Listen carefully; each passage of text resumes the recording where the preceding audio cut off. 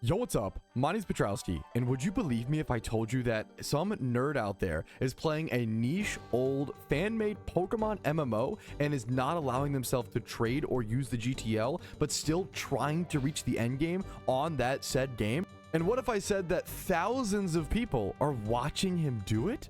Oh, you're one of those people? So you know exactly what I'm talking about? Well, welcome back.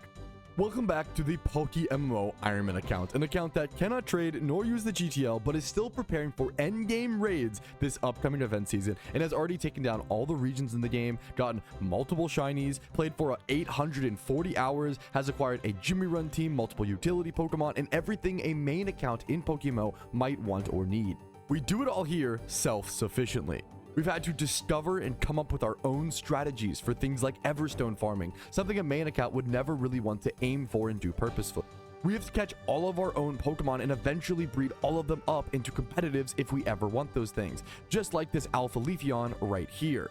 An Ironman must sit and be patient if they want a hidden ability Eevee or any sort of those evolutions.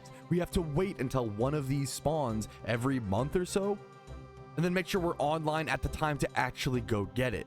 And just like that, we have another breeder or possibly competitive Pokemon added to our ranks. Let's see how the IVs and nature come out on this thing. Hasty, really good stats, honestly. Very, very happy with this. While 20 plus in absolutely everything. A female Eevee as well. I think it's only like a 12.5% chance or so for that to end up female. That's going to make it way easier to breed in the future. And that's just another alpha catch on the account, something that we do passively, and we never even talk about how important it is, how crucial it is. Like, we never really knock off that as a goal on our list whenever we complete an episode. And speaking of, what are our goals for this episode? And I can scroll through our massive goals document if you want. We have our repeatable goals, our tier 1 goals, our tier 2 goals, and our tier 3 goals, as well as all the goals we've already completed up until this point. And once we get down here, we section them off into different episodes and hours played. Or I could show you this simple, nice, clean, and tight list, a separate notepad document that we have over here. Here are our episode 20 goals. I want to stay consistent with my Jimmy runs, of course, as we always do. Getting my Pokeyen up. I'm currently at 784,000 Pokeyen. I'd like to prepare for some sort of big breeding extravaganza where I set up tons and tons of different breeds on Pokemon and clear out my breeding boxes. It's been one of the biggest, most difficult resources to manage on the account so far, has been breeders. I have way too many good IV Pokemon, and I have a hard time condensing them down. It's very expensive and takes time to do so. There's also just a lot of fear and anxiety when it comes to using the wrong resource for the wrong situation and then not having that down the road. I also do plan to continue legendary hunting. We're about 3,400-ish total encounters into Raikou at the moment in Johto, and we've been using that hunt to passively get us some lucky eggs. And each of these lucky eggs represent 1 hour of saved time in the future. 1 full hour. That's 12 hours of my life saved because we've been passively farming lucky eggs while going for the Raikou legend. Now, as I'm recording, it is currently the 20th of September. Raikou rotates in 10 days or so, so I only have a limited time to actually go for it. This could be my last week properly hunting for it. I also really want to attempt the red fight. If you don't know, the red refight is one of the big end game sort of PvM pieces of content that we have. You could red refight every so often and get some BP and some Pokeyen, or just do it once and unlock the 8th permanent incubator. That will allow me to breed more Pokemon at once. And one of the most important goals on this list, the Krookodile for the Pumpking hard mode. I need to make that Krookodile from scratch and then Eevee train my entire Pumpking hard mode team. I want to finish the preparations for that part of the Halloween event this episode. And then finally, if we get around to it, I've been saying I want to do it for a while. I would love to learn Iron Man berry farming. It's going to be a lot different than a main account because you're going to have to self-sustain and make sure you have enough seeds, and also use all of those little extractor things to get seeds out of your own berries. The more berries I have on the Iron Man account, the better, because then I can sort of delete them or extract them and turn them into seeds. But that itself is going to cost Pokeyen. So that's honestly why I've been putting off a lot of berry farming, because it's going to cost a lot of Pokeyen to buy all those extractors from what I recall. And I'm already pretty broke, it feels like. But thankfully, that's nothing a Jimmy run can't solve. Let's go ahead and get to work.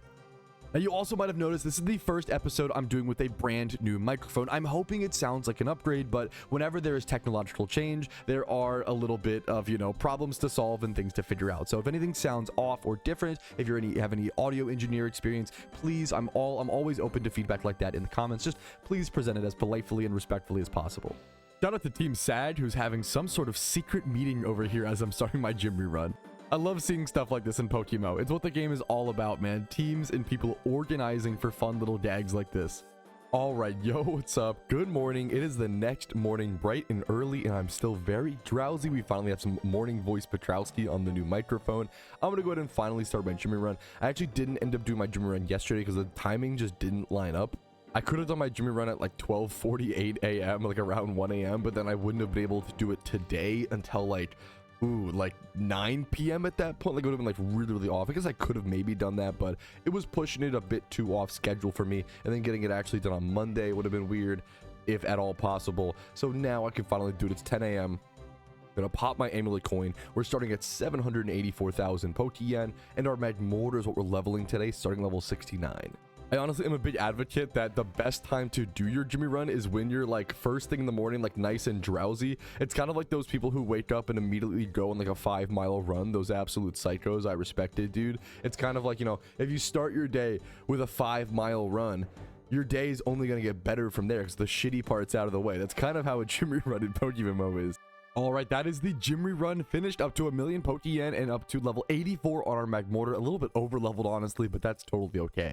Now, it is Sunday, so I'm going to go do a little bit of casual Raikou encountering, maybe watch some football and some movies. All right, it is late on Sunday night. We have an alpha Pinsir spawn over here at Route 123 in home. Kind of a weird one to actually come get to. I'm actually going to shiny check all of the baby ones really quick and then catch this alpha Pinsir and then hopefully go back to Raikou just for a few encounters. I've done very few encounters today. As you can see, we're looking at, once again, we can go to our history. We can see 2,200 encounters plus 500, well, Ditto catching, like 2,700-ish encounters plus 2,800. I'm at around 3,500-ish encounters into Raikou. So I haven't gained a whole lot of progress over the last few clips, but still about a bit over halfway. Still decent progress towards Raikou overall. All right, and boom, there we go. Not too bad. 15 turn alpha. That's honestly pretty darn early in my opinion for a catch. 2 times 31 HP and speed. Every Pokemon needs those 2 stats. Nothing crazy, nothing amazing, but pretty darn solid.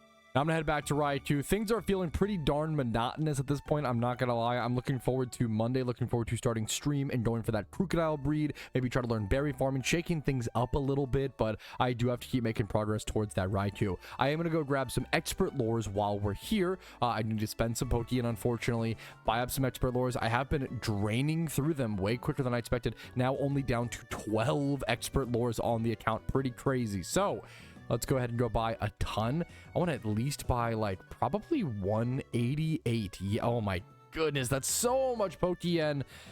But I've got to do it, man. 188 up to 200. I will use those. That is basically like tomorrow's Jimmy run or today's Jimmy run, however you want to look at it.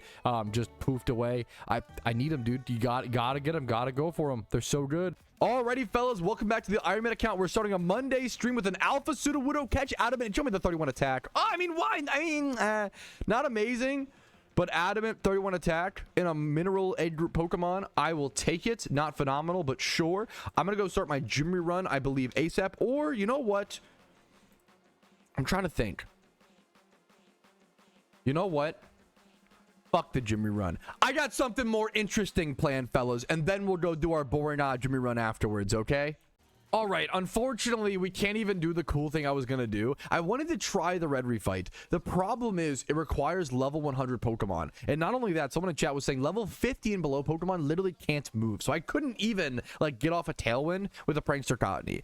Instead, I'm gonna head over to Unova and I'm going to just look at, test, and experiment and see what berry farming would look like on the Iron Man account. It's something I've wanted to start for a very long time, and I want to see how much the extractors are going to cost and things like that. Make sure I have the watering pail over here, you know, just all of like the basic stuff. Talk to this guy, used to be a farmer. The spray duct, we needed to obtain, we need that unironically. And I believe, I thought this was the NPC you talked to buy the extractors, but he is not. So I have to figure out where you even get those in the first place. Okay, I'm actually blind because they're like, there's so many people berry farming, I couldn't see the NPC. It's someone right here over in the middle right of the fields. Okay, got the harvesting tool. This is why berry farming gets expensive on it. I'm gonna go ahead and buy 10 of these.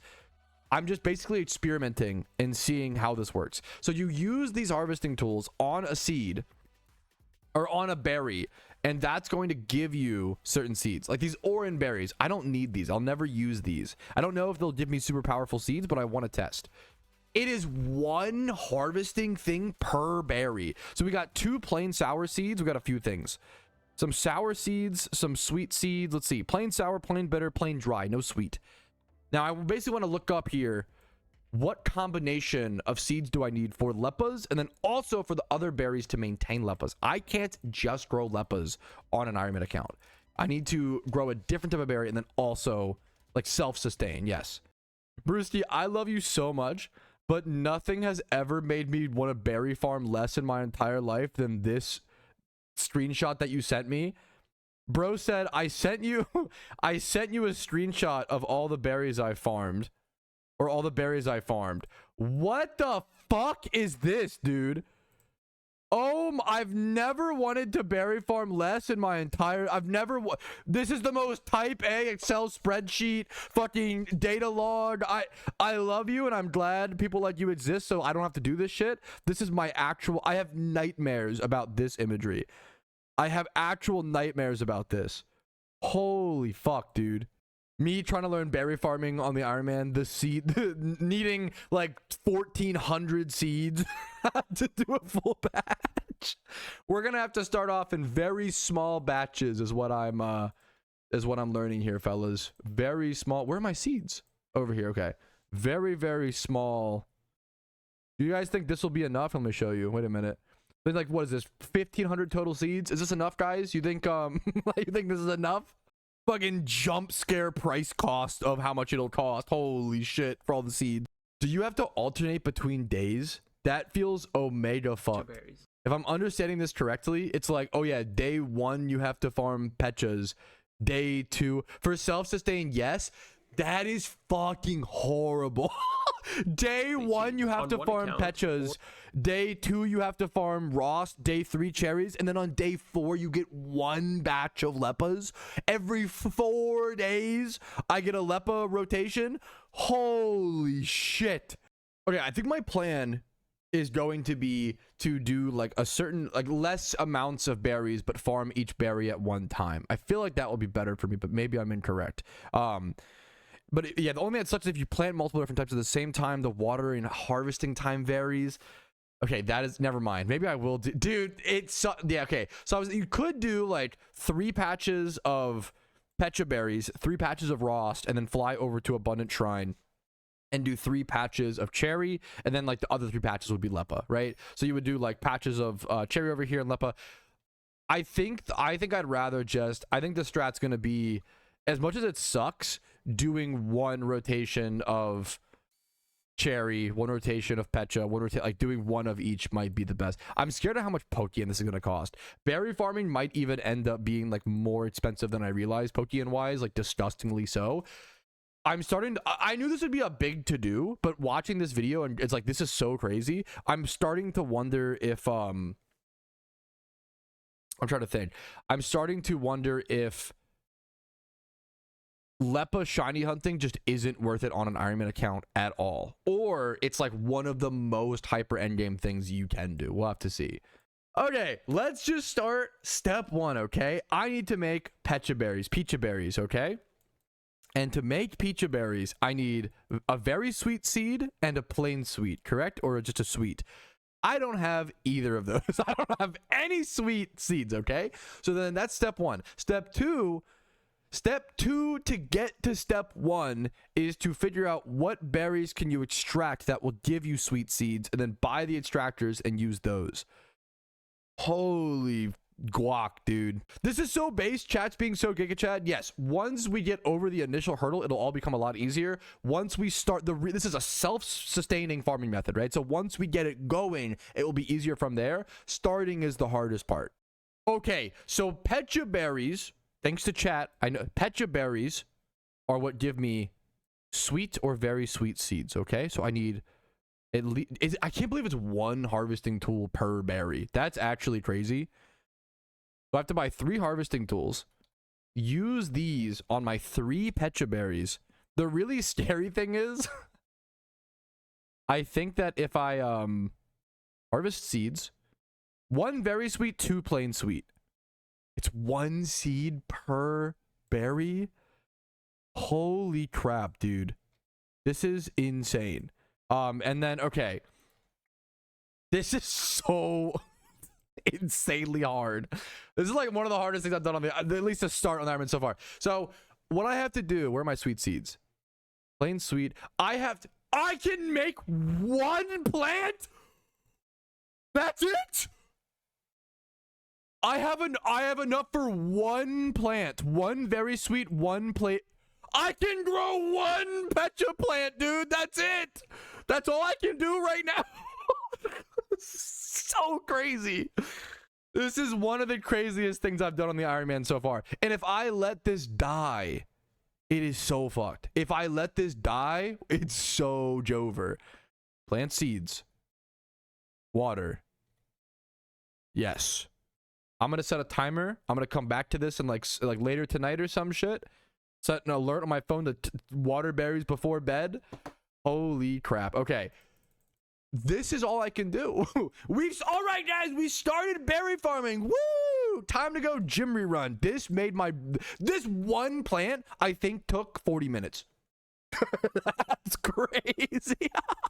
All right, now the gym rerun must begin. We have a lot of Pokemon to make. I'm down to do 10 Amulet Coins. Still doing pretty decent enough there. I've been really proud of. I'm doing my gym rerun every single day this week, even on the days off of stream, Saturday, Sunday. I really need all the Pokemon possible. So pop my Amulet Coin, get into the gym rerun. We are also leveling XP Training this Rhyperior today, level 69, and then we're at 750k Pokemon as well.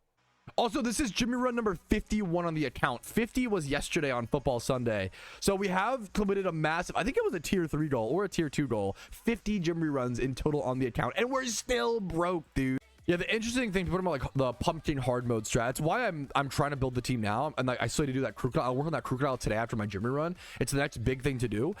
Pumpkin hard mode is the biggest thing on my to-do list right now, like finishing the team stuff. The problem is I can't just hard grind the Pumpkin hard mode like a main account would, because to do, yep, Zenarchy just realized, yep, on an Ironman, it's on a main account. On a main account, you just buy the special candies to do the Pumpkin hard mode, and that's it, right? On an Ironman account, you have to go fight all the little kids to get the untradeable spooky candies, and then use the spooky candy to fight the mini boss to get the special candy, and then use the special candy to go fight the Pumpkin boss. So you have to do like the entire process every time all the way through just for one Pumpkin hard mode fight. Every single special candy is going to be like a massively valuable resource. Every single special candy is going to be extremely valuable. It's going to be very, very tough. It's going to be very, very interesting. Realistically, how long before you could do a Lepashon? Ooh, great question. After testing today's berry farming, probably maybe 2032. Maybe 2032. I could have enough Lepa berries to do one singular shunt. Great question. Test 1 2 3. Test 1 2 3. Test me. All right, the Jimmy run is coming to an end. 13 seconds. All right, Rhyperior. Oh, I keep getting level 79s out of Pokemon. Levels just right before 80. Up to, we didn't even get to 1 million Pokemon 9. It was a pretty bad Jimmy run, but that's okay. Even a bad Jimmy run is good progress. The question is, what do we do next? I think I'm very overwhelmed today, but I do want to work towards this Krookodile. Things have been very just hectic and stuff as things are right now. I think it's still, I'm still going to do it. We can still do it. I'm going to head over to Unova. I'm going to start farming for some sort of decent Krookodile or Sandile over here. We need to breed a new Krookodile with defensive EVs for the upcoming Pumpkin hard mode strat. Once again, we're just in full preparation mode now. It doesn't feel amazing, but we're going to have the payoffs at some point, and that's what we're looking forward to, and I'm very excited for that, and we're going to keep preparing even though it numbs our mind a little bit every step of the way. All right, this should be pretty simple. I shouldn't be like fall swipe Pokeballing. It shouldn't, the catches should be pretty simple and easy. I am looking for a Krookodile, or a Sandile rather, a Sandile with like 20 plus in all 5 stats. That's I'm not gonna get that like just from one catcher, from one breeder. I'm trying to think, what am I looking for? My ideal catch is probably 3 to 4 stats with 20 plus. That's my guess. I'm looking for something that will get me most of the way there in the breed. So I'm looking, so I don't even need 31s. I don't even need 31s. I just need 3 to 4 stats with 20 plus, and with not counting special attack. That's irrelevant. This is my best catch so far. It's 27 plus in 3 of the stats that it needs. And then also 0 speed, so I can like 31 speed brace. This is the best one, so I'm gonna mark it as noted, but I'd like to get something better ideally. But that is the best, and it's female, so I can breed up with a field egg group breeder. I might just roll with that actually. It's gonna cost a bit to, I might do that.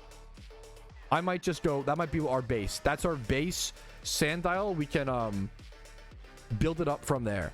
All right, we have breed number 1 set up. We have our Psyduck and our Sandile utilizing this big Badonker. We're gonna be using him to just put special defense. Really like simple. I don't need 31s, like, oh, you know, it doesn't have to be super fancy. Just 25 plus in HP, attack, defense, BDF. Really beautiful. 26 plus, really good stats. Honestly, I am gonna pay to make it female. I thankfully have just so many field egg group because I kept everyone. I have a lot of field egg group Pokemon, so I'm hoping I can utilize all of those just 20 plus good IV breeders exactly for this Sandile perfectly. So we'll have that coming out here in a few minutes.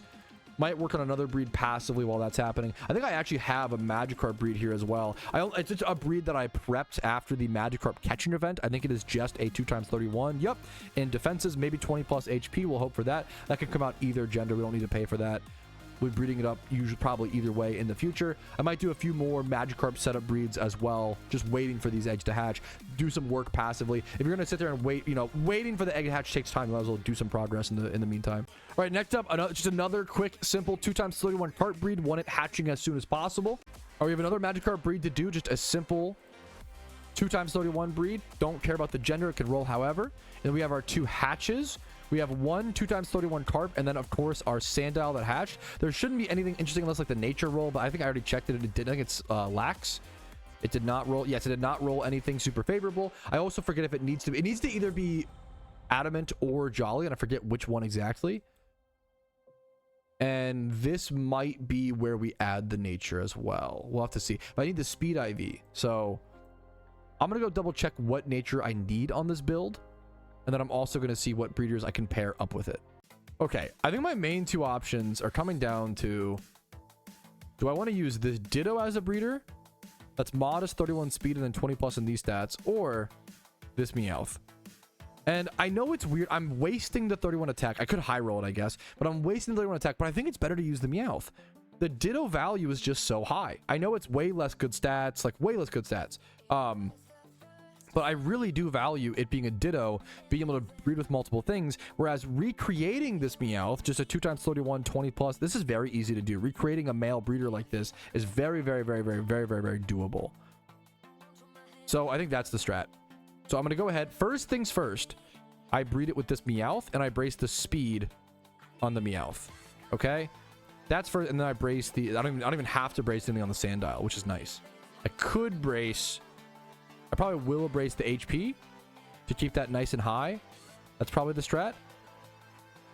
And then we will breed it with one of these Dittos. Let's see.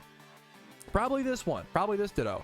I can then breed it with this Ditto as it rolls. And I can Everstone this Ditto, pass over the Jolly Nature, brace the speed, and we'll end up with a fantastically perfect 20 to 25 plus in every single stat, 31 speed, Jolly Krookodile. Then we'll have to just Eevee train it I have a lot of like very specific Eevee training to do in bulk. That's going to be the next step towards getting the Pumpking hard mode team fully ready. Okay, here we go. Here's the breed, 29 HP, 27 plus. I could high roll attack, but I don't need to. 20 plus defense, 24 plus, but def. I don't need to actually do a specific gender because I'm breeding with a Ditto afterwards, so we're totally safe there. This should be good. This should be fantastic. And then after this, I can breed with the Ditto, Everstone over the nature, brace over the speed, and we'll be cooking. That's the final. This is the final Pokemon that I need to build for the hard mode strat. Then it's just EV training and XP training. And dude, I think once we're done this hard mode team, you're never full. There's just always more mons you could make. We're not fully done for Halloween, but we are like 95%. Like once this team is built and done, we are like 95% prepared for the Halloween event, and we still have about a month out. I'm really proud. Like getting this done so ahead of time has been so nice. Berry farming is going to be one of our next steps. Someone's mentioned that you kind of need cherry berries or some chesto berries. You need certain berries for the possibly for the for the hard mode strat, and that terrifies me. So berry farming might become a regular thing, which is really scary. All these came out male. It's kind of funny. Some 2x31 carps. Okay, that is so weird. Our Sandile hatched and its naughty nature. Dude, part of me really wants to just let that ride. No, but I need the bulk. It's actually so tempting to keep that like that and just... But I don't think I can /1, 2. This is for a very specific strategy for the Pumpkin hard mode, for the Halloween event. Rebreeding this and re-EV training and re-XP training it and all that shenanigans during the event would be a nightmare. I don't think, yeah, I think it's worth to rebreed it, get the jolly nature, 20 plus in bulk, 25 plus attack. This should be much better, put me in a much better situation. We're going to put it in a luxury ball, and there it is, dude. The happy music is on. This is the final breed needed for the Pumpkin hard mode strat. Once this hatches, we have some very specific EV training to do, but that is a huge step, dude. Okay, double good news. We have our Sandile hatch. Let's go check it. Jolly nature, 29 HP, 27 attack, 20 defense, and 22 speed def, and 31 speed, and a beautiful jolly nature. This is a fantastic Krookodile. Very happy to have that. I also had to go through and specifically go check what very specific EVs each of these Pokemon needs, okay? As they all need very specific, very different things. Here's the team you can see down here. It's the Tyranitar, which is done. I'm not sure if it needs level 100. I don't think so. There's the T-Tar, which is done. And then we have the Aerodactyl, the Sandile, and the Gothitelle Gothitelle, right? These still don't have username or nicknames if people are interested. Also, my Tyranitar, I don't think has been nicknamed. I might reserve that one for myself. But the specific EVs are as follows. Thank you for the sub. Research pair. Gothitelle, 252 HP, 252 speed. I'm actually add the number 252 speed. Aerodactyl will need 252 HP, 150 defense, and then 108 speed def. Krookodile needs 252 attack, 88 defense, and the rest in speed since it is jolly nature. So I think this is the team. It's very specific. I think first things first is HP EVs. I'm gonna go do. Gothitelle and Aerodactyl both need 252 just maxed out HP. That's a pretty easy thing to just go do. And you know, so I'm gonna go, I'll grab these two mons and then grab whatever else I can where we can go HP EV train as many mons as possible. So I'll see you guys over at some HP EVs. All right, I'm going to be HP EV training over at Stunfisk as I love the Pokemon. Let's go ahead and get started. All of these should be 2v2 HP, so let's go ahead and get started. It should be pretty simple. I'll see you guys when we're done this, and we'll have to switch around to multiple different. We need to go to HP, speed, defense, but def. We have to go to all 5, I think. We're only missing one. The only stat that I won't be EV training in today is Spatak, hilariously. Almost every single stat will be EV training a little bit in today. All right, here's the final horde for HP. This is 252 HP EVs on all of these Pokemon. Next up, I have to pay very close attention next. Next up, I think, is going to be defense. We need 150 defense EVs on Aerodactyl. And then 88 on Krookodile. Very specific numbers. I'm going to have to highly focus for this. All right, next up, defense EVs. I actually do have more Pokemon than I realized that like need defense EVs. So I have... Is this the right? I'm having like a little. This is the right. This is the right Aerodactyl. Wait a minute. I need to go double check. Yeah, this is the right one, right? Or do you need Jolly Aerodactyl? Which Aerodactyl do you need? Did I just EV train the wrong Aerodactyl? Please tell me I didn't do that. Which Aerodactyl do you need for the do you need Jolly or Adamant for the... Please tell me I didn't just EV train the wrong Aerodactyl. I think I might have. Aero needs Jolly. That's actually so sad. That's so fucking sad. That hurts. That hurts so much. So not only I wasted time EV training. That's not a big deal. But now I need HP EV reducing berries to fix this Aerodactyl if I want to use it for raids. That's so fucking sad. Oh man, that hurts. Incorrectly EV training a Pokemon is one of the worst things. One of the worst mistakes you can make. That is so sad. I'm gonna go double check the guide, but yeah, I think that's... Ouch, man. That hurts, I'm not gonna lie. That freaking hurts. Or maybe rebreed. Like, as fucked up as it is, that's like a genuine option. Like, I feel like that should be like... Honestly, that might be easier, which is actually kind of crazy. That might be the... Yeah, I'm gonna type like rebreed. That might actually be... That's crazy that rebreeding is easier than getting Eevee reducing berries, but that might be correct. That's how tough that is on the iron. Incorrect Eevee training is brutal on the iron. Okay, that's okay. Mistakes are gonna happen. Honestly, I'm really lucky I haven't falsely Eevee trained anything until this point. That I've actually been so lucky with that. Okay. That does mean I need to go back to HP Eevee training. So that's fine. I wasted some time Eevee training. I'm going to move all these mons. These all need to be defense Eevee trained when I'm ready to do that. But first things first, I have to go back to HP and fix that. So I'm going to go back to HP and go to 2v2 HPs, which stinks, but it is what it is. Okay, I think I can just go ahead and rebreed this now, and that's gonna like get that stressor off my brain. Yeah, I'd rather just go ahead and fix this now, honestly. Actually, I can't do it with this because it needs to be... It actually does need to be 5 IVs across. What's it gonna cost for me to fix this? It's gonna cost me a good Ditto. That hurts, I'm not gonna lie. It's probably gonna cost me this Ditto. Yeah, that hurts. Is there any other option? I'm trying to think.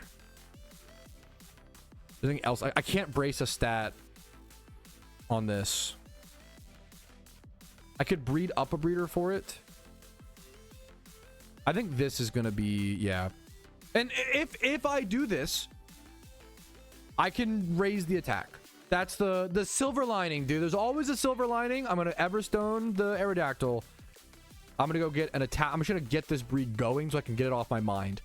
I'm going to attack brace this. There is a silver lining. I'm going to raise the stats a little bit. It'll keep nature. It's using a really good Ditto, which kind of stinks, but it could have been worse. It's a silly willy mistake, but things could be worse. Things could be... It could be during the event. This is why it's so important to do this a month ahead or months ahead so that I can make these mistakes and then fix them and have the time to fix them.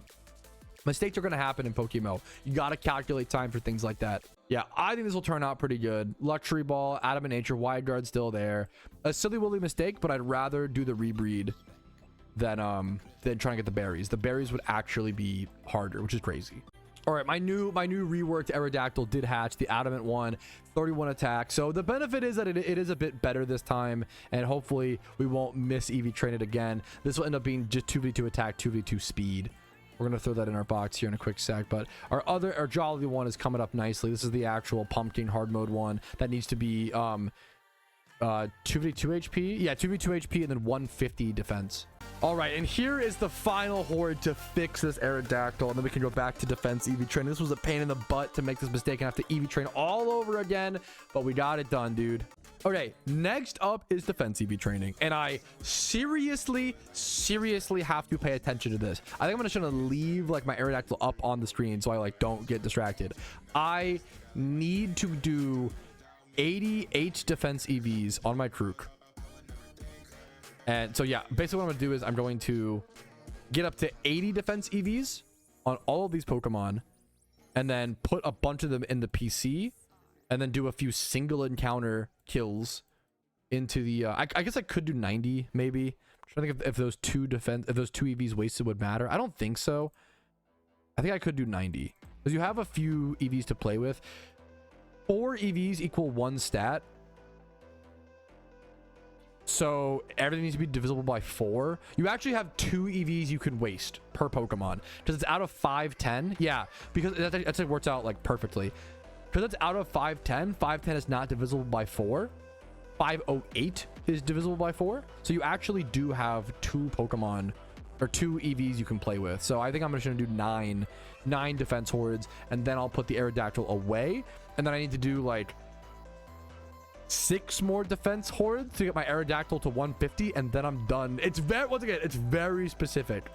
Okay, I think I locked in enough. I think this is the final defense EVs for my Sandile. I'm gonna get him up to 90 and waste those 2 EVs here. It's totally fine. And then the rest, they'll go 252 attack, and then anything else left over is in speed, I believe. So that should be correct. That should be right. Once again, I really can't afford to have to if I have to like EV reduce these for some reason, like it's going to be a nightmare. I really don't want to have to do that. It's basically impossible, to be honest with you.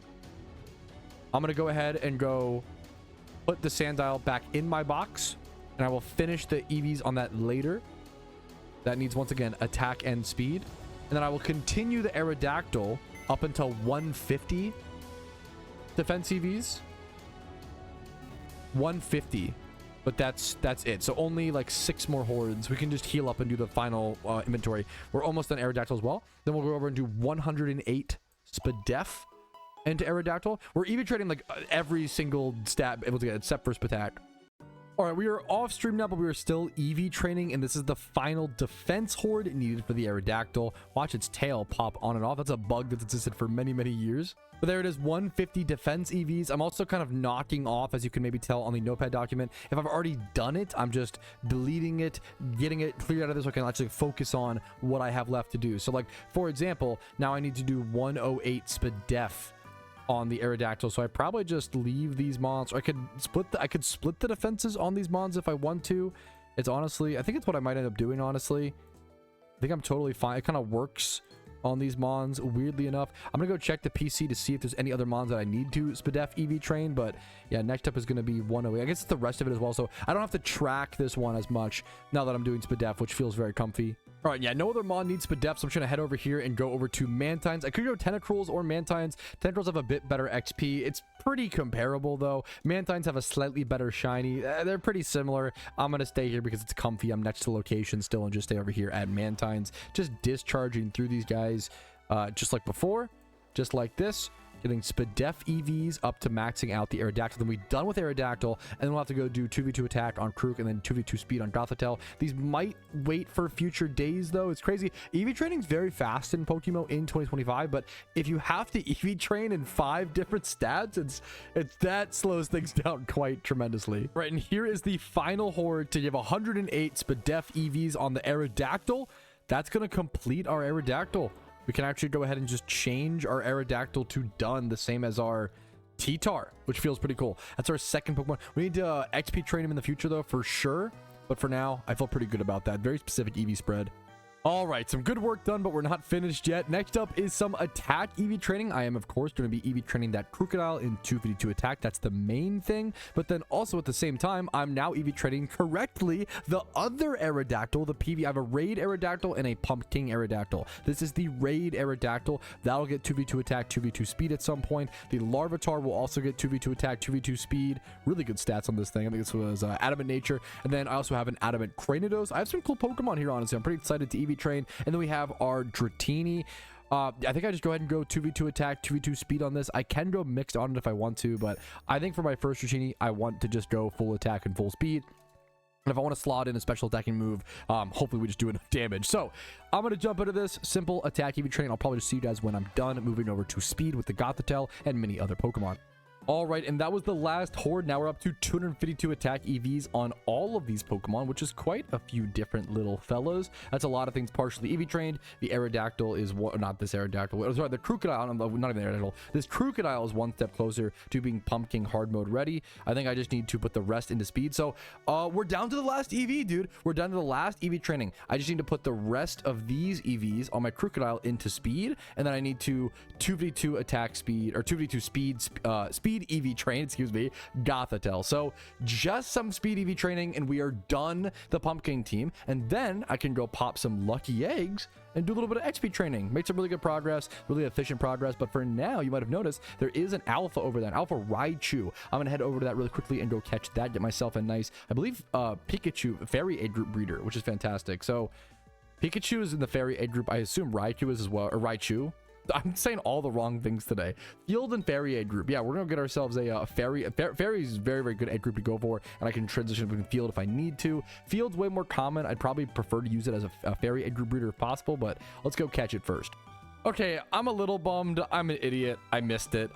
Dude, I've just been scatterbrained all day. I took way too long to prep my team. I didn't realize the alpha had been called about an hour and 30 minutes ago. I was already really late to it. I probably could have made it if I rushed over to it, but my butt was not in gear, and I'm kind of just chilling out, man. I think mentally I am sort of getting exhausted. Once again, I've talked about, like, it's just been preparation, and I think we're reaching a point. The goal is, with the Iron Man series, in all honesty, the goal is to reach a point where I'm so prepared for the Halloween event season and for event season in general, I can kind of stop progress episodes temporarily and then just like play the account, shiny hunt, you know, Gym Run, do all the boring, like not make a whole lot of like designated progress though, but just like play the game and have fun and do what I enjoy until event season drops.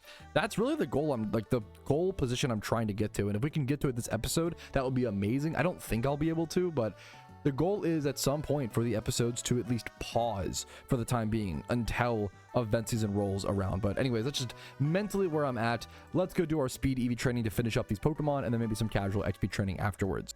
All right, time for that speed EV training over at Rapidash in Unova. We're speed EV training our final two Pumpking hard mode Pokemon, the Krookodile and the Gothitelle, as well as the PvM Aerodactyl, not the Pumpking one, the Raid Aerodactyl we have, as well as a good PvM/PvE, mostly probably Raid and PvM based Rampardos, and then my eventual PvP Dragonite. Dragonite just hasn't really been good in PvM yet. Dragon types in general, I mean, Garchomp kind of is the outlier. Garchomp is so good that it ends up being really good. I guess Hydreigon too. Maybe it's just Dragonite. Dragonite's never really been that good in PvM because he just doesn't really have any coverage. Like, he just hits with dragon moves, and generally, like, a Hydreigon is a really good dark type attacker in raids, right? And then Garchomp is a really good ground type attacker. You're almost never throwing off your dragon type attack because it just hits for neutral. It only hits other dragons for super effective. So if we ever see a dragon type raid, then Dragonite might be able to shine, but I don't believe, if I recall correctly, I don't believe we've seen a single dragon type raid yet. Maybe one day. All right, and here is the very last speed EV horde. I'm gonna go ahead and get this done. 2v2 speed EVs on everything. That is everything fully EV trained. After this, we can start XP training, full on XP training our Pumpkin hard mode team for Halloween. All right, there it is. All the training done. Lots of evolutions. Dratini up into Dragonair. Cranidos into Rampardos. Now, I did also just get an alarm on my phone. It's time to go check my berries, or rather, my berry. You know, I didn't really get to talk to you guys in the video one-on-one about this, but yeah, on stream, I was all over the place trying to figure out how to berry farm on the Ironman account and how that was going to play out. Look at this thing's like almost dead. It looks terrifyingly scary. Let's go ahead and water it. Perfect timing, beautiful, and that should give me a fully grown berry tomorrow morning. It's crazy that this is just gonna be one berry, but once we get this one berry, so the way it works is we only had enough seeds, we only had enough pecha berries to really get this one plant going, right? But then I'm gonna harvest this and I'm gonna get like 8 to 9 berries, okay? And then in those 8 to 9 berries, ideally I should get at least enough seeds, most likely, to get 2 plants.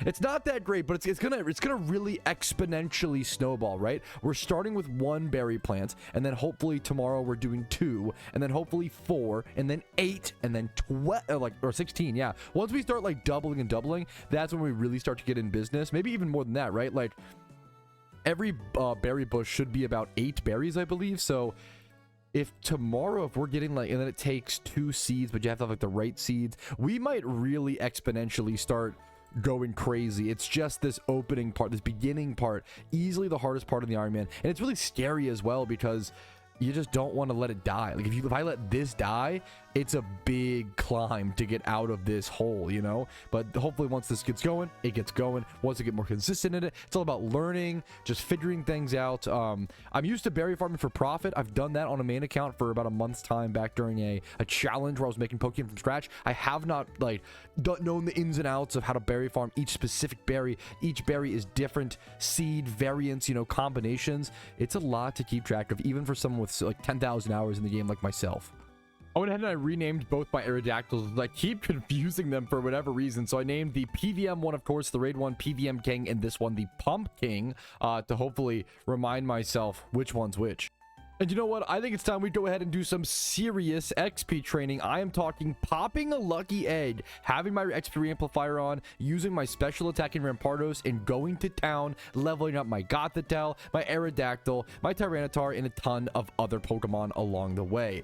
Now, I am leveling my Tyranitar's level 80. Gonna try to get him higher and higher and higher. I think I want to start going for level 100s, as I need level 100s for the red refight, or the red fight in general. That's gonna matter. So I want to start leveling up these mons up to level 100 so I can actually use them in this like really hyper endgame PVM that isn't just raids. And then I need to really keep an eye on, I'm watching the Ravens Lions game. It is currently 21-21. This game is intense. This is a crazy good game, okay? But I cannot sacrifice my Gothitelle for football. As much as I love the Ravens, okay, I cannot do it. I've got to focus up. I've got to make sure this thing does not go over level 94. So I'm gonna be watching it like a hawk and seeing what happens with this. But I'm excited for this, man. I've never popped a lucky egg on the account. I stocked up 12 of them during the recent Raikou hunt. Oh, this is cool, man. It's my first one ever. Let's go ahead and do it. Boom. 100% increased XP. Just a massive one. It's so much. It's gonna save so much time. I'm curious, show me how much XP we get per Pokemon in the fight. I'm curious. We have 4 Pokemon here gaining XP for reference. So if we see like 2,000 XP per Pokemon, that's 8,000 per horde. I'm guessing it's gonna be around 3,000 per Pokemon, 3,200 ish. Oh, what's the math on that? That's like 12. That's what I thought. That's what I remembered it being, but I remember also with donator status. Without donator status, this is like over 12,000 XP per horde. 12,000 XP per horde. So good, dude.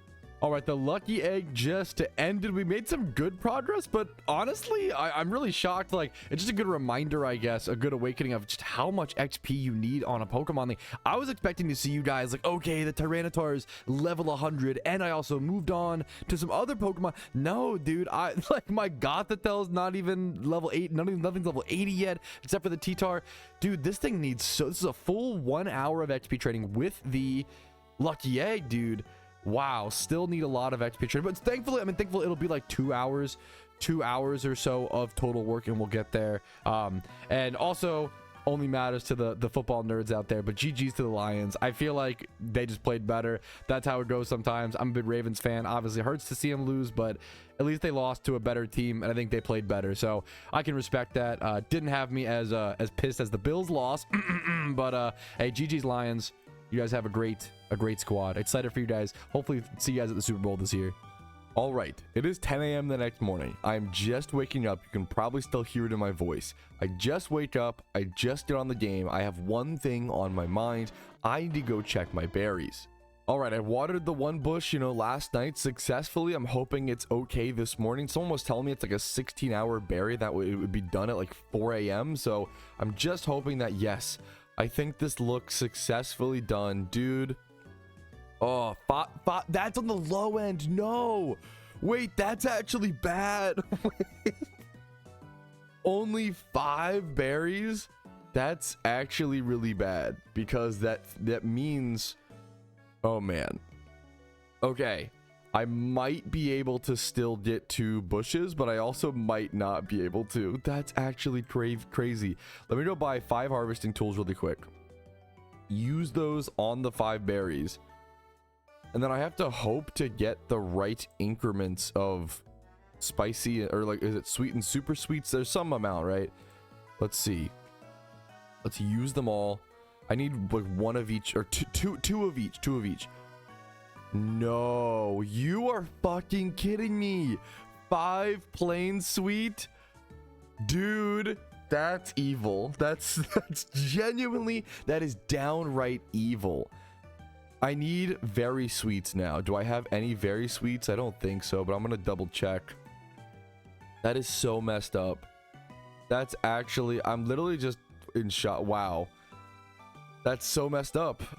That's so messed up. I have 6 plain sweets and no very sweets, and I need 1 very sweet per plain sweet to keep pecha farming. I'm gonna have to go farm berries in some other way, or find some way to get very sweets out of what I have in my current berry stack. Time to do a little bit of research. All right, first things first, Stream was telling me yesterday there's an NPC called the Berry Master over in Sinnoh. And after a little bit of research, it seems like he's on Route 208, I believe, over here. So first things first, we're going to head over here and just try to get some free berries. I think it's only like 1 free berry a day or something like that from him. But hey, man, every berry is going to matter a ton at this point. Please give me any amount of free berries. 1 Chesto berry, dude, I will take it. Also, I was wrong on Pecha Berries, to be fair. The 5 increment was actually on the higher end. You can see on this little page on the screen right now, that 3 to 6 number on the right side, that right side 3 to 6 is the yield that's expected. I thought it was like 5 to 9 or 5 to 8. I think I must have misread something somewhere, so that's my mistake. 5 was actually on the higher end, which is messed up. You know, that's not that great. And then they take 16 hours or so to fully hatch. And this says you can grow them, or let's see, this says you can grow them with 3 very sweet or something. I don't know what that chart really means in terms of the very sweet 3. I guess it's just like the properties that the berries have. At this point, I'm literally questioning, like, is it even worth for me to go berry farm, or should I just go farm for berries on wild Pokemon? Like, would I literally get more berries faster, which is really crazy, just like thieving Poochyena in the wild with Pecha Berries on them versus berry farming? The answer is I probably would. I would probably get more berries, which is really crazy than just not berry farming. Is there any mon where I can just thief Leppa berries off of them? I don't think so. Yeah, I think Leppa berry has. Yeah, I was checking the chart. Here's the big convoluted chart I was checking. There's not really a way to make this more visually appealing for you guys. It's kind of just a big chunker, you know? But here's Leppa berries, right? Here's Leppa berries right here. And you cannot, you know, get them in the wild. No Pokemon holds them in the wild. That's what I was checking. I definitely want to get some Leppa berries in the future. I'd love to get some Lum berries in the future, but it is seemingly, you know, a lot more difficult than expected. At this point, I'm trying to figure out what berries extract into what seeds, and that's been the hardest thing for me to find personally. It's been really, really, really difficult for me to find that information on the internet. Okay, but I'm just gonna do what I know best, I guess. I'm gonna try to plant the Pechas. I think I might be able to if I use 3 sweets. Yes, I can. So I can actually plant 2 bushes of Pechas. It comes down to, do I want to do it like this? Like, is this worth it? Should I wait until I get a very sweet? Should I extract some other berries in my inventory? I'm gonna randomly just run around extracting other berries in my inventory, ones that I like for sure don't need. Like some of these I would like this, like confusion. I don't need this. A berry that helps recover from confusion is not a thing that I need. Citrus berries I want to keep. You know, things like Iapa berries, Enigma berry. Like there are powerful things actually. Enigma's pretty niche actually. Oran berries I can go ahead and extract, no biggie. So I'm gonna go ahead and just buy a lot of these. I think 100. It's only 35k for 100 actually. It's not as expensive as I thought. So we're gonna go ahead and buy that. We're gonna go through, and you guys are just gonna come along with me and see what harvest for what, because I think a lot of us probably don't know. Plain dry. Okay, sure. Oran berry. All 4 oran berries. Yoink those. Plain sour. Why did it give me 4? It didn't give me any other variety. Is weird. One of the persims. Plain spicy. We're getting closer. I need the very sweet, if possible. 1 plain spicy, 2 plain dry, 1 plain sweet. Okay, that was at least a plain sweet. That was at least actually good. That works us towards Pecha berries a little bit more. Once again, the Pecha berries are only stage 1. Once I get Pecha, the goal is to get enough Pecha berries to get enough of like the sweets, right? To then keep going. Like I have to harvest basically 1 billion Pecha berries, and then after harvesting 1 billion Pecha berries, then I have to do all of this over again with Rost berries. And then I have to make 1 billion Rost berries, and then I have to make 1 billion cherry berries. And then after all of that, and I like make tons of those for a while, then I can start to plant a few Leppas. Speaking of Rost berry, I'm gonna go ahead and I think consume these. Here it is, harvest seeds.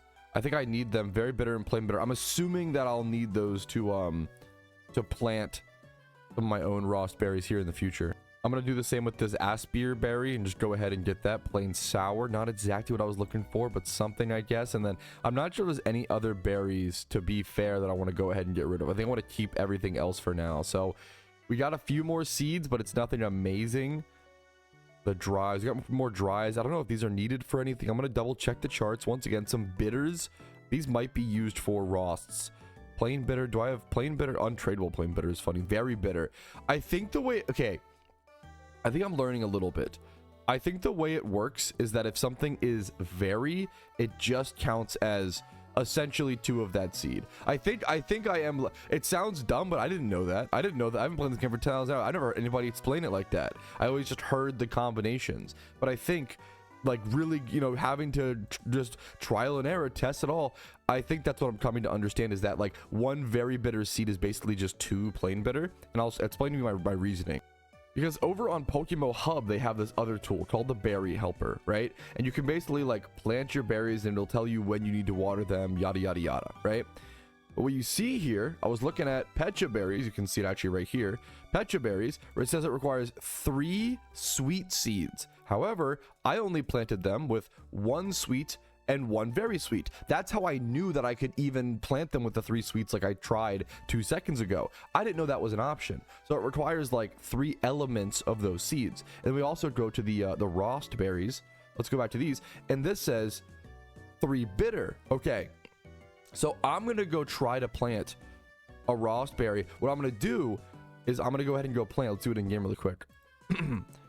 I'm going to try with 1 very bitter, 1 very bitter, and 1 plain bitter. And if this works, that proves my theory. And this might be something that a lot of players, like berry farms, yeah, a lot of people already know this. I never knew this. I never knew that something that just said, it's the same seed, obviously. It's just more potent, which makes total sense. So, okay, I actually need to start doing Rost berries. I think I'm going to go ahead. I'm going to plant a bunch of things here, okay? We're going to plant the Rost berries. Yup, beautiful. We're going to plant those. We can even do more of these. Screw it. Heck it. Whatever. Plain Rost. There you go. And then over here, same thing. Yup. Screw it. Heck it. Why not? And then we're going to switch to over here. We're going to throw up some plain sweets and make as many Pechas. We can only make 2 Pecha bushes, okay? But we're already learning. Look at this, dude. Last time I planted berries, I made 1 bush. Now I have 1, 2, 3, 4, 5, 6 bushes now. And I'd like to see what the other ones. I need a cherry berry as well. Let me check really quick. Cherry berries like, is it dry? Spicy. Cherry berries like spicy seeds. How many spicy seeds? I have 2 plain spicy, just 3 plain spicy. That's it. That's it. I mean, I can do that. That's fine. I think these are all, you don't have enough plain spicy seeds. There we go. Okay, so there we go. Okay, so there's a cherry berry. So we're gonna have like 7 different patches now. And I'm also gonna go ahead and log. I have 1 cherry. I'm gonna log each of these on my little berry helper. We have 1 cherry. 1, 2, 3, 4. 1, 2, 3, 4, 5. Is that? It's so hard to track actually. What everything's like overlapping. I need that mod, don't I? I think it's 4 different Rost patches. 1, 2, 3, 4. Double Pecha. Yes. Yeah. I literally can't tell actually. That's kind of crazy. There's a mod that was made recently to help this exact sort of situation. So 4 Rost, 2 Pecha, and then 1 cherry. I'm going to go ahead and water this really quick. Water the seeds. Yes. Go ahead and water this really quick. This looks like a, I might need to install that new berry mod. I didn't think that berry mod was like that amazingly more clear, but I'm gonna it'll be night and day. I'm gonna go install that right now and show you guys, because this is actually a major difference. But anyways, now we're gonna have 7 total patches going. I'm gonna water all these really quick. I won't show you guys all this in the future, don't worry. We're learning together. We're figuring out how this will be from the future. So we have those growing, and then I'm gonna go ahead and show you guys over on the berry helper. Here we go. We can make this a bit more succinct. Fuck it, we do it live. Sorry for the time sync. All right, there we go. We're gonna go ahead and click water, because we watered. Okay, so now it will show me my own status. How do I, okay, I will say it doesn't tell me really when I need to rewater them. I thought it would give me like a timer. Change water date and time. No, I don't want to mess with that. Okay, I was hoping this would give me like a like a reference, but I'm just gonna set like an 8-hour timer on my phone and come check these then, and they'll be done in 16 hours. Okay, that's the beauty of it. All right, fellas, our first larger, like our first almost small full patch of berries has been planted. All right, but here's the new berry UI, by the way. I actually used the installation process to make a guide. So if you're interested, there will be a guide on my channel at some point on how to install this, but it's really simple. Mods have gotten really, really simple over the years in PokeMMO, and this looks way clearer to me personally. So this will help our berry farming journey moving forward. The only sad thing is that it interfered with our Magikarp encounter, so we had to lose a little bit of style for a little bit of pragmatism. All right, I planted all these berries at around 10:30 or so a.m. It's now 8 p.m. I'm going to go ahead and water all of them, and then hopefully they survive until morning. If I mess these up somehow, it would be a nightmare scenario. If I mess up at any point until I have a ton more seeds flowing, it would be a nightmare scenario. Alrighty, it is the next morning. It's time to log in. I am just hoping to everything my berries aren't dead. Okay, that is, you have no idea, dude. That is a weight of stress off my shoulders. Doing this berry farming, dude, one of the most, I know it's dramatic, one of the most stressful things I've done. It's dramatic, but it's not. There's 3 cherry berries, so I don't even make any progress there. That's the most fucked up thing. I can just replant, I think, a cherry berry and do this all over again. No, come on, don't give me 3 yields. Okay, 5 is a little bit of progress. I think at this point, I'm going to have to go. Are you serious? Don't give me 3. Come on, 3 is so bad. Are you serious? Okay. Man, like all of that, and I made very little progress. All of that, I made very little progress, as well as I have to spend the Pokeyen to buy the extractors to even continue. This feels awful. This feels terrible. I'm doing all of this for a little bit of Leppa berries, which I was going to use to shiny hunt. I think, I don't want to call this too early because I could be wrong, right? You know, I haven't experimented enough, but after the bit of experimenting I've done, I would say that right now, there's no way that Leppa berry farming is worth it for shiny hunting. You would rather use like repels and get back to the spot, get back to the location, and just shiny hunt, you know, at the spot. Just running back and forth from the PC, like using any amount of repels would be more efficient, more time efficient, better than this. This has felt rough. I'll have to talk to my fellow other Ironmen though to see what they're doing, to see how they got out of this early game little slump. But yeah, getting past this part, and even the problem is I just keep breaking even. The problem is I'm not even really like propelling anywhere. But well, I guess the more berry patches you have, the more options you have to repel. I'm gonna go ahead and turn these berries into as many. Oh, I guess I have some tools, thankfully. I'm gonna turn these berries into as many seeds as possible so I don't forget. So I don't ever accidentally use these berries. So for example, all of the cherry berries, we can go ahead and turn these into seeds. It's only gonna be like 3 seeds. Yeah, 3 plain spicy. So that's literally just Pokeyen wasted and time wasted. Like I'm not even making any progress there. 8 Petras now. That feels like much more than before. We get, okay, Petra berries seem to be, we're getting a little progress. Rosts, let's go ahead and harvest these. 4 very bitters. Okay, that was really good. I think the luck / where your progress lies is whether you get the stronger seeds. If you get the stronger seeds, you might be able to cook something up, but other than that, it is so tough to make any progress here. I think I'm just going to straight up stop berry farming for now. I think I will return to this in the future. The goal was to like learn it and like get the basics and beginnings, and I think I know some of the basics now, some of the beginnings, but not even all of them. This feels like not worth it at the moment. Maybe if I go farm some berries, if I go do like Poochyena hordes or like Mightyena hordes or whatever, I need to go straight up farm berries from other Pokemon and then come back here and like turn those into seeds. And if I can do them in mass, that will make things so much easier. But currently, with my current seed count, this is just so pitiful. I know it takes very, very little time, but is the stress over constantly worrying about them and constantly wanting to check on them. And it's just, I don't enjoy it personally as someone who wants to go live my life and do other things. I've never really enjoyed berry farming because there's like constant back in the head anxiety. And if you fail on an Ironman account, you lose so much. At this point, you would lose like tens of hours of progress. But if you lose them on a main account, you lose some Pokeyen, which is already not good. But on an Ironman account, that stress is like ranked, cranked up to a much higher score. Ugh, it's not for me, man. It's not for me. Maybe that's it. And that means that next up on our docket is a Gym Run as well as a catch event that begins in a few hours from now. I'll see you guys with the live stream today. Alrighty, fellas, we are back for another beautiful day on the Ironman account. I want to get over to my Gym Run ASAP because I'm going to be doing my Gym Run every day. I've been pretty consistent with that, and I want to stay consistent with that. But for right now, we have an Alpha Altaria to catch. Kind of a difficult catch. Does have Roost. Any Alpha with like a self-sustaining or healing move is always really difficult. Drain punches, your Roosts, your soft boils, anything like that, always pretty difficult. Gonna hope this catch is okay. And then after this catch, we're going to go start our Gym Run. We're going to do that, and we have a catch event today at around 1 p.m. Any leftover time where I still have the energy, I'm gonna go ahead and go like XP train. I have some Pokemon to XP train today for the Pumpking hard mode strat, and once I get my Pumpking hard mode strat like fully complete, I need to go over every mon that I really need for the event season and just see and feel like how complete it is. And this might be the final episode of the Ironman account that we see until event season. It's always been the intention to stop to like get to a point where I'm stable on the account and then stop the progress episodes for a while so I can just do at a certain point I'll just be grinding, doing Jimmy runs every day, maybe making some Pokemon here and there, but mostly just doing Jimmy runs every day, as well as shiny hunting. I want to shiny hunt on the account and have fun and enjoy myself leading up until the Halloween event. So this might be the episode for that, but we'll have to wait and see. Once again, we'll have to see how much we can get done and how close we can get to fully completing our mission.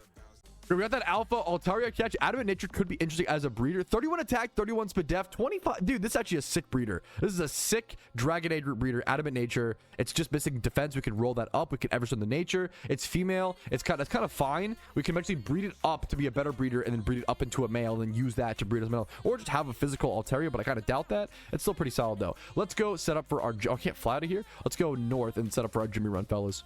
Okay, this is genuinely one of the wildest stories I've seen this year in PokeMMO, and one of the wildest stories that we'll see on an Ironman account, okay? This is the first ever Shalpha Pokemon on an Ironman account. One of the rarest shinies in the game, a shiny Alpha. It was wild encountered by someone named Iron Manite, it seems. Iron Iron Knight, I'm gonna say, okay? Iron Knight, okay?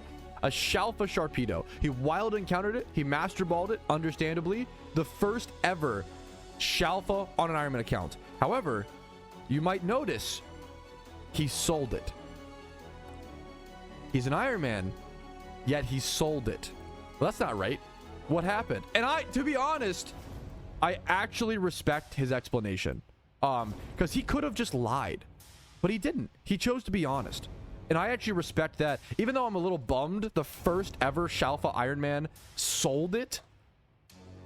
Like, that's so heartbreaking, I'm not gonna lie. But let's see what he has to say. To be honest, I failed the Ironman. I have broken a few rules that would not make it a true Ironman account, so I don't want to claim it as an Ironman. I put it up in excitement, but in hindsight, I don't want to deceive anybody. This is so fucking based.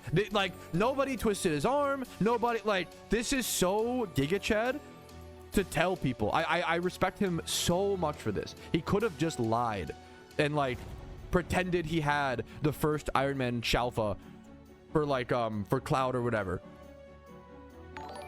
I think it would take away from the true Ironman, especially if it would have been first for an Ironman account. This would have been the first Ironman Shalpha. So I'm talking as if it is the first Ironman Shalpha, but not really. I think it gets swiped from the record is what I would say. I just don't like to think for someone else. Yeah, I respect that. If his wishes, I thought that from what it was told to me socially, I thought that it was just he caught it and then decided to break the Ironman rules and then sell it. But if he like already broke a few rules beforehand and like, you know, this is just the most base thing that could happen from this. I respect it so much. More power to him. I wish him the best of luck. A lot of love to Iron Knight for that. Like, the honesty is so huge. I really respect that so much. So I would say, but based on his wishes, I would say it should be wiped clean from the record. And I would say the first Shalpha Ironman is still up for grabs. It's kind of weird, you know, the first Shalpha Iron. It's kind of a weird situation, but I think it's handled the best it could have been. Sometimes all you can do is life hands you a bunch of fucking moldy lemons and you got to figure out how to scrape off the mold and still make some sort of some lemonade or some sort of, you know, sorbet out of them. Okay, so I think that's what we're doing here. I respect that a ton. We're gonna go ahead and count that as just count that as wiped off the record, but still an interesting story nonetheless. All right, I somehow always do this. I start like 2 hours early to make sure I have plenty of time to do my Jimmy run before the catch event, but enough rambling and yapping later, and we're still cutting it a little bit close. Let's go ahead and start our pop our amulet coin, start our Jimmy run, make some Pokeyen, and then I also am leveling up my Pumpkin Aerodactyl. I do think I've been thinking about I do need to get all of my Pumpkin hardware Pokemon up to level 100, not just 80. It's something I've been realizing recently, because you can tell, because the Gothitelle, one of the rules for Gothitelle is that it needs to be level 94. So that means all the other mons need to be like level 100. So I have a lot of XP training to do. We got to take things step by step, one thing at a time. Let's go ahead and do our Jimmy run, make some leveling progress on our Aerodactyl level 69, and then our 830k Pokeyen. Let's bump those numbers up. Should be over a mil today. Or yeah, I think yes, it should be.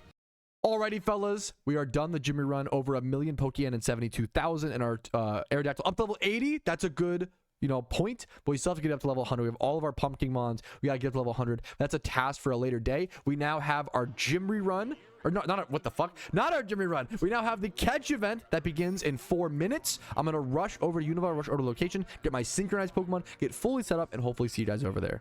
Okay, the event begins in 1 minute. I'm going to try to get an encounter before that, but I also want to run a few calculations. So first things first, Delibird, Quick Ball, I want to check. Status, no status. It's only a 30% catch rate, guys. We should not be Quick Ball in this event, for sure. Yeah, that's terrible. I think this is just going to be a False Swipe Spore. In my opinion, this is going to be a Synchronize, switch to your catching Pokemon, and then False Swipe Spore Pokeball. Let's double check though. Let's try 1 HP, asleep.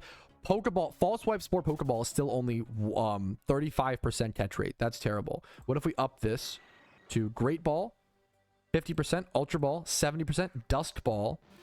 I think False Swipe Spore Dust Ball is going to be our best bet. I don't think Delibird is that common in this location, you know? 1% Soak, Sleep, Netball is 100%. Soak does not work like that anymore. It's been nerfed. You cannot soak them on and then use that as a water type for the Netball benefit. Yeah, I think False Swipe. Did I fail this runaway? That's the other thing I was scared of, is my synchronized Pokemon is too low. That's pretty brutal. Oh, also, you're so... Dude, this is going to be a really tough catch event. Also, you can't put Delibird to sleep sometimes because, wow, that's so right. You're 100%. I'm going to go heal my Kadabra, come back, and level it as well, I guess, with some XP candies. That's so true. It has, yeah, Vital Spirit or whatever, yeah. So you can't even... This is going to be a really tough catch event, and that's kind of the point. It's a rare... Yeah, this is going to be a tough event. I'm going to heal up really quick. I'm just going to just use some XP candies. Yeah, it's going to be a brutal catch event. That's the point. Some events are just like that. I'm going to use some XP candies, extra large, all my Kadabra. It's worth it to get this thing higher level, so it can actually run from these fights. I have Choice Scarf on it. It's Jolly Nature and it's Eevee Train, so hopefully that'll give us enough speed to run from these fights. We don't need Trick maybe here. I'm wasting a little bit of time in the event, but I think this is worth it for the long-term success of it. Yeah, we'll basically just be leading our Kadabra, switching into Breloom. If the catches take long, it's fine. I don't think that, what's it called? I don't think that we're going to see that many Delibirds, but I could be wrong. I think it's like an uncommonish, but it's still tough, yeah. So if you can't put it to sleep, False Swipe, Dust Ball is 44% catch rate. There's only so much you can do. It's just going to be a tough... People are going to have to accept the fact that you just can't catch that many, you know. It's going to be a hard catch. That's all it really comes down to. There's only so much you can do. You could put like Thunder Wave on your Kadabra or something like that to paralyze it against the ones that can't be slept, but then you kind of miss out on the chance to sleep them. It's a tough event. That's what it comes down to. So let's just play the tough event and hopefully see us with the first catch. All right, this is our first Delibird. This one was sporable. It didn't have Vital Spirit. It took me 8 minutes to get and catch my first Delibird, which isn't that crazy. It's gonna be a rare spawn, I think. I'll be surprised if we see more than 10 Delibirds. That's not bad. It's not catch event winning. It's not, you know, placement really worthy, but it's a Delibird, and I will take that, dude. I'm happy to at least see one. Hopefully I'll see you guys. I might even just see you guys with each catch because they're so like rare, it seems like. There's our second Delibird catch. Let's see. 52. Yeah, nothing there. 52 and Hasty. Let's see. Yeah, this is not I wonder, I don't know what I have no idea what first place score and what fourth place score is going to look like in this event. This is a very weird event, which I love these events. I love events like this. maybe I submit the 52 for 4th place, like, but that's obviously like not that low at all. I feel like 4th place is going to be like much higher than normal, probably around like 30s would be my guess. Back-to-back Delibirds, that's nice. Maybe I'm gonna look at Delibirds as well, so far it's hard to tell. Or like I'm gonna guess 4th place is like a 28. I'm gonna guess 4th place will be 28, and I'm gonna guess 1st place is gonna be, 1st place will probably still be high because Jolly is plus 15. It's such an insane buff, like bonus. I'm gonna guess 1st place is still like a 179, which is really high, but it's because the bonus is so good. Maybe even higher. The plus 15 is so much. I'm gonna say 1st place 179, 4th place 28. That's my guesses. This is pretty sick nasty, dude. This guy found himself a 175. That's gonna be tough to beat, but it can be beaten, dude. It's a 175 just overall score Delibird. No species bonus, obviously, and then no, it's not even Jolly. There's no nature bonus. That is a sick Delibird. Oh man, dude, look at those stats. 27 plus in everything. But okay, think about it though. Okay, yeah, a 160 overall score with Jolly ties, which is like literally very, very doable. A 161 with Jolly Nature beats this. You have to factor in how good the nature bonus is for this kind of event. Absolutely, it is a crazy catch though. I wish him the best. I mean, it would suck if you caught this and then got 2nd place because the IVs feel so good, but that nature bonus, dude, nature bonus is huge. We did get a Jolly Nature Delibird, but it just does not have the stats. There's some crazy Delibird catches in this event, so we got 26 minutes left, and I want to say that I've caught like maybe 5 Delibird. It's been a tough event. How the dice roll.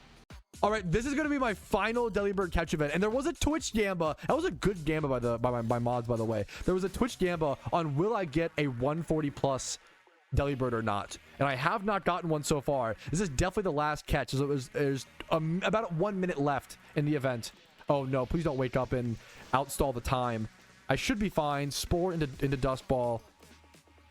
Bad catch event L Madge. Are you bad catch event L Madge because you caught very few Delibirds, or because it was actually a bad, this was just a tough event. Sometimes they run tough events. Sometimes you can catch 80 Pokemon in one catch event. Sometimes you only catch like 10 or 4 sometimes. Like there's been rare events where like that happens, I think it's good to shake it up. All right, the believers need a 140 plus. Let's cross our fingers. Come on, show me Jolly. Oh, boom!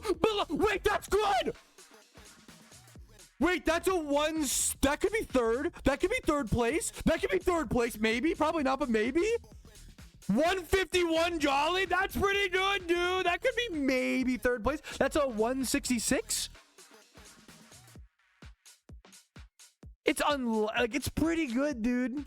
Maybe 3rd place. And more importantly, the Twitch believers win. This is an insane last second catch. This is an insane. I'm going to submit it. It's a 166. Insane last second catch. Holy crap. My highest catch prior to this was a 118, which is very like normal. It's a tough event. Holy crap. Let's go grab that and submit that to a staff member immediately. I have won a catch event before. I won a spinner catch event by catching a 175 with literally 30 seconds left. I've done this before. So if I could snipe 3rd place with this, it's kind of, but this is a tough, I want to see. I don't know. It's possible we get 3rd place. I don't think anything else is possible. We'll see how it rolls. Okay, I am getting back this mod with the ultimate karmic justice. I hope that, dude, if I named the Delibird pineapple on pizza and submitted my entry to the staff member who said pineapple does not belong on pizza, I hope if I can win third, I'd be happy with 3rd place off of this. It'd be so good. Pat wins the whole, it's not possible for him to win the whole, there was better catches. I'm just hoping for, I'm hoping for 3rd place. It's a 166. It's a 166. I'm hoping for 3rd place. Let's see how the dice rolls, man. Dude, the PokeMMO staff, I fucking love them, dude. They do the shit out of the goodness of their hearts. Memeing around. He's pissed. That's so good. Good luck to everybody participating. I'll see you guys with the results. Okay, and as expected for this event, I said I would catch like 10 or so Delibirds. I caught 7 Delibirds. 7 Delibirds in total for the whole event. And I think only one of them, maybe this one's worth keeping. It's 20 plus in all defenses, which is kind of nice. But I'm trying to keep less things like that. But these can all be, I think I'll keep that. These can all be deleted. These are not good enough. I will keep these 2 Delibirds for now. And then obviously the big one that I caught. I can't believe this happened. Let's check the time on it. 47 seconds left. 47 seconds left in the event is when I caught this, for reference. All right, fellas, results are here. Let me move my big eye head 1 sec. That's not my big eye head. 1 sec. We already saw 4th place. I want to move this before 3rd place. Excuse me. Come on, come on, come on. 4th place was I'm hoping for 3rd place. 4th place was Linux OP with 24 points. Congratulations. I'm like so scared. Ah, yeah! We actually got 3rd place. Yeah! Yeah! With the last catch, with 40 seconds left in the event, boys. Holy shit, we did it! Ah, that feels so good, dude. Dude, the last second snipe. The last second snipe. 47 seconds left. Never give up. Holy shit, dude. I always say never give up, dude. 47 seconds left.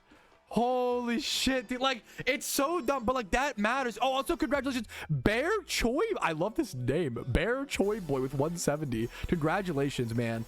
Beautiful 2nd place. I love it. Is so, the RP for an Iron Man is so good, man. It's so good. I have now placed in 3 catch events on the Iron Man, and I've played as many catch events as I could possibly go to.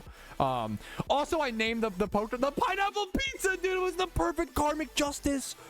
It was the perfect karmic justice. Who was 1st place, man?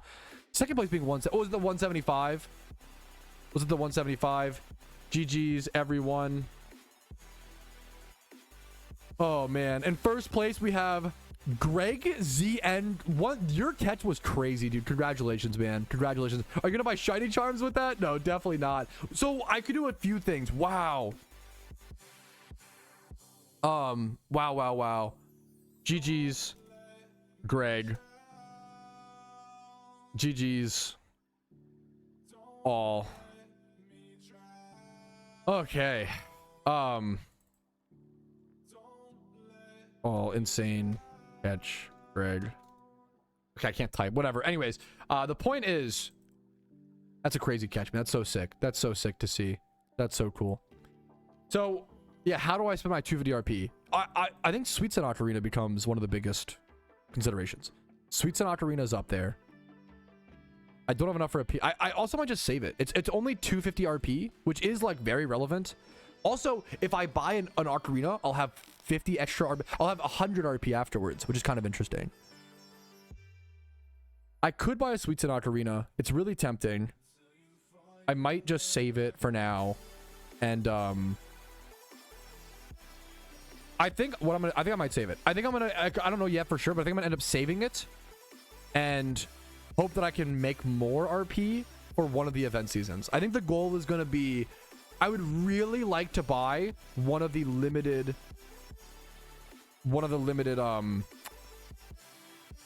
vanities during the, whether it's Halloween, Christmas, or Lunar New Year event. PC expansion drive would be amazing. Yeah, my box space is getting criminal, but it's just 800. It's so much. Maybe I will go for that pragmatic. But I need to also clear my, I have more things I can do within my control to clear this as well. But man, what a day. What an event. Thank you guys for watching. Hell yeah, dude. Mr. Third Place. I will take that, dude. Thank you so much. Alrighty, it is a new day. It is Thursday, and I have an Alpha Gardevoir to catch over here. Now, I don't see myself playing a whole lot of PokeMMO for the rest of the week. Maybe a little bit here and there, but we'll see. Honestly, it depends. If I have the urge to play, I'll obviously go ahead and have some fun and play, right? But really, I'm taking a bit of a break this week, as I've been, taking on and off breaks kind of throughout the week. I actually throughout the past few weeks, I want to say, I'm actually taking a fair bit of time off of stream this week, which is why a lot of these clips are going to be off of stream, if there's any clips at all. I'm also too far ahead on the Iron Man project. I want to kind of slow down, and I don't want to be like 3 weeks ahead. I don't want you guys to be waiting, or if you're watching the live streams, I don't want the progress from the progress videos to be so incongruent with what's happening on the live stream. So I'd like that to be a little bit more lined up. So I'm kind of delaying things, but still making consistent everyday progress, doing the gym runs, doing the alpha catches. There's certain things, even during the break times, you're not really taking a break from, and that's part of the PokeMMO lifestyle for sure. All right, and there's our Gardevoir catch. Not too shabby. Turn 21. That's not too amazing or too bad. Jolly Nature male. Is it in the humanoid age group? I think it's humanoid chaos. Yep. Humanoid chaos age group. Jolly, 31 attack, 20 plus. And this is a great IV. Like, the stats per the nature and the gender are all fantastic. If this was a Gardevoir, obviously it wouldn't be that great, but we can roll up that HP. Everstone this nature. This is going to be a fantastic humanoid breeder. Could I perchance interest you in the 53rd Gym Run on the Ironman account, mayhaps? Starting the run at 1,072,000 Pokemon. I need to get that number up so I can bring it back down and spend it all on breeding, of course. We have a lot of box space to clear up, and I'm going to be passively leveling up my Gothitelle from level 70. I have to get it all the way to level 94. It'll probably be Gym runs, alpha catching, and hopefully some XP training casually this weekend. Let's jump into this run. I think I'm down to 8 amulet coins. This run will put me down to 7. I do want to go farm some of those passively at some point as well. Just lots of casual, good progression right now.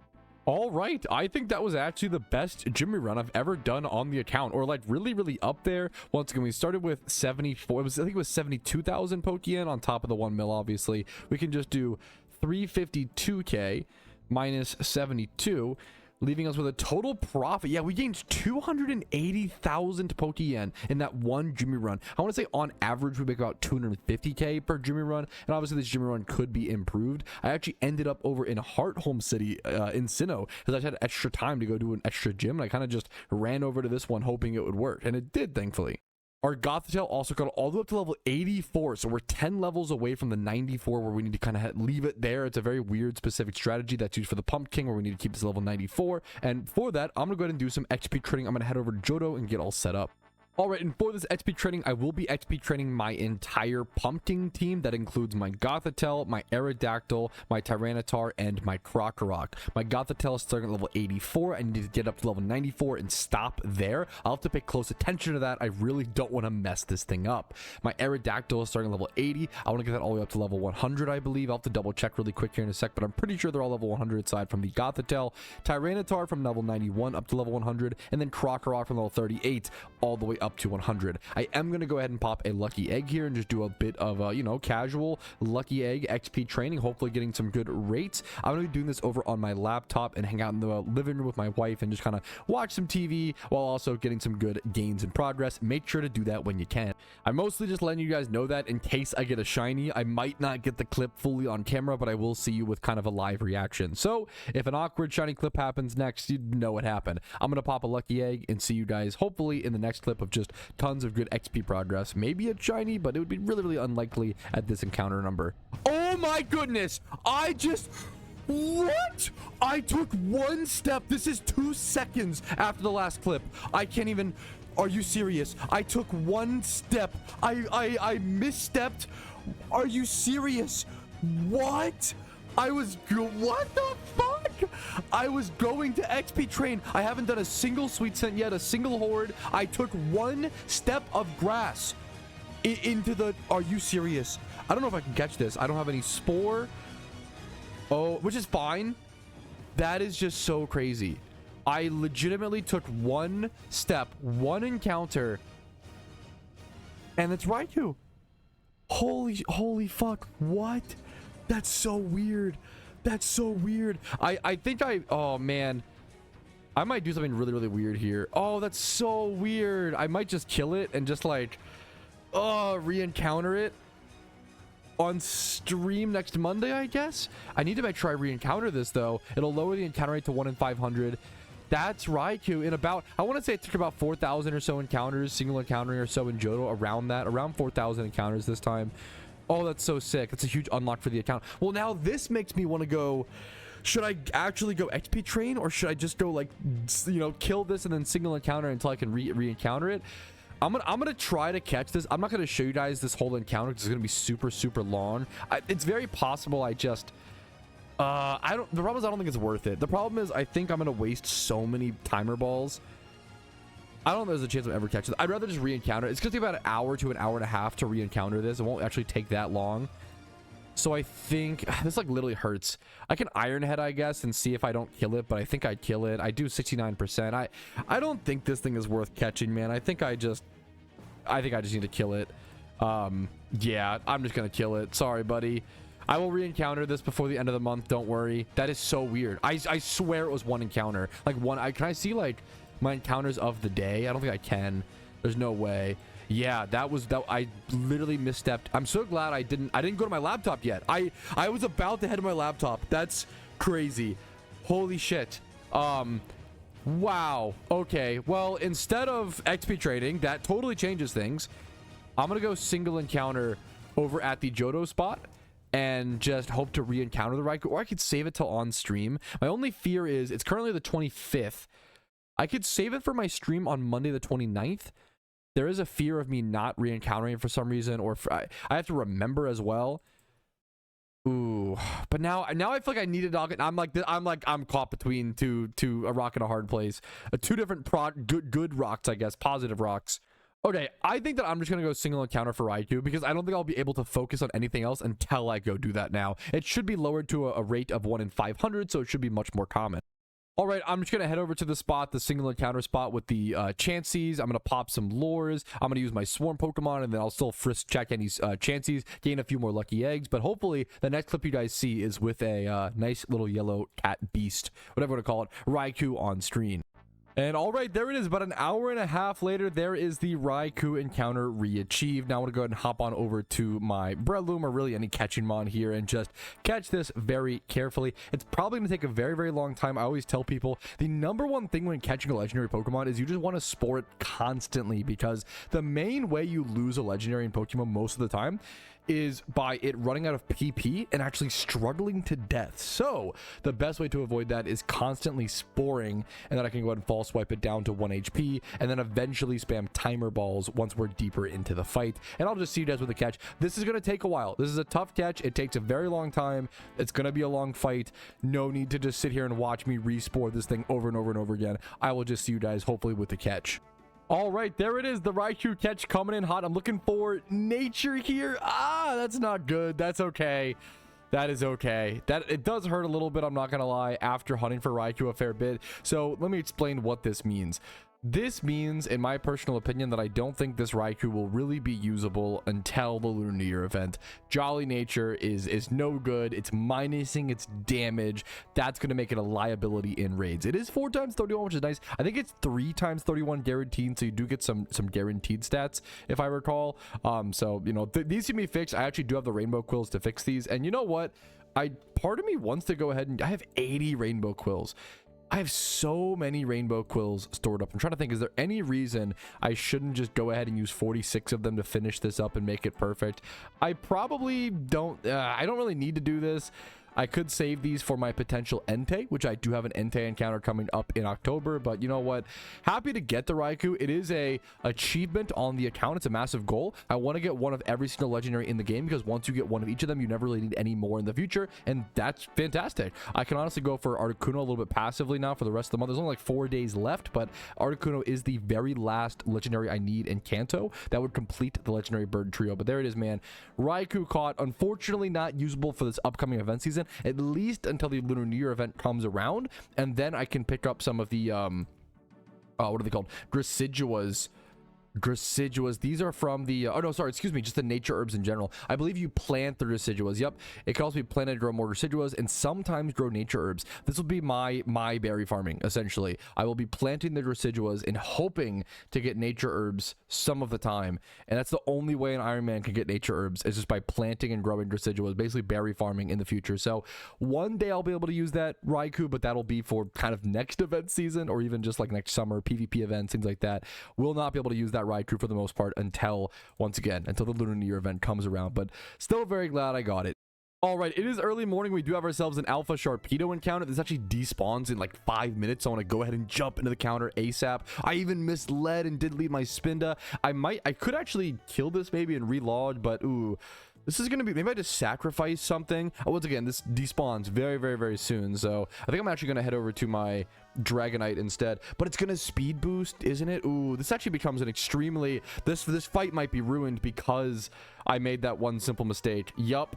Now it's not going to... Oh, no, that's so bad. Okay.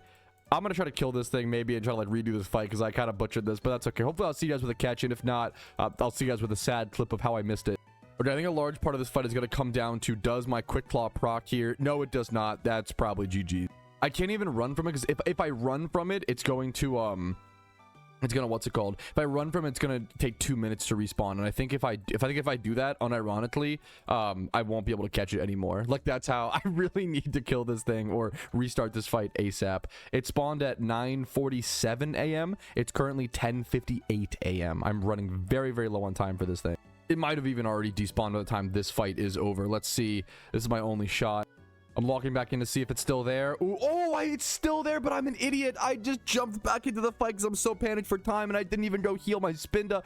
I'm trolling today, fellas. My mistake. This is the reality of what playing an Iron Man looks like sometimes, dude. Sometimes you just make boneheaded mistakes like this over and over. I'm gonna go heal really quick and rush back here.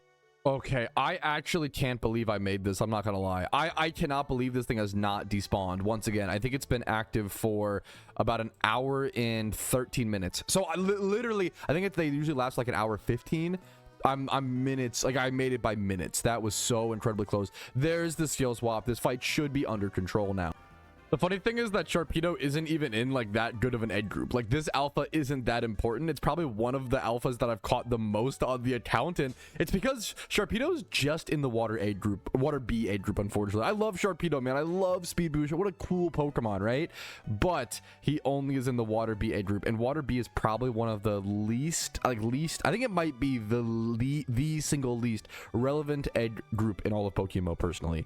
There are some cool Pokemon there, but not a whole lot. There's also just not that many. It's a very small egg group is honestly the main thing that factors in. That and like Water C and Water B end up being pretty niche. I still can't believe my luck over the past few days. I think in the same episode, haven't we gotten a shiny Ditto and a Raikou?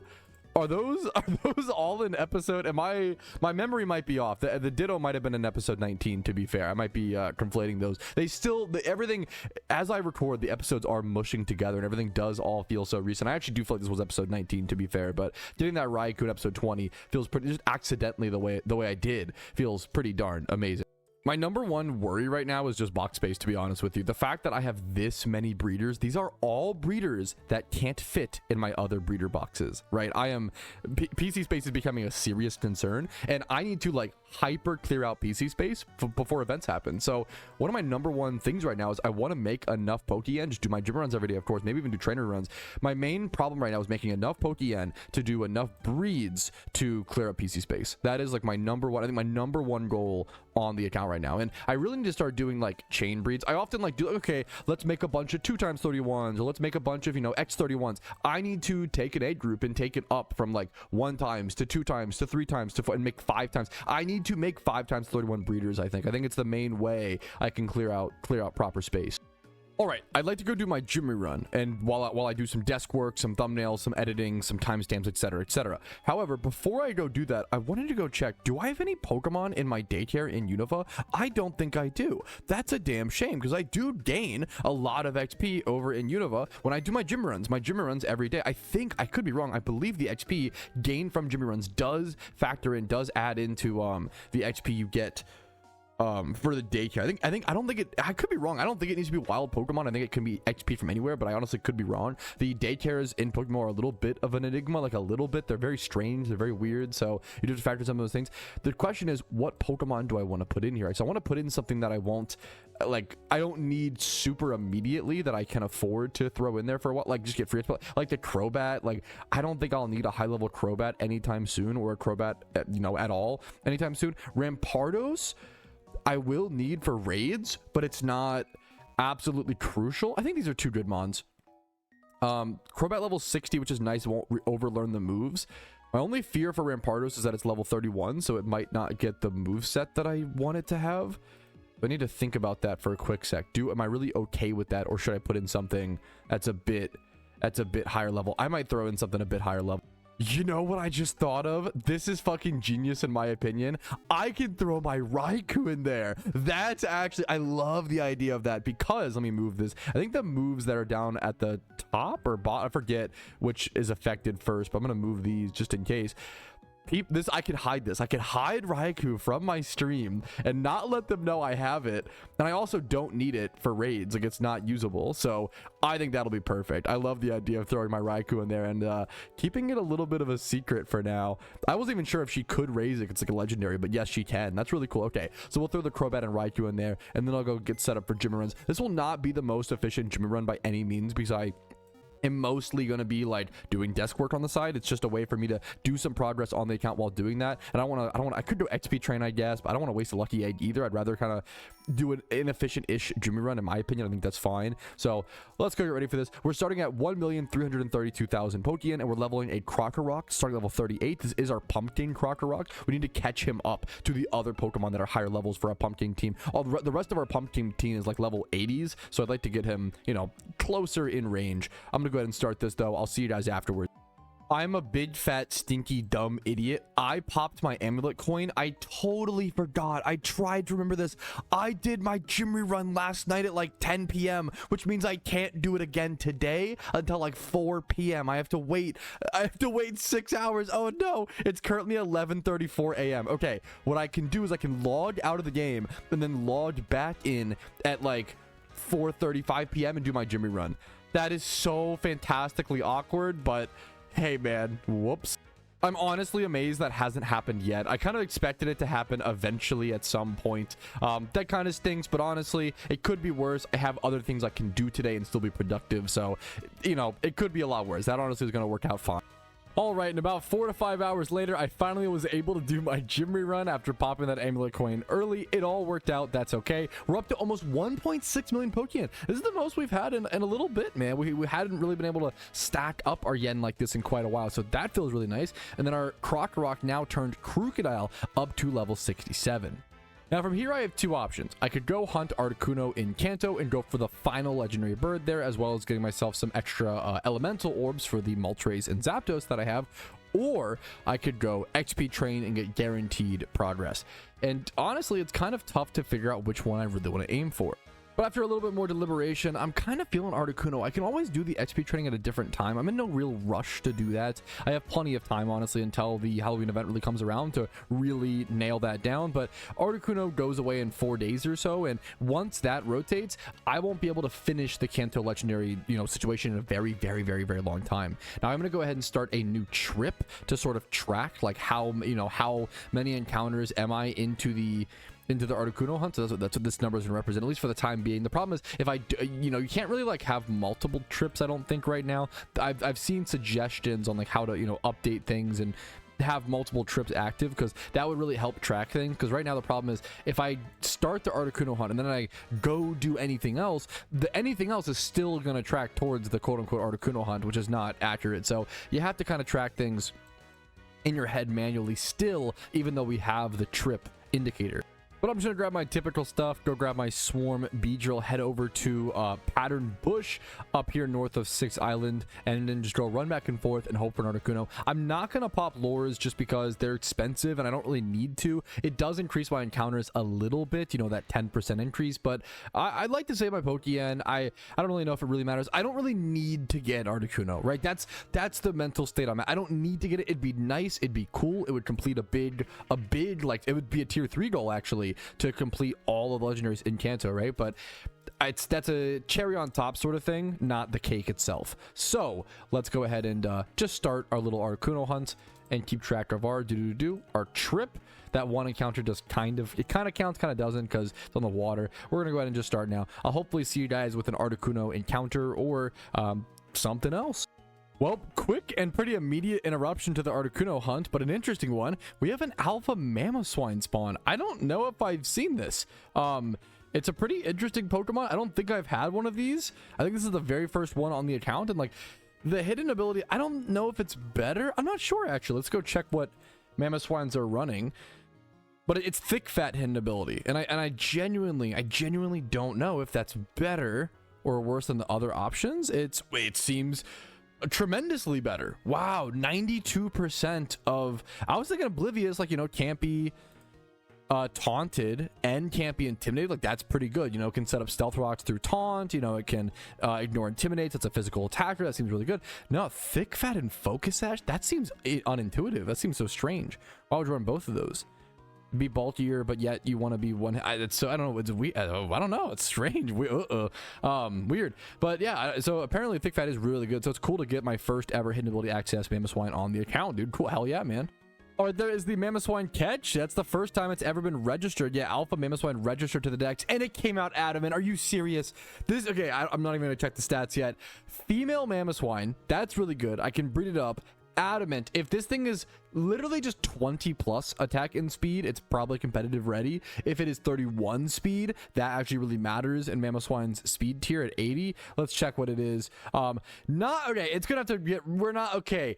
Not the luckiest Iron Man in the server. I mean, it's probably still the luckiest Iron Man, but not, you know, always lucky all the time. Need to breed up the attack stat. That 5 attack stat is gonna hurt. The 29 speed, very, very good. All the bulk in general, pretty darn good. HP, Spadef, still very, very good. One of the stats isn't wasted on Spatak. That's nice to see.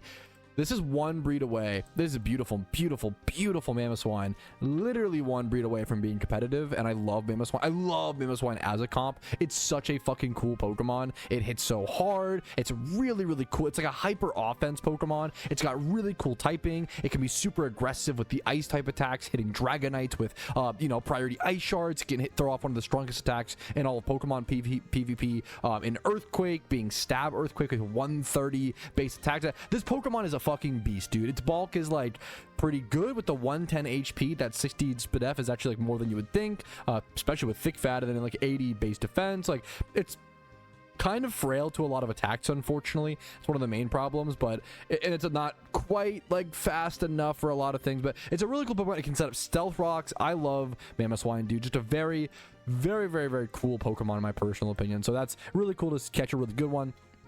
And it's literally once again, literally one breed away from being fully competitive ready. So that feels pretty darn cool. I'm going to escape rope out of here and head back to my Articuno situation, though. I didn't even do, I barely did any encounters. I literally did like 2 encounters for, as you can see. I think 1 Kakuna. Like, that's literally 1 encounter for it. All right, I've just woken up. There's an alpha Ditto spawn that despawns, and I want to say 5 or 10 minutes. So I'm rushing over there right now to hopefully get the most important alpha on an Iron Man account. At least the best alpha for breeding, of course. I think the last best alpha that I still need is going to end up being a Prankster Murkrow. I don't think we've gotten one of those yet, but here is the alpha Ditto over here in this cave in Tojo Falls. Would love to see it 3x31, but let's not get too greedy, man. I'll take any alpha Ditto. All right, there is the alpha Ditto. Gentle nature, not great. That's okay. Show me some good stats. That's pretty good stats, man. 2x31 plus 20 plus. And this is a special attack in breeding Ditto, or it could be used as such. We could brace the attack from another Pokemon. This is fantastic, man. I'll take this every day of the week, dude. Hell yeah. And another day, another gym run, fellas. Let's go get on over to it. Get it started. Gym runs are one of those things in PokeMMO that like you just do every day, and it almost feels like, oh, you're just running through the motions, you're doing your chores, you know, you're doing the things you need to do. But remind yourself, okay, remind yourself, guys, it's good progress. If you are getting your gym run done, you should be proud. If you log in every single day and just do your gym run and then log out of PokeMMO, you're making amazing progress that will pay dividends down the line. I'm going to be up to, you know, a fair amount of Pokemon now, from 1.6 million hopefully up to over 1.8 after this gym run. Should be pretty easy peasy. That's really, really fantastic. I have a lot of Pokemon to breed. Right now, my 2 main priorities are going to be the Articuno Hunt and then breeding and clear up my boxes. My boxes are, and I say it like every, like probably 10 times an episode, my boxes are getting dangerous. They're getting so full, but I think they are right now the fullest they've ever been by far. It's actually ridiculous, and something physically must be done. Like, I don't think I can do catch events right now. I don't think I have enough space. That's when things are getting quite problematic. But we're putting in the work, we're making the progress to actually get that cleared up, and that's all that matters. So we're starting around 1.6 million Pokemon, and we have a Krookodile at level 67. Excited to see the progress here. We are also at little mid-episode check, 874 hours played. We're definitely going to hit 900 before the event season even comes around. The real question is, will we hit 1,000 hours played before or after event season? Or like before or like after it started, rather. That I have no idea. All right, I'm over at a rich trainer in Unova, finishing up my gym run. Going to be at 1 million, like 1.8 million and 50k Pokemon on top, 1.85, I guess. 1.85 million Poke, and I can get this flamethrower off. I don't think I'm gonna get the bonus there. Yeah, not gonna get the bonus there. You're having some server issues today. I've noticed, like, on this Jimmy run, a fair bit of lag throughout the run itself. This is currently, as I'm recording, September 27th, Saturday. So I don't know if you guys were experiencing similar problems that day or what was going on. There's the beautiful 8-5 number. And then Krookodile up to level 82. So Krookodile up over level 80. Dude, our Pokeyen stack, we've never, this might be like the highest we've ever seen it. I don't think, I could be mistaken, you guys have better memory than me, honestly, most of the time. I don't think I've ever been over 2 mil on this account. I don't think so. Maybe once for a second, actually. Now that I think about it, I think I was once for like a split sec, and then it didn't last at all. And I would like to, I don't expect to get to 3 mil anytime soon, but I like to build my cash stack as much as I can, while also obviously working towards. The problem is I'm gonna have to spend a lot of it soon for breeds. I really do. I can show you guys actually how bad the PC has gotten. Even just hopping on 4 alpha catches, it's just been filling up the PC tremendously. Look at this like stack. This is all Pokemon that need to be, it's a new breeder box becoming in our box 2, which is not good. This is like our, you know, our count box stuff. This goes over in a different, this can be over here, that's totally fine. But yeah, this is our only empty space. Our only real empty space on the account is right here. Everything else, like this is our XP training spot. A lot of it, to be fair, it looks a bit more filled than it is. A lot of this will get moved over to our comps box here, but that will fill up our comps box. The problem is once I move all of the stuff we've been XP training, that is going to fill up our comps box, and then some of it's gonna have to go over to our account box anyway. So we're in a you know, some tricky predicaments, let's say, for sure. I think I just go ahead and for now I can either go XP train or Articuno hunt. I don't think I want to work on breeds currently. Oh, what the fuck? It's Articuno. Wow. I was recording, but I was listening to copyrighted music, and I didn't even think anything of it. I'm at 504. What the fuck? Okay. Wow. Sorry, I'm like processing Articuno, boys. Holy shit. What? I just wasn't expecting that anytime soon. I'm at 540 encounters for it. Now, keep in mind, I went 22 or 23,000 encounters dry for Zapdos / was it Zapdos and Articuno last time? I kind of forget, but wow, this is a monumental moment for the Iron Man. Like, not to oversell it, but like, this is the final Kanto legendary bird. This is the final one I'll ever need, I'll ever catch. I mean, maybe I'll catch more in the future passively, like, but wow, Articuno is the least powerful bird, don't get me wrong. I don't really need it for the Articuno itself. The main thing I need it for is the completionist aspect of maybe Articuno becomes meta for one of the raids. Maybe Articuno becomes meta in some, you know, in NU PvP. Like, if Articuno ever becomes usable, I'll have one, number one. And then even if it doesn't become usable, that's gonna do a lot of damage actually. Yeah, I'm 4 times weak to that. That's gonna, okay, I'm gonna have to maybe set up some substitutes here in a quick sec. But wow, I was just doing some casual encounters. I was not expecting your Articuno today. Wow. I know I'm just saying wow over and over again, but that's unbelievable. That's really shocking. So the main thing is just the elemental orbs. It's pretty easy to get the feathers for the Kanto or the Johto beasts, because you can get those via the Ho-Oh fight. So those are more easy to farm. The elemental orbs, oh, did I not set up a sub? I'm gonna die to that. That's okay. That's actually fine, because now I just need to spam Spore anyway, so it's not a big deal. It's actually probably better that I bring in my Smeargle. This is totally fine. The point that I'm trying to make is, this is just so crazy. I'm done Kanto legendaries. Holy shit, wow. It's only turn 8 or so. I'm trying to stall this out for a little bit, throw some timer balls, and hopefully see you guys with the catch. Wow. And I caught it with a timer ball on turn 8? That was the first ball I threw at this thing. What is my luck? There's the 20 elemental orbs we were just talking about. 3 times 31 is guaranteed. One of the stats being in special attack, one being in speed. It's bashful nature. That's not amazingly usable, but that's okay. It's still like, we could still honestly EV train that. The Raikou is like really not worth using, because literally one of the stats minuses its main damaging stat. At least with the Articuno, it's neutral nature, so we could. But the problem is I don't want to use my elemental orbs to make my Articuno better, right? I might as well save those for Zapdos or Moltres to actually the 2 more powerful Pokemon. But let me get the fuck out of Pattern Bush. I don't even need to. I can reset this trip. I don't need to have a trip anymore. Let's just go back to my last shiny. There we go. 4,000 encounters since my last shiny. A legendary in 540 encounters. Wow. And all at the same time, there's an alpha spawn over in the same island I'm on. Let's go catch that, I guess. Wow, sure. Here are the 3 birds, though, all next to each other for anybody interested. I think it's really cool to see, man. The Zapdos, the Moltres, the Articuno. That is the Kanto legendaries done on an Iron Man account.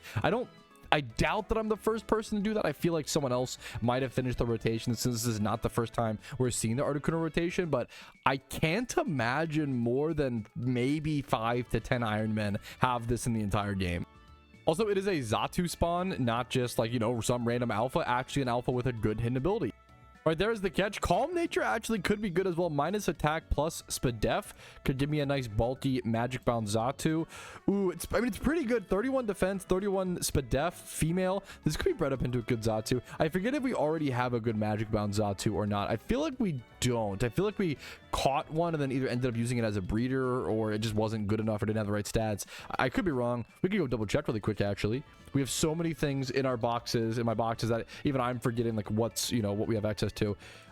Yeah, I think we ended up using it as a breeder. I think I don't know what for. I forget what for. But we straight up don't have, well, maybe we have a Natu. We don't have a, to be fair, maybe we have a Natu. We don't have a Alpha Xatu or Hidden Ability Xatu in our boxes. We do have a Natu. Okay. Yes. Okay. So I was breed. I remember now. This was the breed that I forgot to make female. Oh, that's hilarious. Hilarious and sad, but still hilarious. Yes, this is the Natu that I forgot to make female. That's exactly what happened. Yeah, so now I could, okay, I could breed this one up or pair this one up with this. I'm going to move this over here, actually. Let's see what it looks like. This one's 3 times 31. Does not quite match the stats, but yeah, we could do something with this in the future. This could be the puzzle solve that we need potentially. And speaking of solving some things potentially and setting up some breeds, I'm going to go ahead and spend my time doing that. I have so many Pokemon, so many things here that I could turn into some good breeds. I'm going to see what I can do. If we can clear up some box space, that would be amazing. I'm basically going to do a little setup, right? Little setup for a mini breeding extravaganza and hopefully see you guys with some progress. I'm going to move these Pokemon over here just so that it can be super clear. Any mons we're breeding for the breeding extravaganza will go over in this little area right here. We'll just get up to like 10 or so and then just do like 10 at a time. I can explain through those 10 breeds each. All right, after about an hour and 45 to 2 hours, I was able to set up 1, 2, 3, 4, 5, 6, 7, 8. I think it's like 20, no, not 20. I want to say 18 breeds. I want to say around 18 breeds. Let's go through them one by one over at the Daycare, man, and talk about why I set them up, you know, the purpose for them. I will say a lot of them, like almost all of them, most of them are just for breeders, for making breeders in the future. It clears up PC space. We spent 300,000 Pokeyen on these few breeds. Wow. I mean, it makes sense, dude. It gets so expensive so fast, right? So let's cover the more interesting breeds first, but a lot of these are just going to be breeding up breeders for breeders. So one of the most interesting breeds, in my opinion, is this Xatu. I'm going to use this Xatu to make a female. It's going to come out 3 times 31 in HP, defense. Special attack's gonna have to roll a little bit, but it should at least medium roll 20 plus. Speed, hopefully gonna stay, high roll would be nice, but whatever. And then nature's gonna be randomly rolling. I'm really just breeding this as a female Natu to go ahead and breed with our other Natu that we already have. It's a little awkward, but I think it's the best way. I think it's like one of the only ways, honestly. Also, we're keeping the alphaness on all of this. After this is bred, I should be able to special attack brace this Natu and then special defense brace the other Xatu. Unless the nature rolls out relevant, then we can kind of maybe, you know, do it a different way then. But this should be the key, the piece of the puzzle to solve this other Natu that we messed up so many episodes ago, or however long ago that was. So we're gonna finally be able to fix that, and that feels pretty darn good in my personal opinion. Next up, another female breed is gonna be an Axew, 31 attack, 31 defense, and 31 speed def. Eventually gonna go for a 5 times 31 Haxorus way down the line. Haxorus was a meta Pokemon during very niche certain holiday events, specifically one of the Christmas events a few years back. Now, that was back when they still had Twist Mountain and what was known as like the Christmas dungeon, and you could bring in like a few, like very, very few Pokemon, but 1 or 2 Pokemon you would like earn throughout the dungeon itself, and one of the best Pokemon for that was Haxorus. So if they happen to bring back Twist Mountain, which the developers talked about bringing back the what are they called, the elf bot stuff this year, and that was the reward, these type of things, not the fairy is from a different thing, but the elf bot vanities, these were from the Christmas Twist Mountain sort of dungeon. And it's possible. What I think they won't actually bring back the dungeon. I could be wrong. They have to put a whole new mechanic to do the reward, though. I'm not sure. We'll have to see. So anyways, just in case they ever bring that back, especially this year for Christmas, I'd like to have a really good Haxorus built up that we'll be passively working on, but I'm in no rush to do that. That could be one of those breeds that we actually kind of finish up between Halloween and Christmas.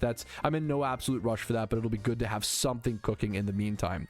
Next up, a few female breeds, nothing crazy. I would like to have a good Skarmory as well. Just a very niche Pokemon, very interesting Pokemon. There's not a whole lot of mons that have that steel flying typing and like can be really defensive, can be really bulky, can do a lot of damage, or not, I shouldn't say a lot of damage, but can do some damage, especially while staying alive. Starmie can do a lot of damage because it can stay alive long enough to get off a ton of attacks. So maybe Starmie becomes meta in some PVM or raid. I kind of doubt it, but it'll be nice as a PvP Pokemon. Starmie's been pretty meta in PvP for quite a while. Not as on top of the towers these days in OU, but still 9% usage, 51.4% win rate, pretty darn good. Skarm Chansey or Skarm Blissey, one of the ultimate core, like defensive cores in OU PvP. Definitely something you want to learn as an OU PvP player. And then next up is just a little Dratini breed. I don't think I need for this to come out female. I could make it come out female if I really wanted to. I think I already have. You almost can never go wrong with more Dragonites, to be fair. We have plenty of Dragonites, but it's such a powerful Pokemon, as well as I think we just need more female breeders. I've been going over my boxes and we kind of just don't have enough female breeders. I have a lot of males, but not always enough females to pair with them, so I'm gonna do that for that reason. Next up, we have our Mudkip / Swampert. Now I bred this Mudkip into a good Mudkip a while back. It's 20 plus in all the defenses and then 31 attack, but then it's calm nature, which is not usable. This breed is going to allow me to turn it into sassy nature, which is usable. I will say it's not amazing ideal, but I think it'll do pretty well. And then we could high roll the speed here, but I'm not really worried about it. Swampert's pretty slow in general. If we go check PvP stats over in NU for Swampert, we can see that Sassy is actually run 11% of the time. It's not a ton, but that's still a reasonable percentage worth considering. You usually prefer plus defense on Swampert, since most special attack, like flamethrowers, aren't going to hit you very hard anyway. Ice beams, the problem is like ice beams will actually hit you kind of hard because you don't tank. I don't know if it's super effective or not, but you take not that the ground type kind of lets you take some damage. So sassy for like ice beams, sassy for like trying to think what else would be like in the NU tier. The problem is I don't know the NU tier well enough. What can I look at? Like the Arcanine usually goes physical. What are some special attackers? I mean, I guess tanking Night Dazes from a Zoroark is relevant. Electros, you're hopefully dodging its flamethrower, electric attack situation because of ground type. But the problem is the problem that I see with going specially defensive, going sassy on Swampert is any sort of Giga Drain like that. You're most afraid anyway of grass type attacks. When you're playing with Swampert, obviously you're 4 times weak to things. So your biggest fear, you're 4 times weak to grass. Your biggest fear is the Leaf Blades, the Torterra Wood Hammers, the Giga Drains, things like that. I'll have to familiarize myself a bit more with the NU metagame to know exactly what to watch out for and what it's good against, but it's what we can build right now and I'm pretty happy with it. So it could be a lot worse. I'm very happy with getting a Swampert made. And then I think that might be the last breed. There's actually one more breed, not this Ditto with this Tailo, but that might be the last breed in terms of like Pokemon we're actually trying to breed up as the species, if that makes sense. And a lot of these are just becoming breeders as breeders. This is a breed that is like a Pokemon that I want to make good as a Swellow. I'd love to have a really good Swellow here. We're going to keep it adamant nature. I would love this defense to medium roll, pretty please. Swellow is a really, really cool Pokemon in NU. Usually it's in NU at least. It's a you can run Flame Orb, Guts, Jolly. It's already so fast. I love the plus attack on this, which is this is going adamant. You can get this thing to do a ridiculous amount of damage and just be a massive, it's kind of like a frail glass cannon attacker, which it's not as good as it used to be in my opinion. NU and in NU it's a tough thing to say in NU, but it does pack U-turn, so you do have some pivoting with it as well. I think it's a really cool Pokemon. I really love the idea of building an NU PvP team. I'm going to put this in a luxury ball. Do I need to make this female? I don't think I do. I could encase the defense low rolls, but if the defense low rolls, the stats aren't anything crazy. It's just a 20 plus in everything type breed. I'm just trying to consume some Pokemon once again, make some space while also creating a good Pokemon that could be good in NU as well as could be a good Pokemon in if there's some Breloom raid or some sort of raid that like is 4 times weak to flying, or flying ever becomes good. Swellow would be a fantastic flying offensive raid Pokemon. So like it would, for example, Swellow would be so good as a raid Pokemon because you could get Swellow burned prior to the fight, get that guts damage boost, and then put a choice band on it, which would just be you'd be pushing damage cap anyways, but you probably would do something else, like Scarf or something. You would do something else, I guess. You could use it to get damage cap and not even have to use an item, and then save choice bands and other items for your other flying type mon. So there's a lot of things like that to factor in. Next up, this is just, I believe, a breeder. As a breeder, to breed up some stats, get 20 plus across in the flying aid group on a Delibird. We had the Delibird, so why not? And then a similar situation, 2x31 in the, I believe, field and possibly humanoid. Field and humanoid aid group. This is just meant to be a breeder. I'm going to go ahead and just randomly roll gender. Don't care about that. Pokeball. Just 2x31 in special attack and speed. And then this is I wouldn't say failed breed, but I really wanted to do this Mamoswine breed. I really wanted to. I just had nothing in my PC that properly paired with it. And I tried to find breeders to breed up a breeder for the Mamoswine, and I just really couldn't, given the resources I currently had, which is kind of crazy because this Mamoswine really is only one breed away from being perfect, kind of.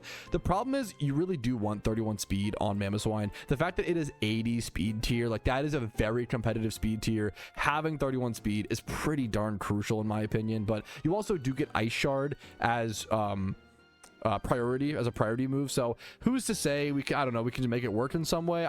Maybe I'll just try to keep the speed 25 plus and mostly use it as a PVM mon, but I do love Mamoswine in PvP as a hyper offensive mon. The only option that I really had as the breeder was this Mankey, and what I could do would be I would basically go ahead and I would brace the attack on this Mankey, Everstone the Mamoswine, but then I'm literally losing two 1x31s. The Spadef and the HP would both be a roll. That feels really darn bad. The defense would medium roll well enough, and the speed like 20 to 29. Like 29 speed is pretty, like, you know, it's up there.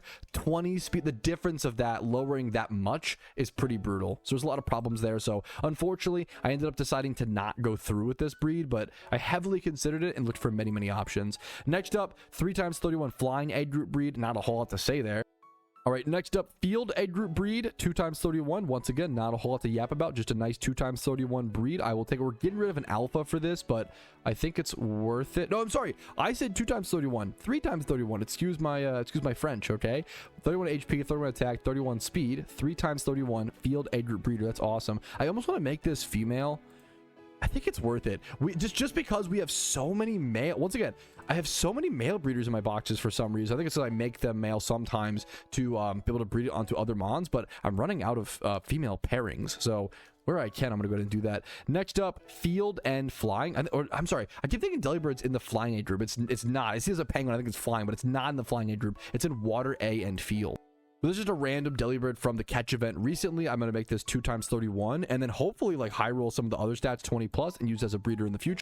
As soon as this other Natu hatches as well, I can combine it with this Natu. So that'll be, look at the beautiful color on that egg. Next up, we are taking this. This is one of the weirder breeds, I think, out of everything. Probably one of the... maybe I shouldn't go through with this, but I like the PC space being cleared up, number one. And I still think it's a breed up. I think the stats are, like, pretty good, and it will be helpful in the future. I think I should go ahead and make this male, though, is the only thing I want to go ahead and make sure I do. Yes, I do want to make this male.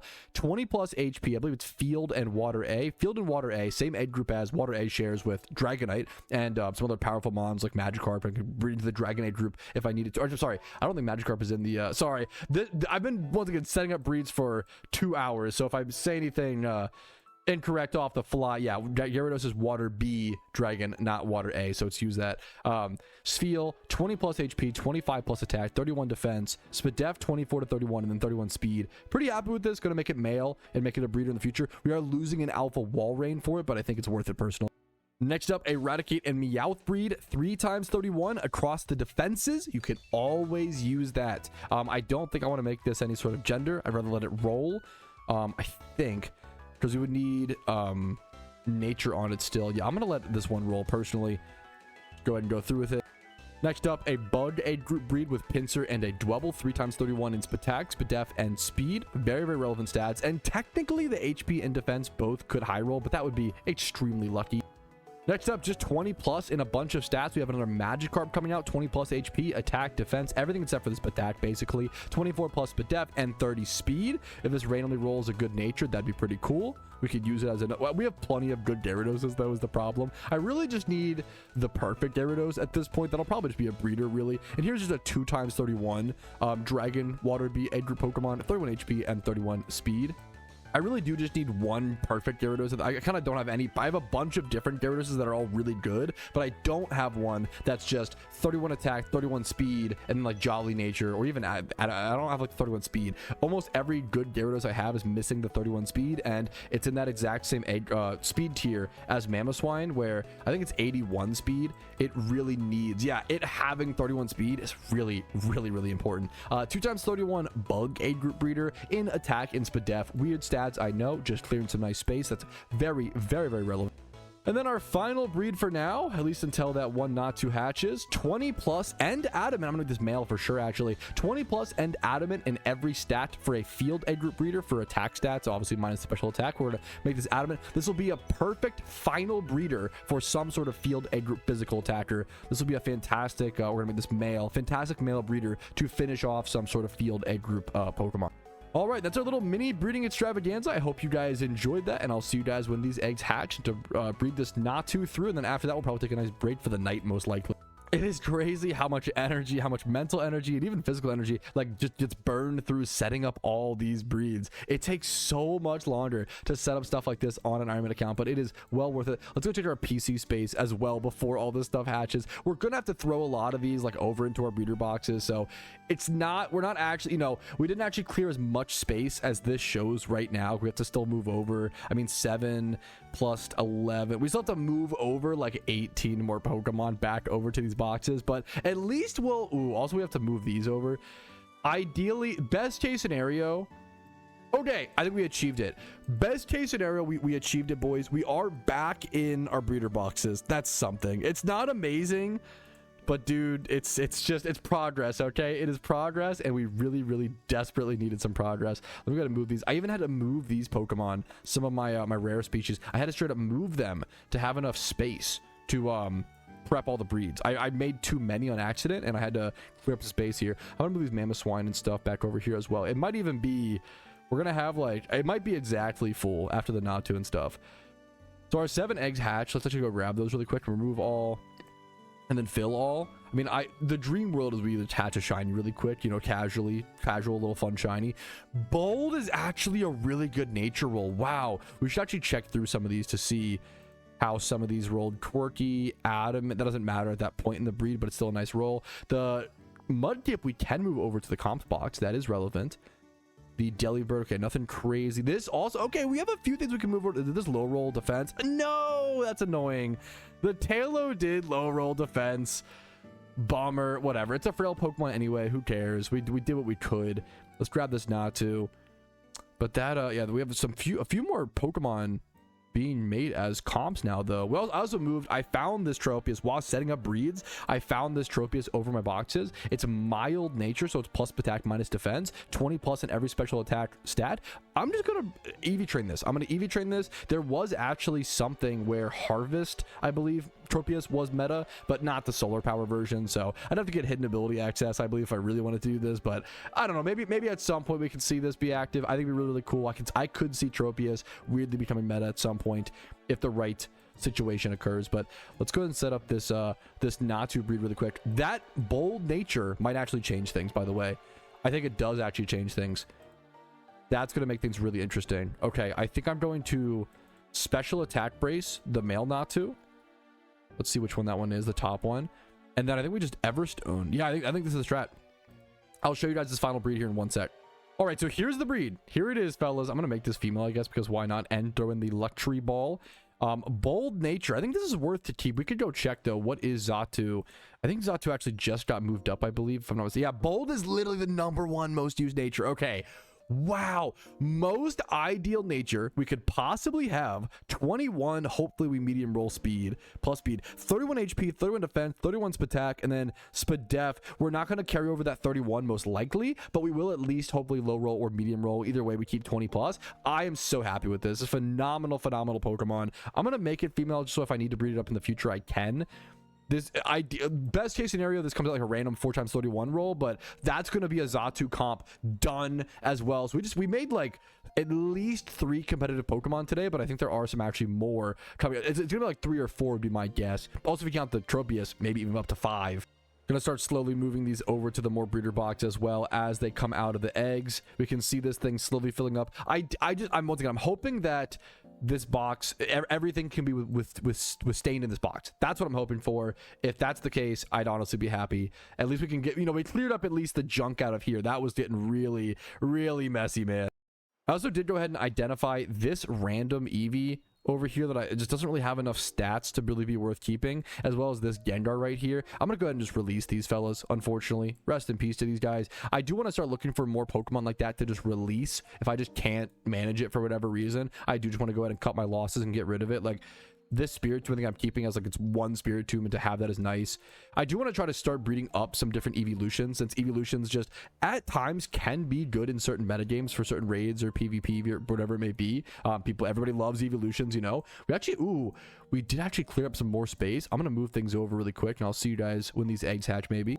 All right, here's these 7 eggs hatch. Let's see if there's any interesting. Let's just move them all to the PC, get the other ones filled in and going. That was like 14 plus 5, like 19 eggs in total. Let's see if there's any interesting rolls here. 2x31 on a little breeder, nothing crazy there. We did actually, we did keep defense and HP 20 plus. It's a much better breeder than I anticipated. 3x31 on a flying male egg group Pokemon. Nature does not really matter there. 3x31 on this Sandshrew. Was this the art? No, it was the Spheal is the one that we RNG rolled one of the IVs. And yeah, we did not get it, I don't believe. Stayed 2x, but this looks amazing. I'm glad I bred this field the way I did. It came out so good. Well, I don't know if I high rolled anything here. I don't think so. The nature is honestly interesting as well. Really good A group. Those stats are just phenomenal. Very, very 25 plus in everything except for Spatak. I'm so happy I made that breeder. I was a little apprehensive about it, but I'm glad I went through with it at that point. Here's the Delibird, 2x31 with 20 plus, and it's beautiful stat rolls. Wow, 3x31 on this Rattata. Came out modest. Ooh, that could be a juicy special attack field egg group breeder. And then this Pinsir came out timid. Ooh, that is going to be a juicy bug egg group breeder. Holy guacamole. 3x31, and these stats, timid, 20 plus defense. We just need to roll up the HP and Everstone timid. That's going to be a fantastic freaking breeder. All right, our final 5 eggs hatch. I don't know if it's anything super exciting. We do have the Natu, though. I mean, that's kind of exciting. Let's check that first things first, dude. And are you serious? The Spadef did high roll. That's crazy. The Spadef did high roll 31. So now we just have a 4x31 alpha magic bounce Xatu with the best nature. That's so sick, dude. I'm gonna move that right over to the comp spot. We're gonna EV train that in the future. I don't even know the exact EV spread. We'll have to look into that at some point. Then we have a 2x31 breeder, a nice breeder here. I think this also, I think the special attack high roll, not that it really matters there, but it's something, I guess. Over here, another really good breeder, 25 plus in almost every stat for physical attackers except for the HP 22 plus, and then a 2x31 Magikarp. Nothing crazy in this group, but just really, really good breeders in the future. And that's going to leave us with 6 empty spaces. That's actually so nice. It's just some empty place to put some Pokemon in the future. All right, and that's gonna do for now. I will see you guys tomorrow, most likely, with a Gym Run and some XP training. Tomorrow is football Sunday, so I'm sure we'll make a lot of passive progress while watching some games.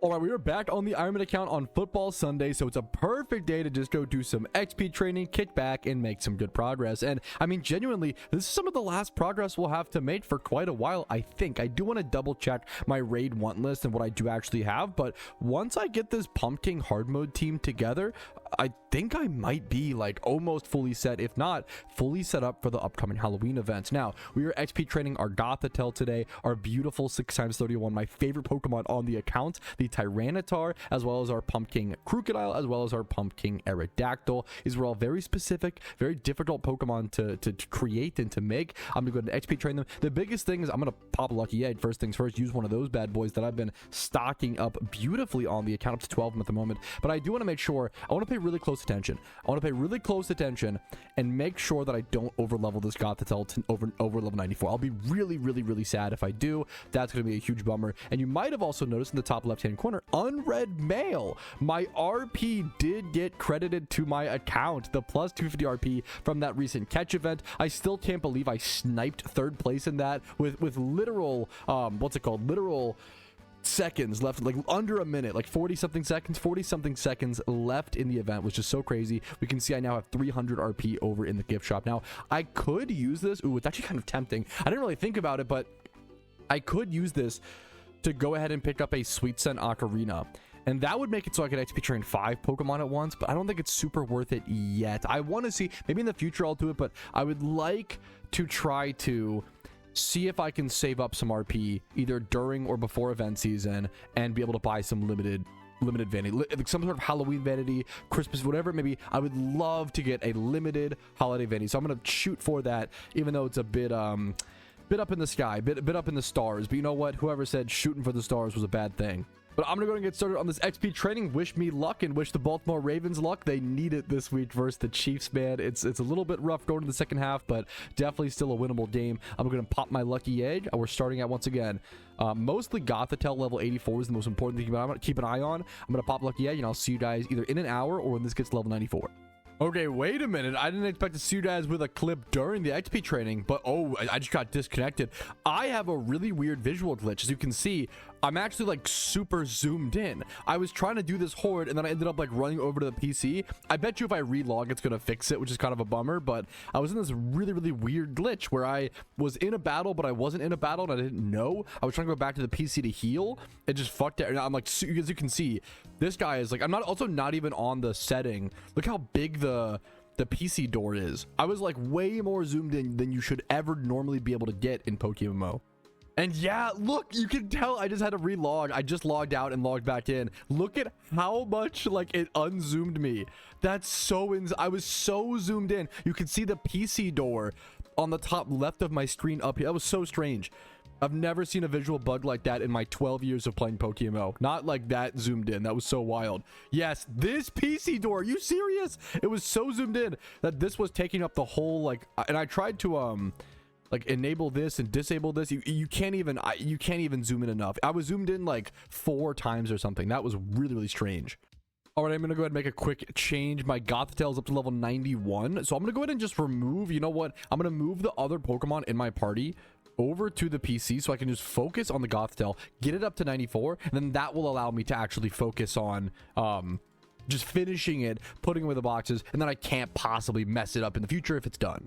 All right, and because I'm just getting a ridiculous amount of XP per horde, I think around 12,000 XP per horde with the lucky eggs, all of it going over to my Gothitelle right now, this should be the final quick horde that I have to do. So that's really nice. You know what? That's a cool thing to see today. Gothitelle is officially done after this horde is over, and I really needed that. I'm watching the Ravens week 4 right now. If you're a football fan, if you're not a football fan, I'll pop my apologies, but there we go. Gothitelle done.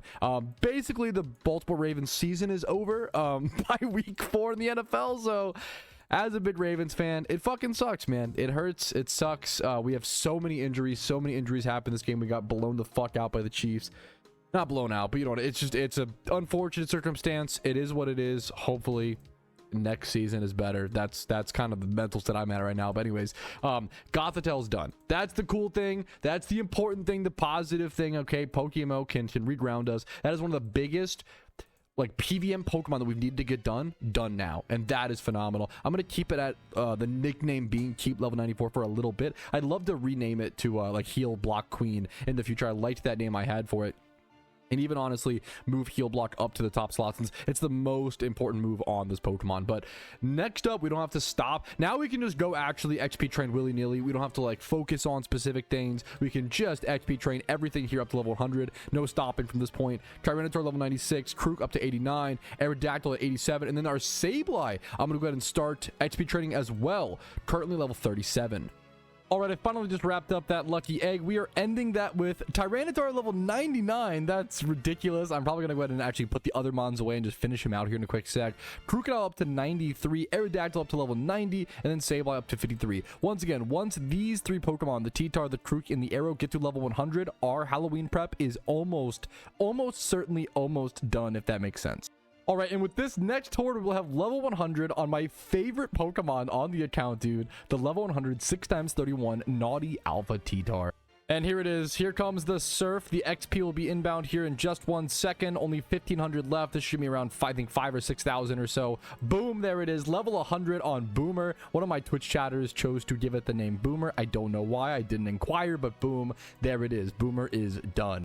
Woo! And that is a massive step in the right direction. And Twitch streams come back, begin again tomorrow. So I think I'm going to save the rest of the XP training for that. We're really just doing our typical winding down our stuff, doing our Jimmy runs or XP training. I do have one big, massive thing that I want to cap off episode 20 with. And I think it'll be the perfect thing to go ahead and do an attempt and eventually, hopefully, complete and defeat to really cap off the Iron Man series. This episode, I think at this point, I think it's safe to say, I could be mistaken, but I think it's safe to say at this point, this episode will be the temporary end to the Iron Man series. Just temporarily. It will come back when event season comes around on October 31st, but about a 1 month or so break, at least for me in terms of recording. For you guys, it might end up, I think, ending around the middle of October, so like a 2-week wait or so till the next episode. So it shouldn't, maybe 3 weeks, because the event starts on October 31st, I won't be able to record a full episode for like at least 5 days, most likely. So we'll see what comes with that. I will probably end up doing at least 2 episodes. The great question is, how much content, how many episodes will I be able to get out of the Halloween event?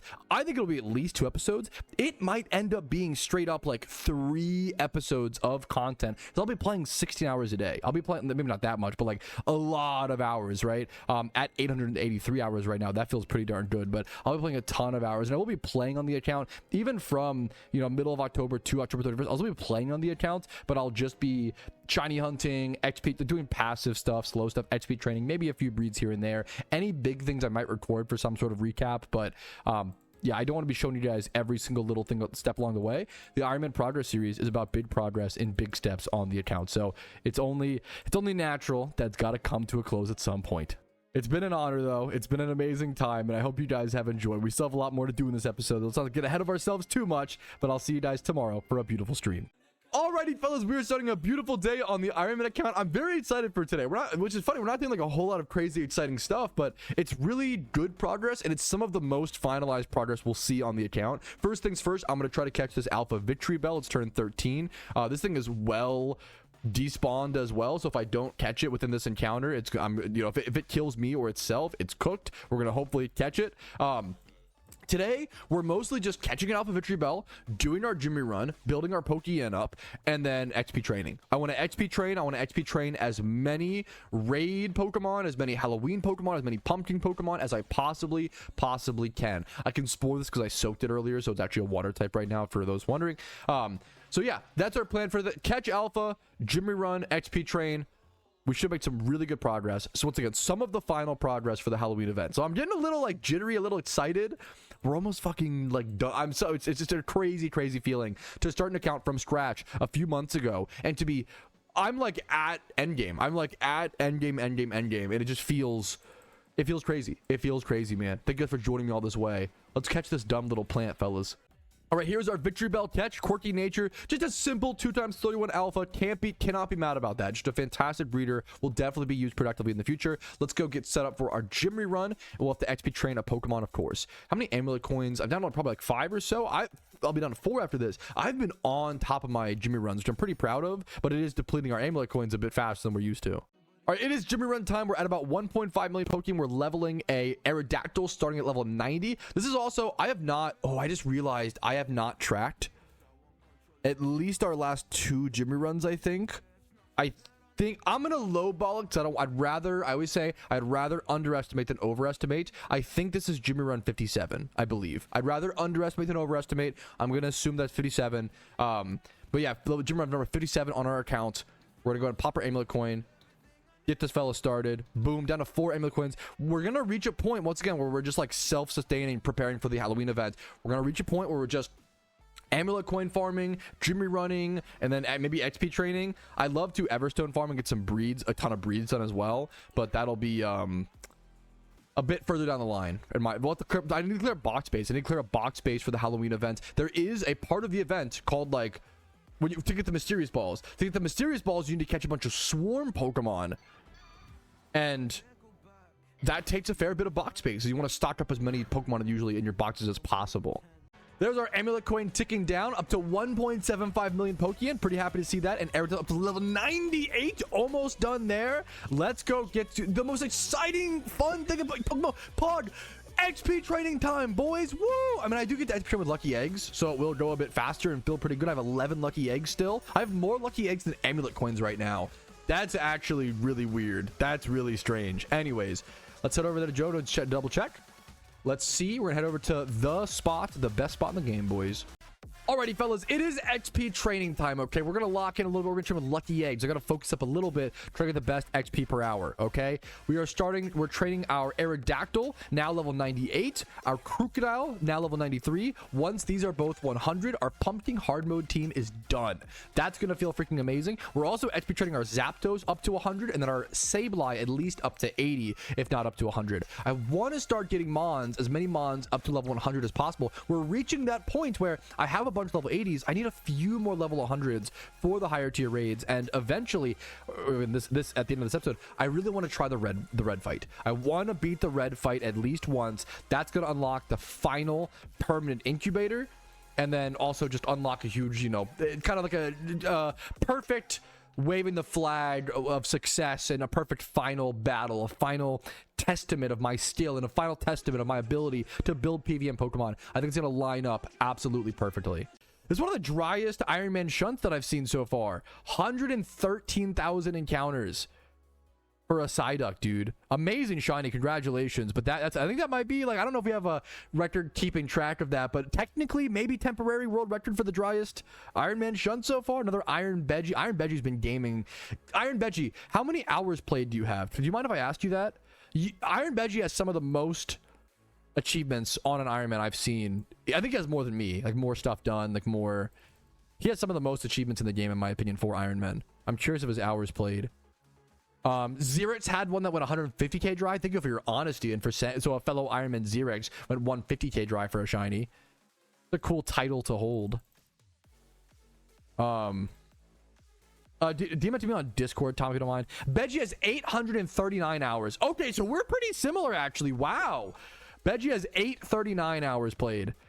Dude, hell, that's fucking impressive. And it's a big difference. Like, obviously, this is literally my job. Like, there's a big difference between, like, I get to, you know, I have a privilege of playing the game, and that's true love, man. That's amazing. That's beautiful.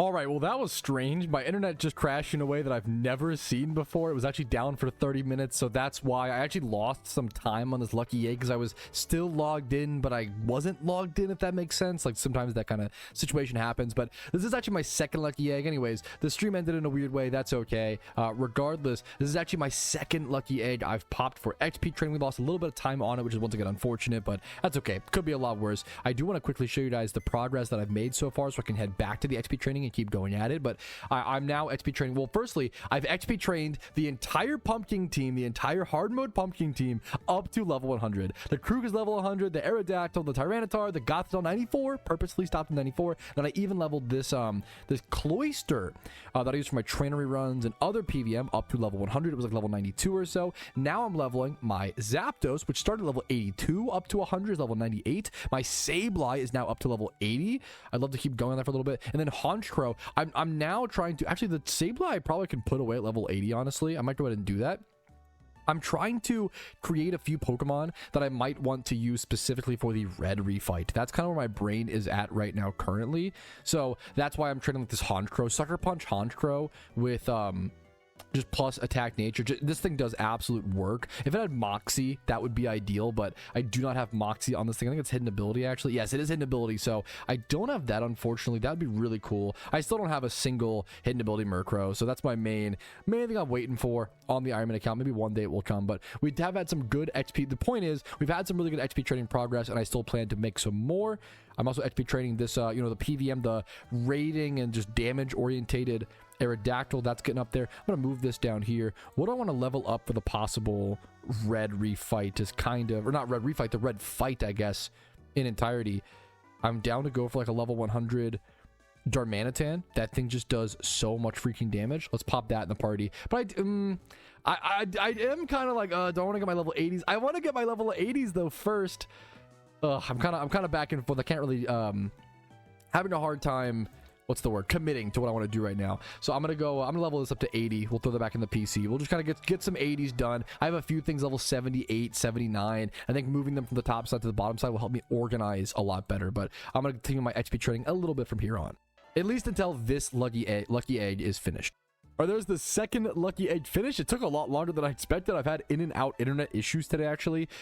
It's just like an Xfinity or like local thing. I think I was looking on the internet and a lot of people are having disconnection. So you know what? It is what it is. Sorry for anybody else suffering with internet disconnections. Could be a lot worse, okay? But we got some good XP progress. Zapdos now level 100. That's really cool to see. Honchkrow up to 94. Once this is 100, we can go do the red fight, I believe, or at least attempt it. Right up here, up to level 86. This Aerodactyl also up to over the level 80 mark. That's going to be fantastic for raids. A lot of good raid mons. These are basically done. I should actually move these down to this bottom section. This part is like Pokemon that are completed, and this top part is usually mons I want to get more XP on. Now, I'm going to put the Honchkrow back up here to work on that in the future. Move this down here. And we're trying to keep the Pumpking team a bit separate for the time being. Now, I do want to go quickly catch an alpha. There's an alpha Linoone over in Hoenn, but I'm running out of time, so I have to run over there as quickly as I possibly can and hopefully see you guys for that catch. All right, here it is, the Alpha Linoone over in Hoenn. This despawns in about 5 minutes, I believe, and I almost missed it because of those internet disconnects. So honestly, I'm thankful to have just made it over here. Would love to see a male breeder in the field A group. Here's the spawn. Show me male breeder. Yes, perfect roll. Wow, I'm really lucky I was able to outspeed and get my skill swap off and get the contrary. This thing just belly drummed. So it just belly drummed with contrary, making its attack -6. Interesting strategic decision, Linoone. Let's see if it pays off.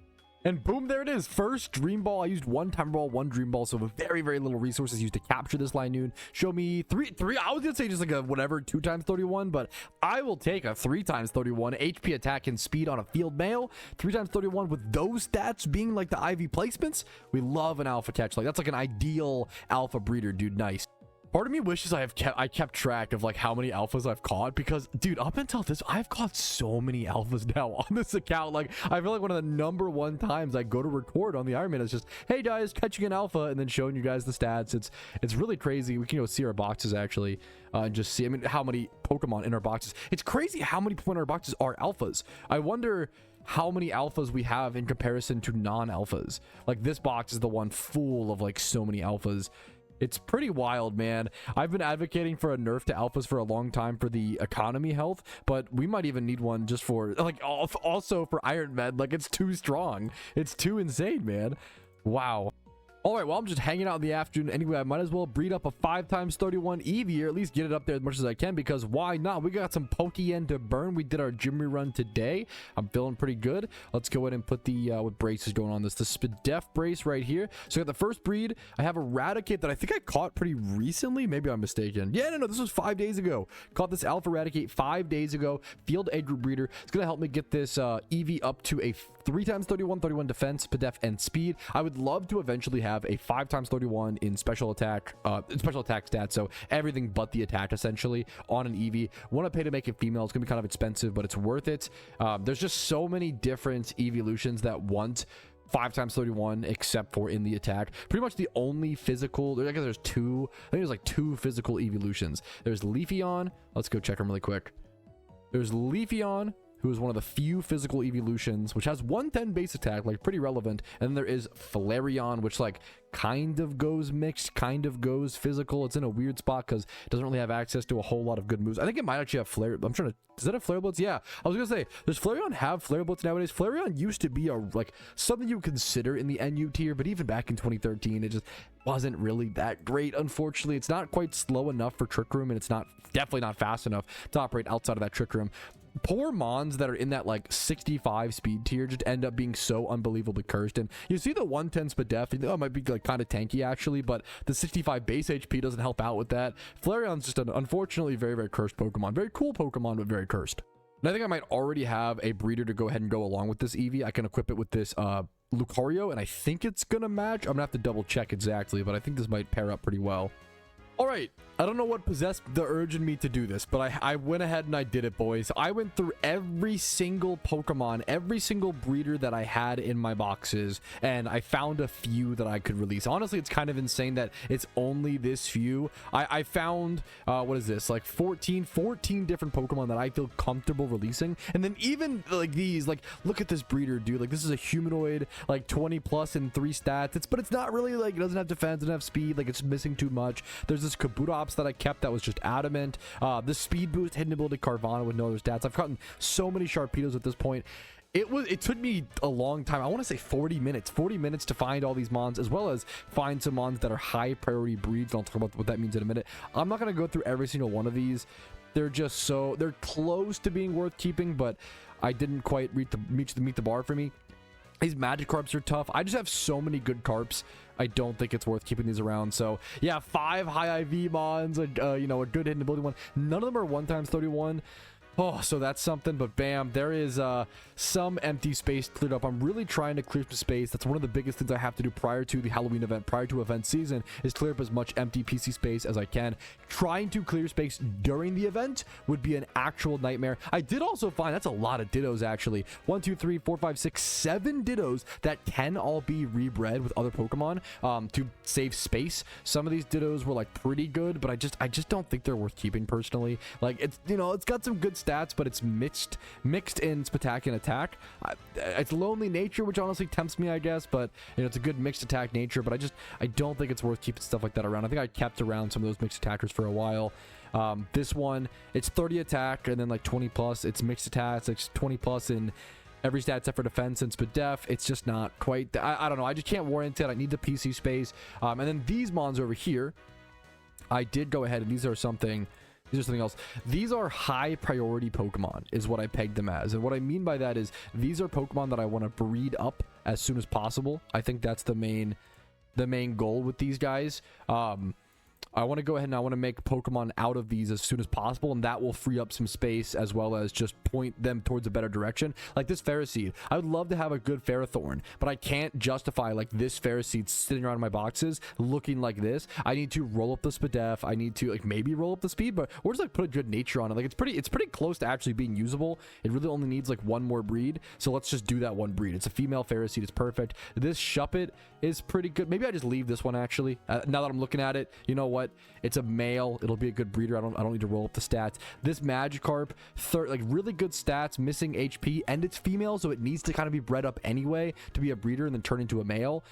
This Starly, things like that. This Starly, like, honestly, I could EV train it and XP train it and turn it into like a mediocre Staraptor, but why would I do that? I'm trying to move away from, I don't want to have that many mediocre Pokemon in my boxes. The main reason is because you're gonna have them forever on a main account. If you make a mediocre Pokemon, you can create a mediocre competitive Pokemon, test it out in your PvP team or PVM team or whatever, see if it works, and then sell that mediocre one and buy a better one down the line. On the Ironman account, you can't do that. Once you create that mediocre one, it's there forever. You can release it, of course, but it's a whole different can of worms. It's a very, very different style of gameplay, right? But here, I'm going to go to the Eevee breed a little bit here before I get too off track. This should be able to pair up if I recall correctly. Yep, HP. Wait, can it not actually? Speed. Am I not mixing? No, these can't pair, can they? Huh. Let's see if I do have a pair for this Eevee then. I do have a pair in this 3x31 Spinda, but I'd really like to keep this Eevee Alpha if possible. If that's not going to work out, that's okay. Let's see if I can switch the stats around like this, get rid of this attack, and try this. We're looking for a male field age group breeder. Yeah, once again, a Mon that would lose us the alphaness. Maybe that's fine. Maybe honestly at this point, like, maybe we're just okay with that. I love the idea of having the Alpha Eevee. It's a really cool Pokemon, really pretty Pokemon. Should I value it as much as my Alpha Tyranitar becomes the question? I don't know. Maybe I'm just okay with letting it sit like this. I don't think I need to complete this Pokemon today. That honestly might be more in the camp of where I'm at. But out of these Mons over here, which ones can I work on? There's some that I can work on really quickly and immediately. So like, for example, I have this Claydol. Claydol can only breed with Claydol and other Dittos. So I'd probably start off just by breeding it with like another Claydol, or I don't think I have another Claydol. I could just release this for the time being, since when will I need to build another? When will I need to build a good Claydol is honestly a question that is so far down the line. Man, part of me wants to just release this actually. I love Claydol. Very cool Pokemon. But I'm convincing myself, yeah, how soon am I going to need a good Claydol? Probably, like, I could see it being good for raids at some point, but I'll just have to make one at that point, go catch some in the wild. That's okay. Bronzong, I don't see it being that good in raids anytime soon. I guess that's the next question I have to ask myself, is which of these Mons would be good in raids? And it's pretty much none of them, out of this little pile at least. Now, hilariously, I think I actually can use this Ditto and then another Ditto in my boxes and actually create a pretty good Jellicent breed pretty darn quickly. Getting the correct nature on it might be a little tricky. I would love a lucky roll here, but this should actually be pretty simple. So we're just going to start off with this breed, and I actually thought about bracing the speed on the Jellicent here, but I think I'd actually rather keep the bulk above 24. Risking 22 or 20 on that Spadef roll is a bit rough on a Pokemon that needs to be really tanky. It's kind of its main job. So we're going to make this female, I believe. Yup, that's correct. Make this just in case, as it was male before, so maybe we can have some better breeders with it here. The other question is, wait a minute, is Recover an egg move? Does this thing have any egg moves? Acid armor, that could matter in a specific situation. I love the idea of that move being on this Pokemon, to be totally honest with you, but do you really need it? I feel like this thing can just go like special defensive bulk and then use like Will-O-Wisp and other moves. It's a ghost type as well. Like, it tanks physical attacks pretty darn well already, I feel like. It's kind of interesting. Maybe like Thunder Punch is a thing you're scared of. I think I'd rather just go max Spadef on this thing though. I'm gonna go ahead and go through with this breed. All right, next up, I want to go ahead and make a Miltank breed. Just one good Miltank breed. I've had these two Miltanks sitting on my PC forever, and it was really hard for me to decide which one should I actually make the core Miltank. Both are really, really freaking good. This one being 29 speed, 28 Spadef. The 30th attack's irrelevant. Don't let that high number fool you. The defense needs to be fixed, and then 22 attack and 30 HP. This one, 7 HP, needs to be fixed. 30 attack, 31 defense, 21 Spadef, though pretty low, and then 25 speed. Both Miltanks are so freaking good, but I think I have the right pairing here, where I can breed this Miltank with this Zangoose, and that's going to make it 30 HP, 22 to 27 attack. Hopefully, like, high roll, get the attack a bit higher up there. 20 defense, a little lower than I would like. We're going to try to make it as high as possible, but that'll be a little bit tough. 29 speed and then 23 plus in Spadef. Now, after this breed, I can pair it up with this Lillipup, make it adamant nature, and then get it like a really nice field egg group Pokemon. I love Miltank. This Miltank is not going to be a breeder. It literally cannot be a breeder. It's actually just consuming my breeders. The reason I want a good Miltank is not for raids, not for PVM, none of that. So it'd be terrible at that. Miltank is actually, fun fact, one of my favorite Pokemon, all-time favorite Pokemon in NU. I think Miltank is criminally underrated in NU. It hits very hard. It can go Sap Sipper in bait and grass type attacks and get an attack bonus. It can go Scrappy and hit ghost types that don't expect it. It can go Thick Fat and be tankier. All of the abilities are good. Literally all of these abilities are good. One of my favorite PvP builds of all time was something called the One-Man Army Miltank, which literally just turbo set up with I think it was Curse. It would just go like full special defense bulk, and then it would set up with Curse and Milk Drink and Heal Bell and just body slam and kill everything using Scrappy, so it would even hit ghost types. It was a really fun Pokemon to use in PvP, one of my favorites of all time. So I want to eventually make an NU comp. Miltank is definitely going to be on the team. All right, our Frillish did hatch though. Let's check it out. No lucky nature roll. That's okay. That's to be expected. But 20 plus in every stat it needs except for HP. We're getting closer and closer. I'm going to go put that in the PC and see if we can figure that out. And it's gonna sadden me a little bit to do this, but I think it's worth it. I'm gonna go ahead and release this Miltank. It's one of my favorite Pokemon in NU. I'm gonna have one. I don't need multiple Miltanks. I can always just ability pill the other one, like remove set it. I think is just better than trying to do it with this. It sucks. Like, I love this Pokemon. It's actually really sad to it's a really good Miltank, right? But I can't get any use out of it on an Ironman account. Miltank is a female only species, like I said, so it cannot become a breeder. I'm gonna have to release it, even though it has. That might be one of the first. That might be the first. I guess the Claydol was, but like one of the few Pokemon I've ever released on the account with a 1x31 stat. I almost never do that, but if it can't be a breeder, what's the point of that 1x31 if you can only ever be a Miltank? Now, where's that Frillish? Let's go find that Frillish right over here. Let's move that in the spot so we can tell. Frillish, quirky nature. Let's see if it is water aid group and something else. Chaos aid group. I almost forgot. Wow, I did forget. Let's go see what we have for this.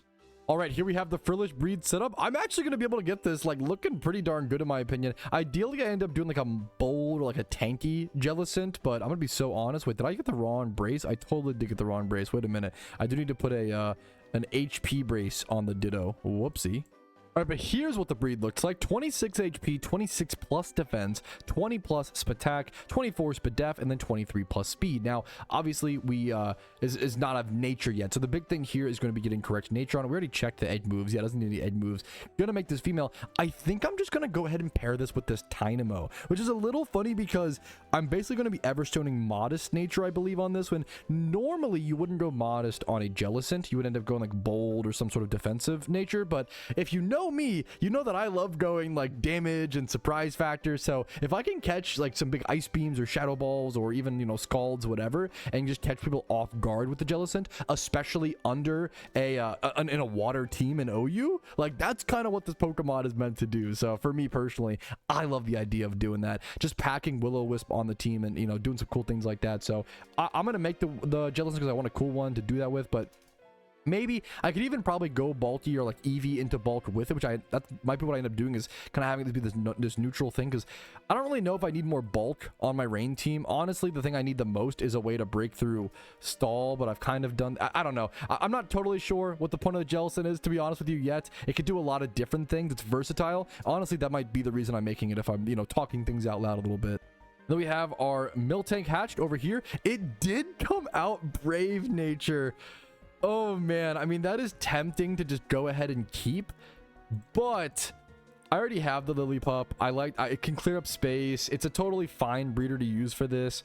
Adamant is much better. People sleep on Miltank's a fast Pokemon. People really, really sleep on just how unbelievably fast Miltank actually is. I could look for something that doesn't waste as many good stats though. I don't need to brace anything on the Miltank, so I'm gonna double check I'm gonna double check my box for the Miltank breeder, and then also double check for the Frillish breeder in a sec.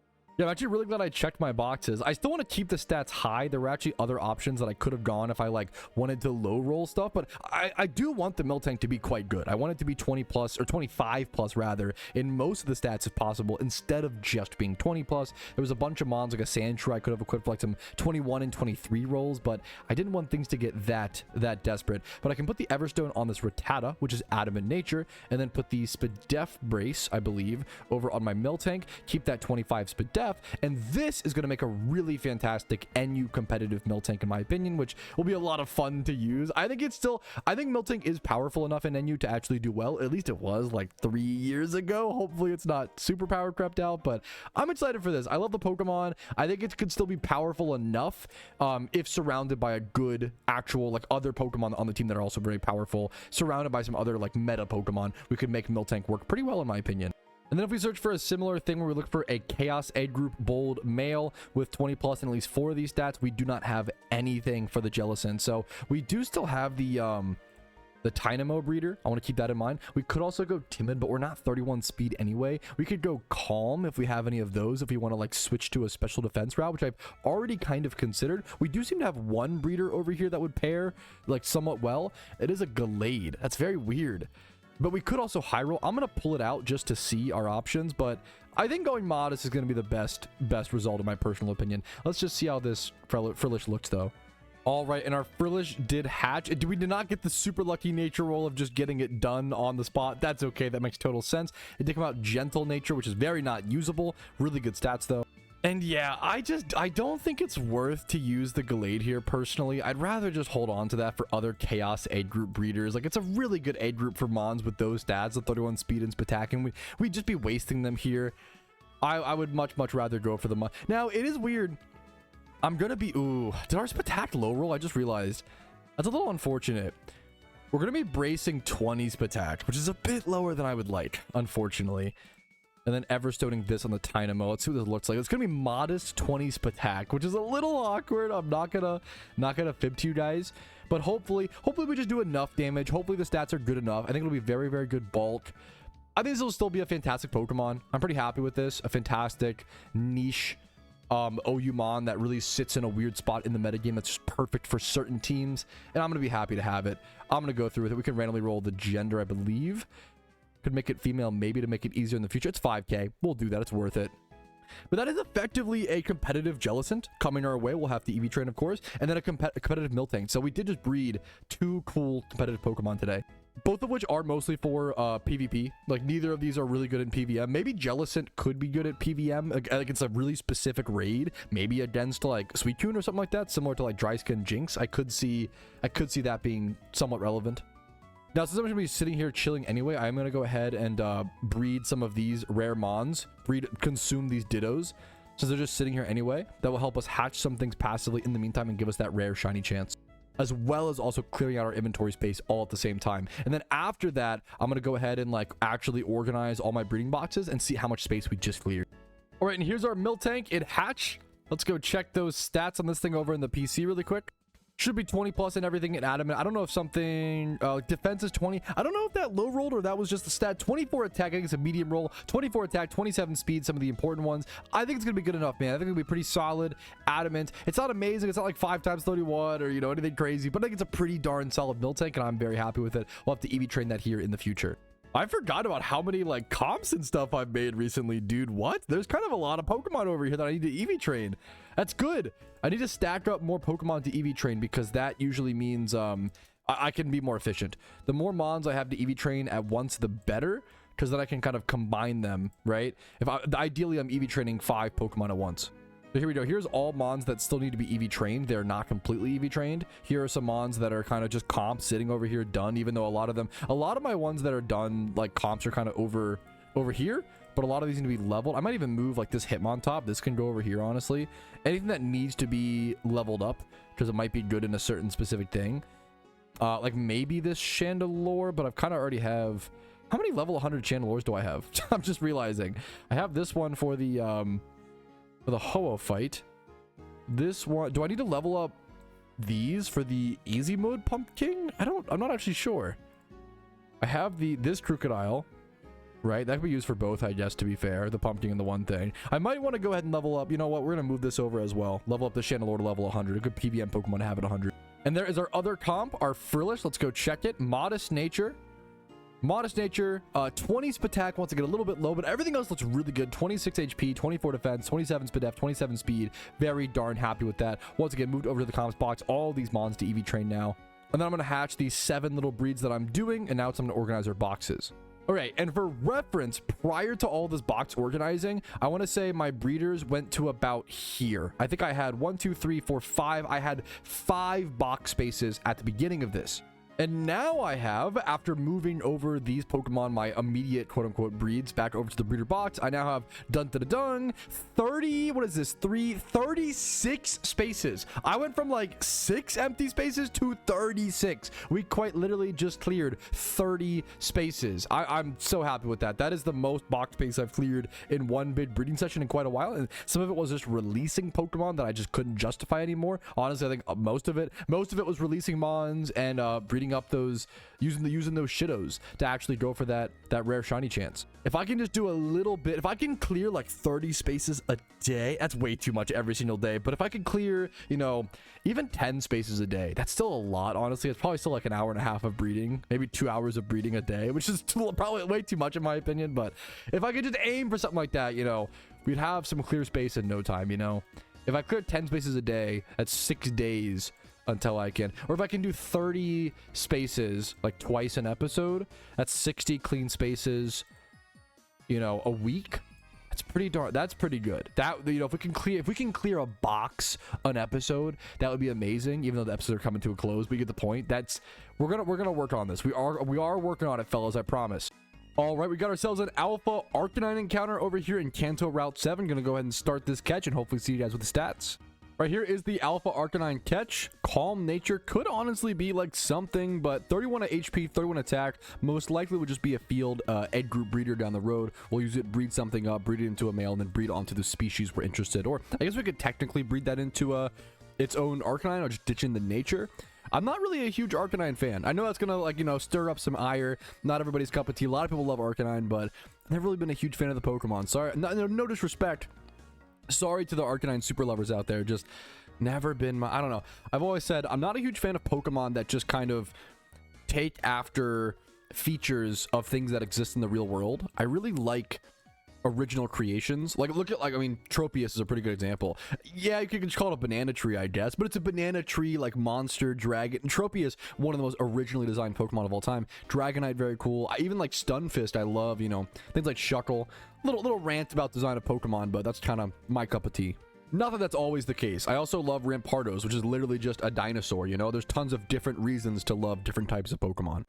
All right, fellas, another beautiful day on the Ironman account. We're just getting started. We have ourselves an Alpha Magneton spawn over here. Pretty cool Pokemon. I love Magnezone. I would love to have at least 2 different builds of a Magnezone at endgame on the Ironman account. One for PVM, one for PvP, one being like timid, one being like modest maybe. I love Magnezone. One of my favorite mons in OU to run to counter Scizor somewhat properly. However, Magnezone actually fell to, or it's going to fall. I don't think it's fallen yet, but Magnezone's actually going to fall to UU once October ends. That'll be really crazy. You can still use it in OU. You can use lower tier mons in higher tier. That's totally fine. But it's interesting. I feel like Magnezone might be kind of insane in UU. If you're catching this alpha as a main account, I would maybe hold on to this until October rolls around, or try to buy up. It might be not to take this as financial advice, but it might be a good time to like buy up or make some good Magnezones and sell them once October rolls around. Anyways, I'm gonna catch this alpha.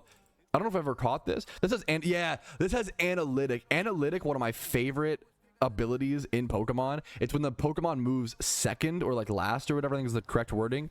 It gets like a huge, like 50% boosted damage or something like this. Either 50 or 100%. It's a crazy damage boost. I'm excited to have a really cool Magneton with it.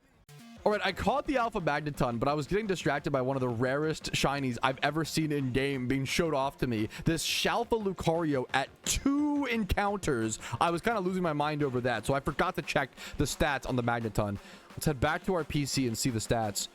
I had not checked the quirky nature. 31 defense, 31 attack, and 20. This is really good. It's literally only missing 1 stat. We could even high roll that at 16. That's a really good Magneton. And then I need to get, nature is crucial for Magnezone or Magneton. I would just need to get timid or modest on this thing for sure. Probably modest with the analytic. I love that huge damage boost. All right, that's our alpha caught. I'm gonna move that over to our breeder's box, which has way more space now. This feels so good. And now I'm gonna go prep my Gym Run team and go start our Gym Run for the day. We are staying on top of our daily chores and keeping things consistent. All right, fellas, it is Gym Run time on the Ironman account. I'm going to go ahead and pop the Amulet Coin. We're starting at exactly a clean 1.6 million Pokemon, and I'm XP training my Chandelure today. I haven't touched this Chandelure in a very long time, actually. It's the one named after my wife. Shadow Ball Mento was Overheat. It's a good really solid. One of probably the first, yeah, I was going to say, one of the like earlier Pokemon I made on this account. You can actually see it was hatched on 5-30. This Chandelure was hatched the same month, like 2 weeks after I had made my Iron Man account. Was it hatched or wild? I think it was hatched. It was hatched, not wild caught. Yeah, I was like, that'd be too crazy. Really beautiful Chandelure. 20 plus in every stat that it needs. 24 plus in everything. 28 attack. Modest nature. Eevee trained well. Gonna do wonders during certain PvM activities, during certain raids, and hopefully during the Pumpking, the easy mode Pumpking as well. How's the Iron Man run? Great question. I think it's going pretty darn well, Chakra. Thanks for asking, man. We just finished our Jimmy run up to 1.836 million Pokeyen. Pretty good there. We'd love to get back up to that 2 mil mark. Our Chandelure went from level 87 up to 95, and now we're just getting back to XP training. We're doing pretty consistent, like somewhat boring progress right now, but it's important, it's crucial, and I'm honestly really enjoying it. If you are enjoying the boring progress, that's how you know you love Pokemon, or like the boring, you know, quote unquote. It depends on your perspective and how you view it. I'm gonna head back over to Johto. We're gonna do more XP training. I'm gonna pop some lucky eggs. I'm feeling really good about this progress today. I was gonna say, yeah, I think I had my XP training set up so I could just go ahead and grab these 5 mons over to my inventory. Perfect. And I'm just gonna continue XP training what I have in my party. I actually have a few mons that are really close to level 80 in my party. So my Rotom Wash level 78. Once this gets to 80, I'm gonna throw it back in the boxes. That won't take very long. And then my Shiftry level 79. Once this is 80, we're gonna throw it back in the boxes. And then we have our Honchkrow. We're still getting up to level 100 for the red fight. I do want to try to get as many level 100s as possible, or at least good level 100s that will be powerful and good against the red fight, because that is my finale. That is my finale for the Iron Man series, at least episode 20, at least temporarily, at least for now. My finale is going to be the red fight. So let's make our progress. Let's work towards what we want. Pop a lucky egg, do some XP training, and work towards that that red fight, boys. Unlock that final 8th incubator. I just got a free time swipe horde as well. It's got to be a good luck sign. All right, there's the Shiftry done. Threw him in the box. I'm gonna grab this Togetic for now as well. Throw someone else in the party. Dude, Scum says, we're talking about how I have the Pumpkin hard mode strat like prepped and everything. He's like, you're gonna get so much drip from those goodie bags. You can finally, you know, be an Iron Man style. And I couldn't agree more, dude. It's actually like, it's funny like how frustrating it is that I can't express. It sounds silly, but expressing your visuals and expressing your personality in an MMO is just so important. It's just so important, dude. And I'm so excited to finally be able to do that. We did get our Chandelure up to level 100, our Honchkrow to level 100, our Shiftry to 80, and our Rotom Wash to 80. I'm now plopping my PVM Rampardos over in my inventory really quick. We're just continuing XP training. We also have our Hitmon top, our PvP 1 top. We're gonna up level 80, make that raid ready. We're really just spending this time before officially it's currently September 30th as I'm recording. We are officially about 1 month ahead of the Halloween event, like officially 1 month out. So we're just using this time to XP train, get that consistent like needed, like required progress to actually play the event. We spent all this time Eevee training, XP. We spent all this time breeding Pokemon, catching breeders, catching alphas, doing catch events, Eevee training. Now we can finally do the finishing touches on everything, you know? Okay, I'm in a really funny situation. I literally can't evolve my level 89 Togetic into Togekiss. I don't have a shiny stone. So I'm just not going to worry about that. I'm not going to level that for now. I'm going to put that back in there. And I'm instead, I think I do want to start working on some level 100s to try to go for the red fight. These guys don't need to be high priority. I'm going to grab what would be really good for the red fight. We have our Krookodile, our Cloyster, maybe a Volcarona, like a good Darmanitan. I love Darmanitan. How good's Hydreigon? Pretty. This also, my Hydreigon's very good. I could see Hydreigon going hard. Scizor, love me a Scizor. There's so many things I could prioritize here. I'm gonna go for Hydreigon. I think it's a cool mon to have, an important PVM mon to have a level 100. Let's shoot for that. Alrighty, fellas, good morning, and welcome to a very special PokeMMO stream recap and a change of pace for the content. Today, we are introducing the Claw, okay? The Claw is a mechanism that will decide certain factors, but before I unveil what it looks like, let's go over the rules, okay? The rules are, whenever the claw symbol, aka this fellow right here above my webcam, where my webcam will be, whenever the claw symbol is on stream, the claw is active, and that means you can activate the claw. How do you activate the claw? Usually, it's good. I'm testing today, and these numbers could change, so bear with me, okay? And this could become a streamathon only thing. It could be a Friday stream. I don't know. We're gonna figure things out along the way, so thank you for your patience. But today, 10 gifted subs, a $50 donation, 5,000 bits, anything like that, any of those big supports will activate a chance, not a chance, but a trigger, one play at the claw. What does the claw do? It gives me a random task that I must either complete or do for a full 1 hour. Those tasks could be anywhere from boring stuff, XP training, gym rerun, trainer run to get my general progress. They could be giving away a 7-day donor status, giving away 1,000 RP, breeding a competitive Pokemon and then giving that away, scheduling a movie night with chat, or playing PvP. There's a lot of different options within the claw itself. So I think that's everything.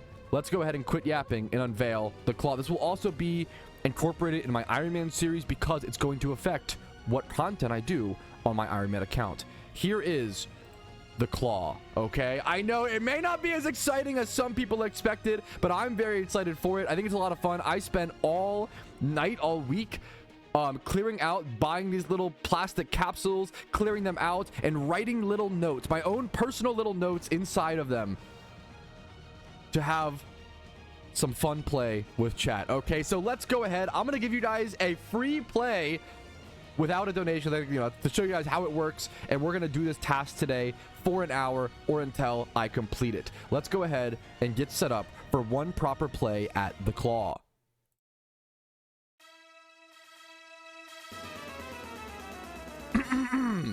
Ladies, gentlemen, people of royalty, I present to you the claw.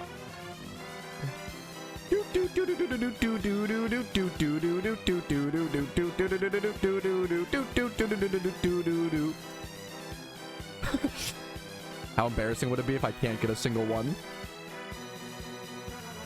Oh no. I've tested this so many times and I've literally never not gotten one.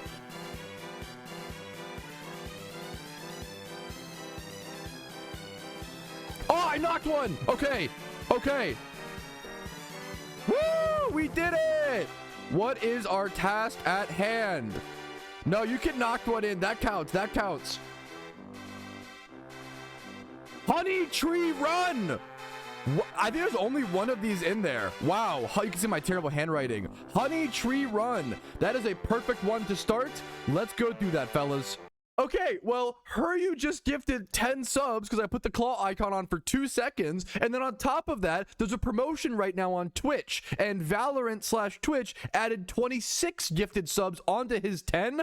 I literally could not explain to you why. That means 36 total gifted subs just happened. That means 3 claw activations on the very first day. I have to do my honey tree run very first. I have to go buy the honey on the Iron Man account. Let's just buy a ton of honey, honestly. 99 right now. And then after this, we're going to go set up all of our trees, do all of our honey stuff, and we'll check them in an hour. So we have to do a lot of slathering, mostly slathering our honey. And then after the hour, we'll check them all. And then we have to do 3 more claw activations after slathering all this honey and prepping all these tree encounters. Dude, actually a criminally underrated like talking point, Rocket, fellow PokeMMO YouTuber, says there's so many potential Iron Man firsts. That is one of the most fun things. There's no like honey tree Iron Man shine. I'm checking my honey trees right now. Like, it's such a cool thing to factor in. There are so many ways to be the first on Iron Man still, and we're only 3 months into the sort of account progression, you know? All right, here's the last honey tree. I'm slathering. There we go. We put honey on every single tree. That took a bit longer than I expected. More honey trees than I expected. I bought about 100 honey. Each one of these runs is going to cost me about 50, not 50, like I want to say like 45,000 Pokemon. They're not that cheap, but they're not that expensive either. I'm going to go buy more honey as well, just to stock up, because I'm going to have to go, the real completion of the claw task will be checking these in an hour. So I'm going to come check these in an hour as well. But until then, we have 3 more claw activations. All right, fellas, we have 3 more claw activations thanks to the WHOOO. Thank you so much for the gifted subs. Let's go ahead and activate the claw. Let's see if we can grab like maybe the green one over here. I don't think I can. It's too off to the, it's too far. Oh, maybe I can actually if I. Ooh, okay. Or this red one perchance. Oh, I got, oh, wait, can you guys see this? I actually have a crazy angle. Yo, okay. Hundreds of dollars spent at arcades for no reason. Boom. That is the first one. We have 3 different ones to get. Here is number 1, okay? Hardstale farm for an hour. Fuck, I really hate this, but it's really good for the account progress. So honestly, a good one to get because I would not want to do it otherwise. All right, we keep going. Claw activation number 2. Look at this orange one. I don't think I can reach it actually.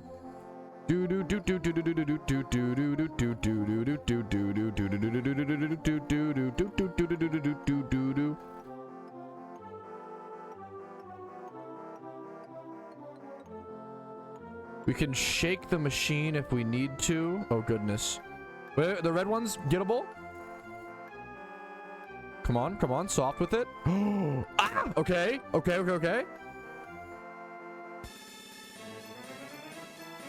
Boom! The capsules aren't heavy enough to trigger the plate to let me know I got a prize. Boom! Number 2, coming in hot. Give a new player all Kanto starters. That's a fun one. I'm gonna have to go to like early game Kanto and try to trade someone one of each Kanto starter. All right, number 3, boys. I want to grab this red one if possible. It's ripe for the taking. Oh, think I have it. Oh, no, not quite. Over to the right a bit. Back up. Do we have it by the lid? No. Oh, I might. Oh, we knocked it in. That counts. That's number 3, boys. The claw gets another victor. This one is Frisk Farm Berries. I got 2 tasks that I hate doing on the Ironman account: hard skill farming and Frisk farming berries. And then we get to go give away all the Kanto starters to a new player. Let's start off with this one first. This is a fantastic question. Someone said, is frisking berries useful? What kind of berries can you get? Frisking berries on a main account is maybe one of the worst time efficiency things you could ever do.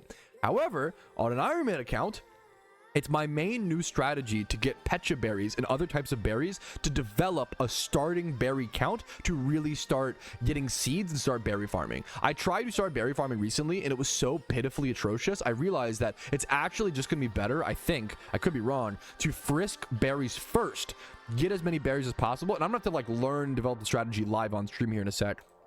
I think Pecha Berries Mightyena is one of the best strats, but so we're gonna go like frisk Mightyenas and then have like a pickpocket weave out. We're just gonna try stuff. We're gonna see what works. That's where we're gonna just test things, see what works. We're diving into the unknown today when it comes to frisk berry farming for sure.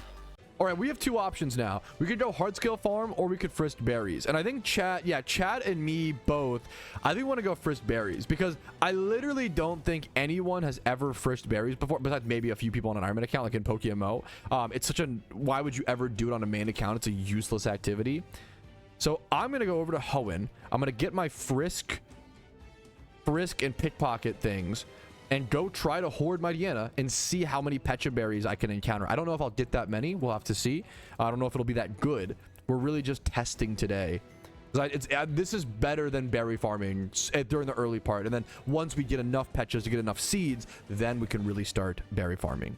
All right, Chad is telling me number 1 that I need Chesto/Lumberries. I have 12 Chestos for the Pumpking hard mode strat. I did not know that and have not heard about that. I will have to do my research at some point and maybe put some more effort into that. Right now, I'm going for Pecha Berries, which will help me get more seeds to eventually farm Leppas. But I have to farm like 3 different berries to get enough seeds to eventually farm Leppas. It's a whole to-do. It's a whole task, and I can't even start. So what I want to start doing, we have to get started with the berry stuff very, very, one step at a time. I'm going to start my 1-hour timer, and we're going to do Sweet Sense here over to the east of Four Tree City at Route 120. And then I have my Frisk Pokemon, and then I have 2 different Pickpocket Pokemon in the back. So if I get a Frisk proc, I'm going to switch over to my Pickpocket Mons. I'm curious how often... so I frisk 1 item here. The Intimidates are going to be super annoying.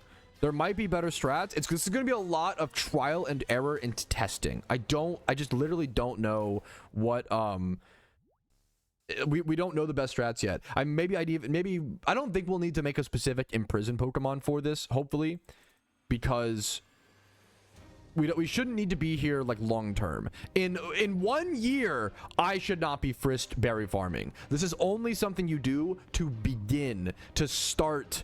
Roar is so annoying. Are you serious? Oh, that's so annoying. This is only something you should be doing to start berry farming and get that starting berry, the seed count. And once you get up to that, then you can actually start berry farming instead of doing these shenanigans. But let's see how many berries, Pecha berries, we get in 1 hour. I'll have to check my Pecha berry count after I hopefully get this one. I don't even know if this one is going to be that gettable. Oh my god, this is going to be a nightmare. This is going to be this looks horrible already. This might somehow be worse than... Should I thief instead of pickpocketing? I actually... I need to... Okay. We're already learning stuff. I think I'm going to... This is atrocious to watch. I think it is worth to thief them and try to kill them down. And then I'm also going to want to... Because they're just not attacking enough to the pickpocket strat.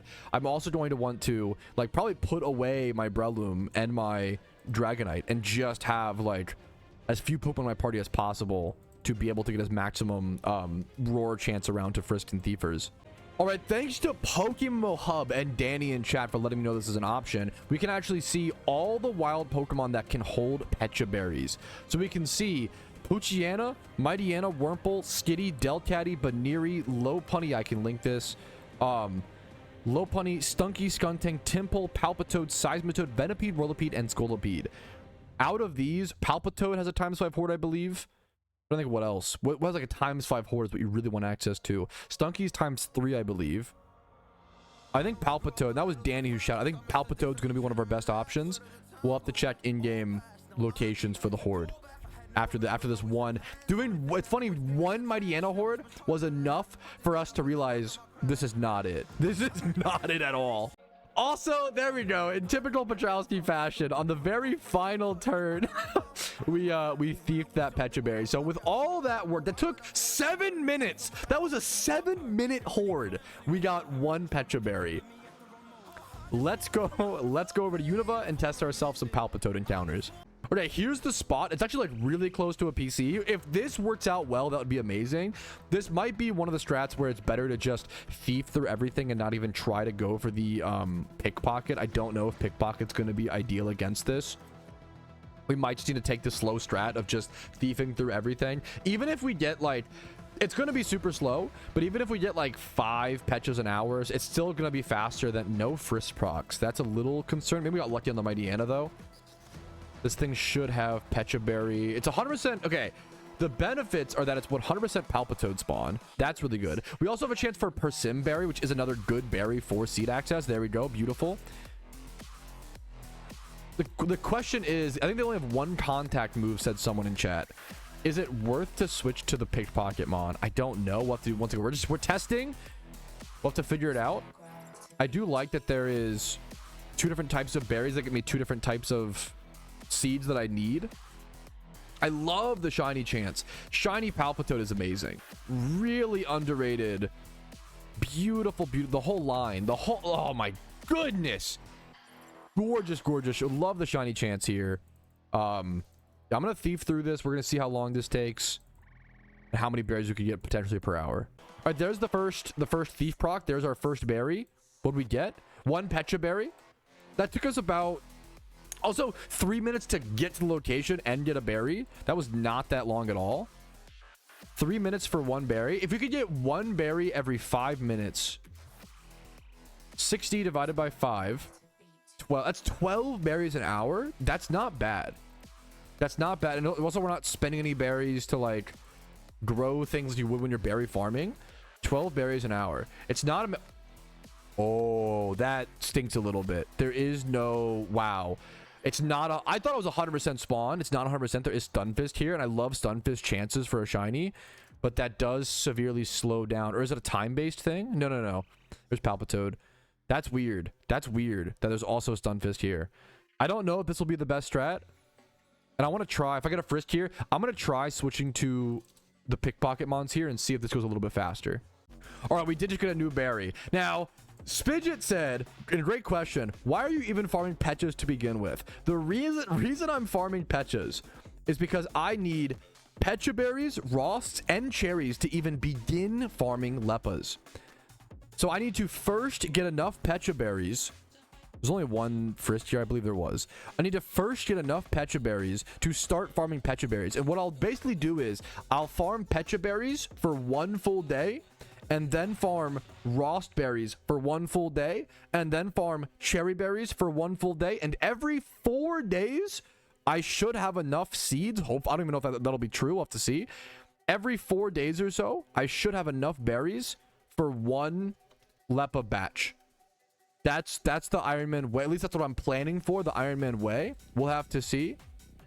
There's a Persim berry that will also get us some relevant seeds as well. So far in 14 minutes, I've gotten 1 Persim berry and 2 Pecha berries, I believe. 3 berries in 14 minutes. Yeah, I considered shards. So for those who don't know, you can actually turn in like the red shard, yellow shard, and blue shard for random berries in Johto. And I've been aware of that, but I didn't think it would be better. But if it's 1 shard is 3 berries versus, it depends on how common shards show up. They are a lot rarer than the berries. We could test that within this same hour as well. I like the idea of that. I'm gonna finish this horde and I'm gonna go test it. I think that might be ideal. I know Lantern, there's a few different places we can farm shards. Lantern's one that I know of. It's pretty close to a PC. This is a great hour to test all different types of strategies on the Ironman account, and this is a great thing to stream because Chad is just brainstorming with me. We're just figuring out the right strats. All right, just finished that encounter. We got 1 more Pecha berry. So I spent 20 minutes, around roughly 20 minutes. I got 4 Pecha berries and 1 Persim testing that. Okay, now we're gonna head over to Hoenn. That's 5 berries in total, but it is also specifically the berries I wanted. We're gonna take a look at like our berry, what berries we have in our thing as well, and what seeds we have access to. I'm gonna try to quickly head over to Hoenn, and I'm gonna go do the lantern spot for like a little bit and just see how that works. The problem is, yes, Danny said the lantern spot's kind of a nightmare to do, and this is why. It has discharge and paralyze and signal beam to confuse. If you go with this is an insane strat. If you go there with a pre-burned own tempo ability Lickilicky with Covet, it will cover both of those problems. Wow. That's more work than it's worth on an Ironman account, but might be the perfect tech for an Ironman. I love that idea. I love that. We'll see if we want to invest into that. We have to go test other things first. Also, just like, if it's any shard, I have to figure out like which mons have which shards. Corsola have red shards. Lantern have yellow shards. Is it blue shard is the other shard? If it's any shard is the 3 berries, then we just want to get like whatever mon we can time swipe horde the fastest or whatever, and just get whatever shard. If that's the goal, that's the goal, you know? How many shards do I have actually? Do I have any shards? I have 12 red. Oh, there's also green shards. Shard farming used to actually be one of the best money making methods in PokeMMO years and years and years ago, but it's been a very, very long time. I kind of want to go test trading in green shards are only from Relicanth. That's crazy. I'm gonna go to the spot in Johto first and test trading in a few red shards to see how it looks and plays out. All right, this should be the NPC from my understanding. Shard they berry. I trade berries for shards. If you give me shards, I'll give you 3 berries. Which shard? Yes, red shard. 1 red shard, 1 cherry berry, 1 Pecha. Okay, this actually might be better. And a Leppa? Okay, okay, shard farming's the best. Being able to get oh my goodness. Shard farming might be the best strategy to get berries on an Ironman account prior to berry farming.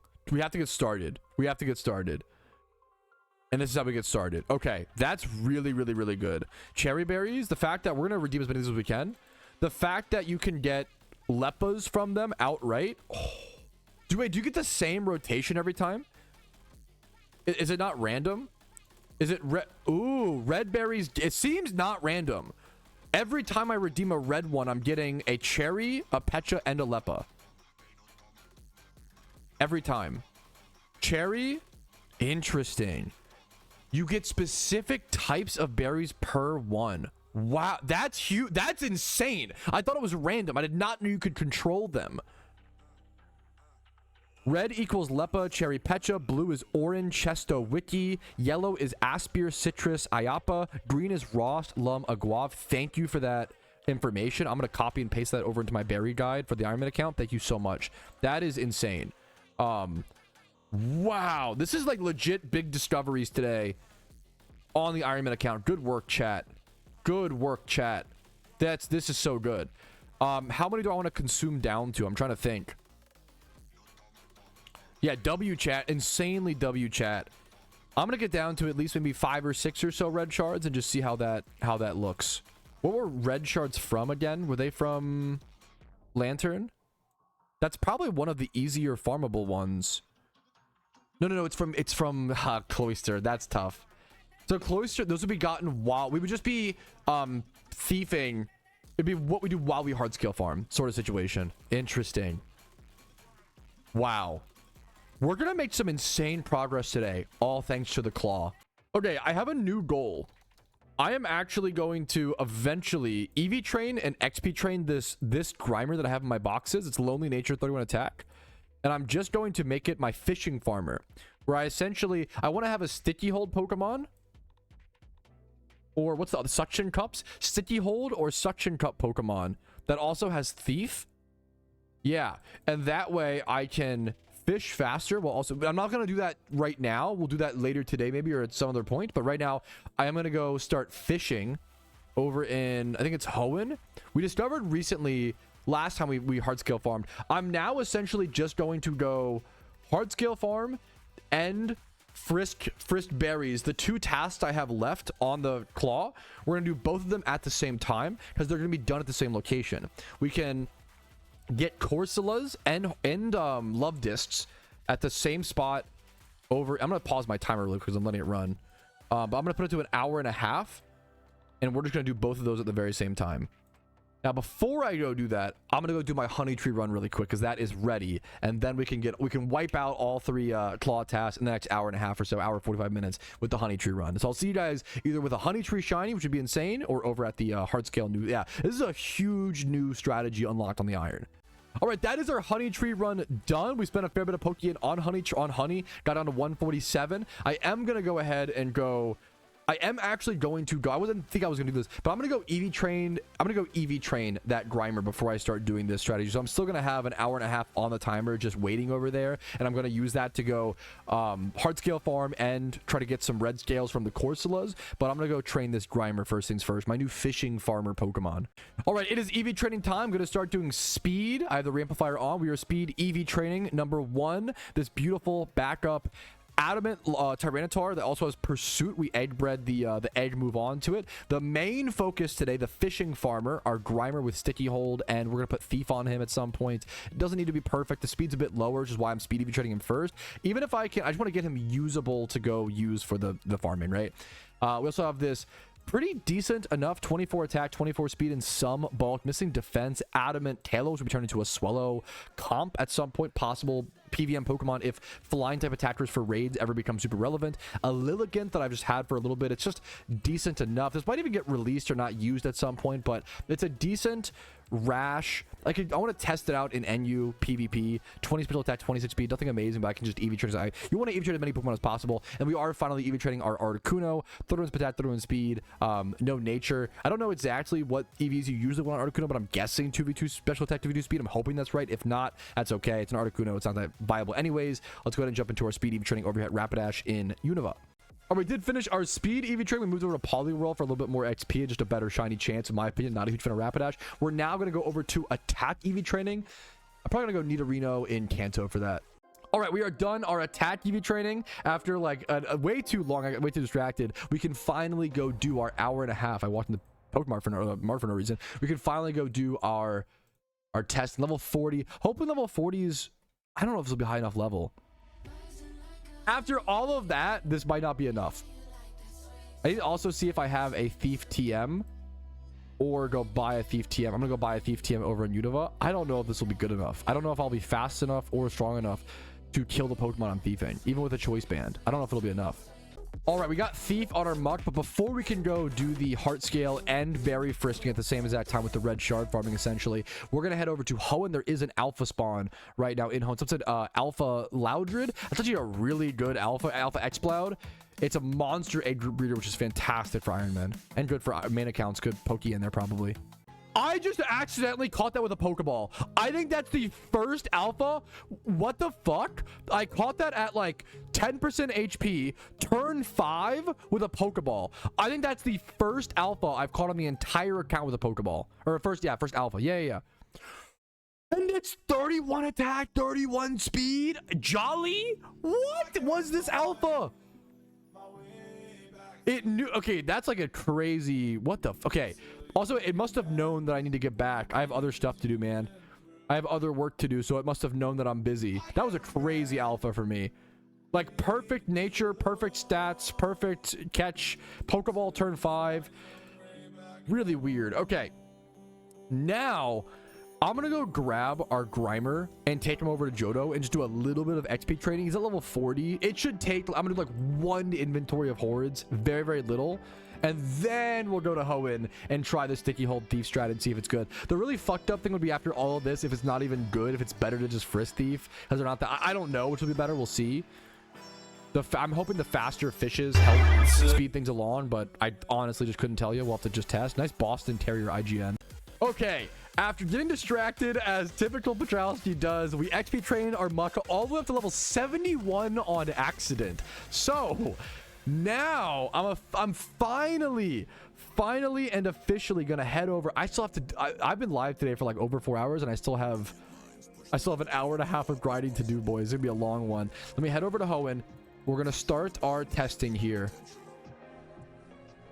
I believe it's Evergrande City, the bottom location. The last time I did this, I was really impressed. This spot was so much better than the other spots that I could find. I'm gonna grab my full party that I need, which I don't need too much here. And I'll see you guys when I start the timer. All right, fellas, it is time to test this. I'm pretty excited, man. How many heart scales do I have right now? Let's check. 6 heart scales only. I'm using Thief, Sticky Hold, Muck. I'm hoping I'm fast enough. Let me actually, what you can do, a fun little trick. Okay. Lovedis is probably the fastest Pokemon here. And I believe it's level like 30 to 40 here. We can just check like, what's the fastest Lovedis we'll run into? 31 speed, timid nature, level 54 even. This one's 138 speed. So if we run into one that's level, this high, we won't be able to outspeed it. But let's say level 31, we should be good. We should be fast enough. If it's level 40, we should be fine. We could put a choice band or a choice scarf. I'm gonna do a choice band because like my thief's not gonna do like that much damage. It's like non-stab thief on a Muck, but Muck's base attack is like 105. It's better than, yeah, 105 base attack. Nailed it. Not gonna, okay. Yeah, I play a little bit of NU with dumb mons like Muck. How could you tell? I'm gonna go ahead and just start I'm gonna start the timer. We're gonna start super rodding. This is both my frisking berries as well as my can't thief with item. Oh, I'm bad at the video game. Yes, I need to take. I'm so dumb. Good call, chat. Good call. I don't know why. You're so right. Take the item off. Now we'll try again. So I'm just gonna thief every Love Disc I see, and then I'm hoping that Corsola is also here. I kind of just assumed it was, but I don't even know if it is. Off of memory, I thought it was here, but I don't know if it actually. It is. I was like, I'm pretty sure it is off memory. So that's why a big reason. Yeah. So we can thief any red shards, which will get us berries, and then we can thief all Love Disc for heart scales. Let's jump into this test. Yeah, that's kind of genius. I was asking if it's worth the lure here, and someone in chat said pretty sure it is worth the lure. Maybe grab a Friskmon in your second slot. Yes, I love that idea. I love that. I'm gonna go grab a Frisk Pokemon. I think that might be worth it here. Also, you consume so few lure encounters when you're fishing because you're just sitting still. I think it's like 5 lure steps per fish. And with lure plus Sticky Hold, I should have a really good chance of landing a Pokemon like that. And then if I get a double battle, I can Frisk to see. Yeah, I'm just trying to item farm. If I'm just trying to item farm, I think that this is better versus if I was trying to like catch the Pokemon, I would operate differently. All right, there's the timer. It just hit 0. I'm actually pretty impressed. I think we did better than. I feel like we got way more hard scales than I was expecting. Let's go ahead and check it out. we started at, it was an hour and a half, so it notched a 1 hour test. Keep that in mind. But we started at 6. So that is, I have my numbers up here. One sec. I'm gonna get these tracked. Well, we got 1 hardstone, I believe, here. I didn't even know there was hardstones here at first. But let's do, we start with 6 hard scales, ended with 25.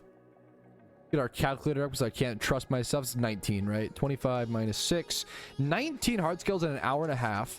What's the math on that? 19 divided by, what would you even do? Dude, I'm terrible at math. You would like subtract 0.33, right? Don't make fun. I know I'm bad at math. Okay, chill. So it's more like 13 hard scales an hour. That's not bad. That's actually like not bad at all. And then red shards. We only got 1 red shard. The Corsola spawn rate is really, really low here. Only 1 red shard. So the question becomes, would I do this method? Man, it's been really hard. Would I do this method? It's been really hard to get those starting berries. Would I do this method for berry farming? Probably not. But would I thief the Corsolas while I'm doing this method while I'm hard skill farming for the hard skill? Yes, for sure. It gives you, these represent 1 Lipa berry, 1 cherry berry, and 1 other berry, if I recall, 1 pet shell or something like that. We can get more into, we definitely can get more into berry farming from this point. I'm still questioning. I don't know if it's worth to go hard skill. Shard farming seems difficult. Shard farming seems tough, but I still think it is more worth over the berry farming. But it's just tough. It's a really boring thing. It's really, really tough. We'll have to do more testing, get more exact numbers to really see. But I think that shard farming is going to be more worth it than just hard berry frisking. So anything that's in my claw that says berry frisk, I'm actually going to go like shard farm. But I would love to learn better shard farming spots. I might need to make myself that specific licky that was mentioned earlier to farm at the lantern spot. That's a good idea, to get those starting berries so that I can eventually go Lepa farm properly. It's been really tough to get into berry farming as an Iron Man. Getting those first seeds that you need is just so darn difficult. I'm gonna go ahead and actually just turn all these petches into seeds as well. Boom. 4 very sweet, some plain sweets, and then we have to do a bunch of these. We'll go on Persim as well. We're mostly here for seeds. Seeds more so even than the berries, and we can use the seeds to make more berries down the line. Perfect. All right, that's the end of the stream there. I feel really happy about that. I feel like the claw unironically brought us so much like potential and so much progress in a very strange way we wouldn't have normally done, and I like that. I like shaking, out of our comfort zone, getting out of our boots and trying new things, and that's what the claw did. I had a blast. I don't know if we'll see that much more or if at all during this episode, but I had to show you guys some of those clips just so you know like the process and the mental and why I was doing these things, yada yada yada. So I hope you guys enjoyed on the Iron Man episode as well as in the stream recaps and in future streams. That's gonna be it for today. That was a 6-hour stream, so I'm pretty exhausted. I'm gonna go probably rest for the rest of the night and then see you guys for tomorrow's stream and hopefully actually do my gym. It was weird. I didn't do my gym run. I didn't do my normal XP training. I didn't do a lot of stuff that I was normally scheduled to do, and that was kind of weird, but it was nice. Not every day you want to do the same pattern over and over again. Sometimes it's nice to shake out of that rut. Fellas, talk about a good morning on the Iron Man indeed. We are live a little early today for something super important, okay? There is an alpha Honchkrow spawn right now over at the Abundant Shrine in Unova. This is quite literally the single last like big alpha spawn that I needed on the Iron Man account. I'm even gonna catch the baby ones because I would love to have 2 different hidden ability access ones. If one of the babies could have hidden ability access, that would be amazing. I'm looking for one with Prankster and one with Moxie. I would love to have a Honchkrow with Moxie for the red refight or like other PvM activities, as well as a Murkrow with Prankster for raids. This is literally the most important alpha hidden ability Pokemon, whatever you want to call it, the most important one that I could get. It's the last one that I needed on the Iron Man account. I'm just so happy I got this. It's so insane that I got this prior to the event season. That's what's so crazy. This guy has Insomnia, so that is not hidden ability access, right? I think that actually tells me I should just go into the battles. Yes, I should just go into the battles and spore them and that will save me time and let me know. Yeah, it's literally the most important alpha on the Ironman account that I still needed, and it was all random chance, dude. This is the alpha. Like, Prankster Murkrow is something you use in almost every single raid, and it's something that is so tough to get for Ironman. It's largely out of our control, right? It's largely out of our control. We have to just stay at... That means this is hidden ability. The fact that... Wait, no, not necessarily. I'm sorry, I shouldn't get so excited. It could be super luck, right? I'm getting too excited too fast. Okay, this could be super luck. I don't know. We'll have to see. We'll see some crits. We could probably tell, but hopefully, yeah, it could be super luck. I did the same thing. Yeah, that's so fair. It's more likely that it's super luck. Hopefully, I see you guys with a hidden ability Murkrow catch and a Honchkrow catch. I still have to do my stream intro here in a quick sec, but this Iron Man moment was more important. Than any stream recap, dude. Let's see if I can just catch this really quick. What's the best ball here? I can't Dust Ball because it's not nighttime. Probably just Ultra Ball, weirdly. Not a great ball here. Come on, show me a hidden ability. It might be super luck. Show me a hidden... If this is hidden ability access, it'd be so good. I only have one more baby chance, I believe, right? Ah! That's okay. That's okay. Understandable. I'll see you guys with the alpha catch, and maybe if the baby has hidden ability. There's only one baby left, so I doubt it. Ah! There it is, dude. What? Okay, what? I don't know if the chance... That's pretty low. The chances of that are, like, not that great. And it's 31 defense and 28 speed, actually relevant. The chances... I thought it was just going to be super luck again because I was able to spore it. Oh, that's so good. That's so good. That's so good. This means I can probably just turn this one into my Prankster Murkrow.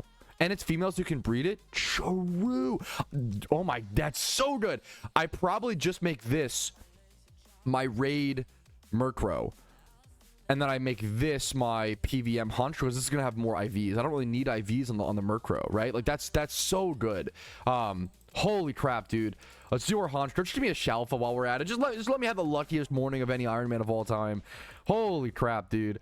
Male Honchkrow. Hopefully I'll see you guys with the end of this catch and the stats. What perfect timing. Like, this while, like, I was a little early before stream, but, like, really just starting stream. Insanely lucky Iron Man potential, dude.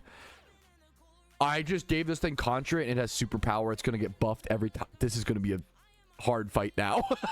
Dude, I think I remembered that vaguely. But, whoops. We can probably still... It's not boosting speed. We should be able to spore sub this down. Hopefully I'll see you guys with a catch. They're on the first timer ball. Doing the first timer ball. Someone asked what were my ideal stats on the Honchkrow. Adamant nature, 31 attack, 31 speed is what I want to see. That would be too lucky. We already got the Murkrow that we need. 31 speed, pretty good. Also, the stats are actually insane. Wait a minute. I'll have to breed this with a Ditto, which is gonna suck. I'm not gonna lie. And get physical attack nature on it. But then we want high. Dude, this is actually really, really good, though. We'll need to get adamant nature. It has to be plus attack. It cannot be like plus speed. We want to like sucker punch. The benefit, if you don't know, of like Moxie Honchkrow is sucker punch spam Moxie Honchkrow using against the red refight, and you just fucking obliterate everything possible. Really, really good Honchkrow. Pretty darn happy with that. Honestly, if I wanted to be super lazy, I probably could just go EV train this as it is and go try the fight and like do well enough. But bam, dude, the most important alpha on the Iron Man achieved just like that. And then someone asked a good question. Now that it's been some time, what would you say is the most frustrating part of an Iron Man account? I think the two hardest things, frustrating or like hardest, I guess are two different answers. I would say most frustrating thing, I think, is berry farming. Like, I think, I know I just did it. It's pretty recent.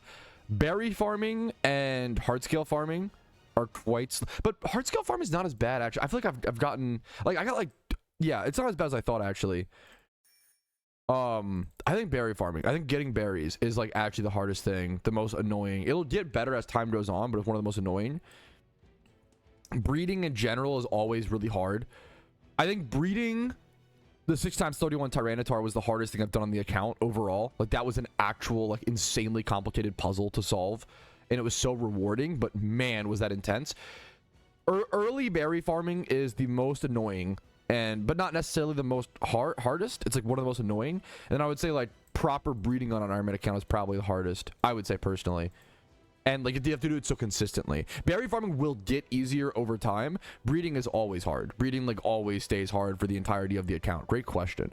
All right, we are on our way to our Jimmy run, and I could not help myself. We are at exactly 900 hours played. That's pretty beautiful, man. Pretty cool thing to see. We're starting our Jimmy run today. We're at 1.6 million Pokeyen. We are XP training. We need to turn our Ramplifier on. We are XP training our Hitmontop. Starting level 68. We'd love to get it at least up to level 80 to get it prepped for raids. And I think we're going to go ahead and rename this. This is Jimmy run number 59. Let's get it done and get started, fellas. All right, doing a quick rich trainer to finish up my Jimmy run. Right below 1.9 million Pokeyen. Yup. Right below, we're going to end at right below 1.9 million Pokeyen. I could do this one and get up to like 1.89, whatever, it's fine. 1.9 million Pokeyen, and then Hitmontop over level 80. That'll be huge for raids. I'm now going to go ahead and turn on the claw activation for a little bit to see if anybody wants to support that today. So the claw is active, and I'll see you guys with either a claw activation, whatever we do with that, or some XP training on the Iron. Because I need to still do some XP training and lock in with that, pop a lucky egg, and make sure all my raid mons and all my pumpkin mons, all my Halloween are fully done. All right, shout out to Ev Amazing. We have a claw activation. Let me get everything set up, and I will see you guys in one sec for what we're doing today with it. Ladies and gentlemen, people of royalty, thanks for rejoining me at the circus again today, because it is another time to attempt the claw. The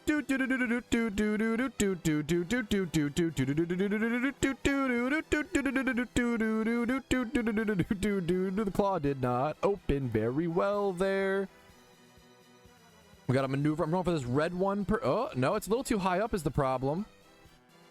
I have not lost a game yet, but it could happen. I can't open the claw enough. It's too stuffed.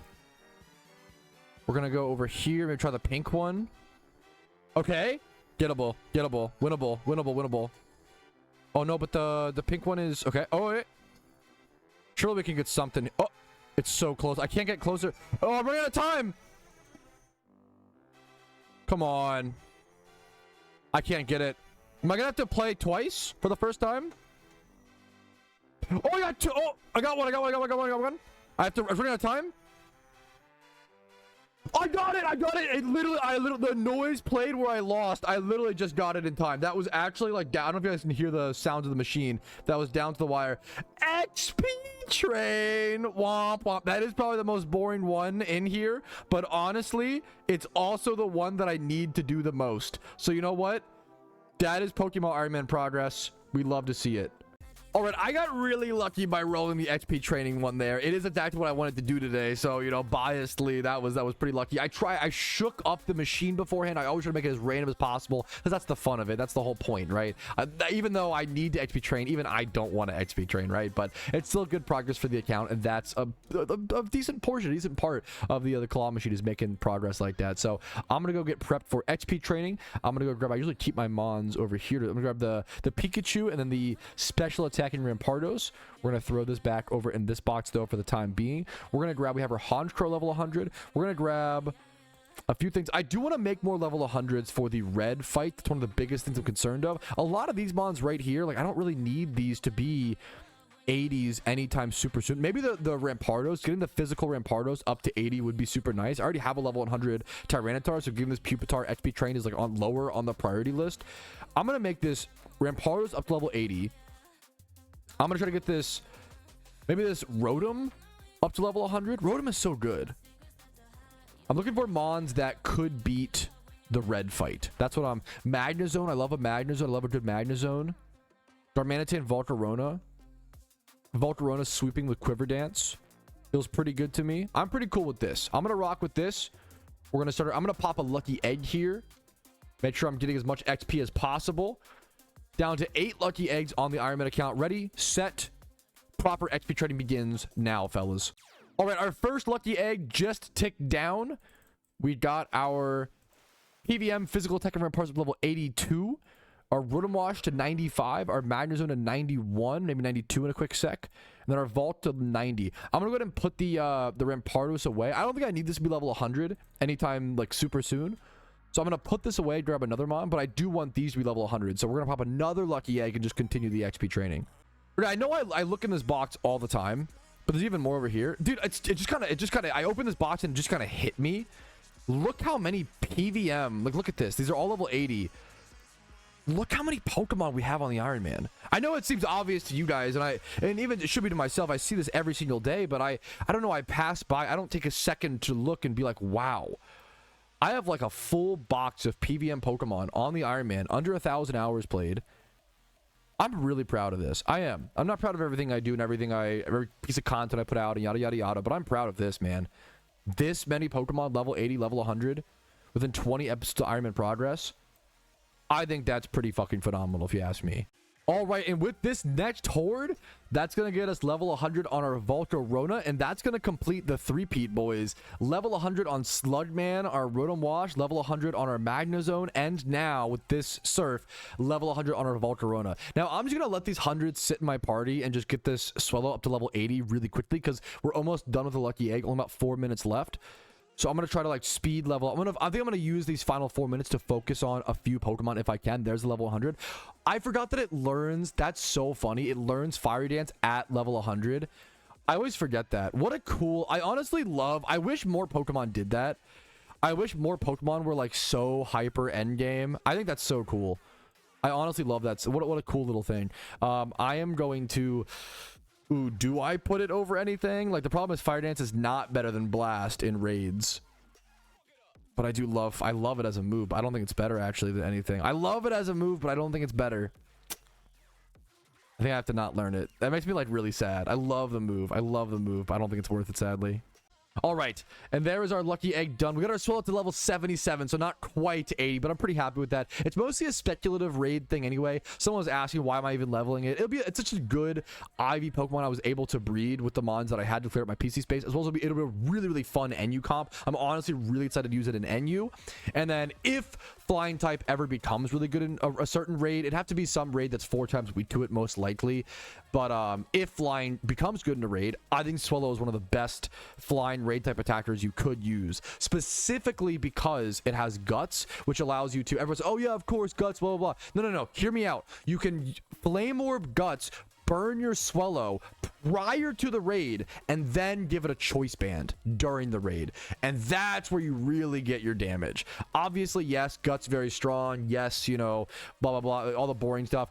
The real power of using Guts in PVM is being able to pre-burn the Pokemon, not heal, and put an extra item on it. Whereas in PvP, you obviously can't do that. That's what really makes it really, really interesting. So that's, I think, Swellow is super, super good if we have that. But we have some really good Pokemon now. I think the next time I see you guys, at least Monday, if we stream tomorrow, Friday, it'll just be for a catch event, but I'm not sure if I'll do that or not yet. Monday's stream will probably be the red fight, boys. I think we're there. I think we've done enough training. We've paid our dues. We have sowed enough, okay? It is time to reap our rewards. I will see you guys for the red refight, or the red fight, not even refight, the first fight on Monday. All right, didn't expect to see you guys so soon tonight for another adventure, but we have the best alpha spawn in PokeMMO. Dude, you cannot ignore this one. It's an alpha Ditto spawn on the Iron Man account. Like, this is an amazing spawn, the best spawn, like, for a main account. For an Iron Man account, it's gotta do the thing, you know, it's even better because you get a breeder that can breed with anything. The 3x31 Dittos that I get, like, the alpha Dittos are truly, you know, I always say, if Dittos are liquid gold, alpha Dittos are liquid diamonds. Or there is the Ditto catch. Come on, show me the 3x31. Show me that beautiful Iron Man luck. Jolly nature. Not quite 3x31, but 2x31. One of them being an attack, one being an HP, 20 plus in every single stat you'd want for a physical Pokemon, a physical breeder, and the nature. This is going to be a phenomenal breeder one day. This is going to be such a damn good breeder for any egg group. It's an amazing alpha Ditto catch. All right, I did get a little bit of off-screen progress, and as you can see, I actually changed my encounter counter as well. I had someone reach out to me and was willing to make it, so that was really cool. Shout out to them. A really fucking cool design. And that was made by Beam, B-E-E-M, who also makes other designs and other overlay and counter counters like this on the forums. Really thankful for him. It was a really cool thing, and I'll be using this for a long time to come. Now, the off-screen progress that I did make was just some XP training. I've just been taking a very, very chill weekend, getting a lot of XP training in while I can, though, passively. I popped 2 different lucky eggs. Thanks for the follow, mister. I popped 2 different lucky eggs. Got my Hydreigon up to level 100, Conk up to level 100, Darmanitan and Archeops all up to level 100. So that took a long time, 2 or 3 hours, like I said, and I'm just trying to get more level 100s. I want to have like real strong PvM Pokemon that aren't just for raids, like for the red fight that I'm kind of preparing for right now, and eventually we'll get to that fight coming up here and call the series, at least temporarily, until the event season, until Halloween really comes around. So I'm just trying to look more long-term and actually get those level 100s. Now that I have enough 80s prepared, I feel more comfortable doing that kind of thing. So we also got our Swellow up to level 80. That's the main Pokemon we progressed. And that took 2 to 3 hours of XP training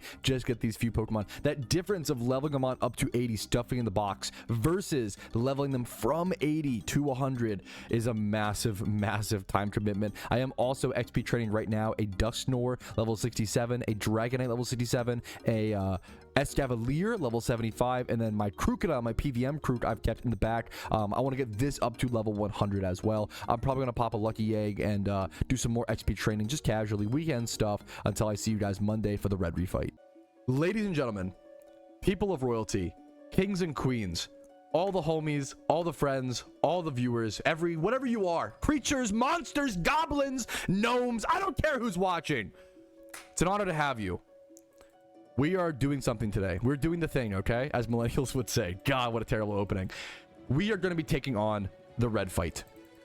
Now, I am going to take him on over and over and over again until I win.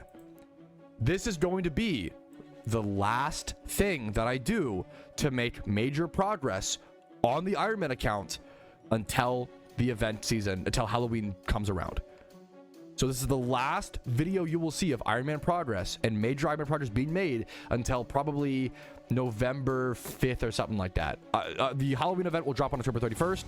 I will record as much content as possible and release a video as soon as possible regarding that progress. I'm sure I'll do a lot of progress during the event, but this is really it, man. I've done it. We've done it together. If you've watched me every hour, every step of this journey, thank you from the bottom of my heart. I love this. I love video game challenges. I love being able to do shit like this. I love being born in the perfect time frame to where I can play this niche fan-made Pokemon MMO, and I can have thousands of people watching me and having fun and cheering me on and all trying to strategize and talk and figure things out and come to what is the best solution on how to beat certain things and how to solve certain things, and how I became a fleshed out main account in PokeMMO on an Iron Man account in 909 hours. In 909 hours, I beat every single region. I've gotten like 4 to 5 shinies. I've gotten a shiny Ditto, rare shinies, won a catch event, placed in like 3 to 4 catch events, had so many cinema moments, completed the Pokedex, completed, you know, the Ho-Oh refight multiple times, gotten every single Kanto legendary, gotten 1 out of the 3 Johto legendaries, fully prepared for the Halloween event and most of the other events to follow and all of the event season. I am raid ready. I am here. I'm at endgame. I am at endgame. I think this final battle represents the true surpassing to endgame. It's going to unlock the final permanent incubator on the account. And it's something, it means if I can beat red, it means that I can take on almost any, if not any, PvM fight.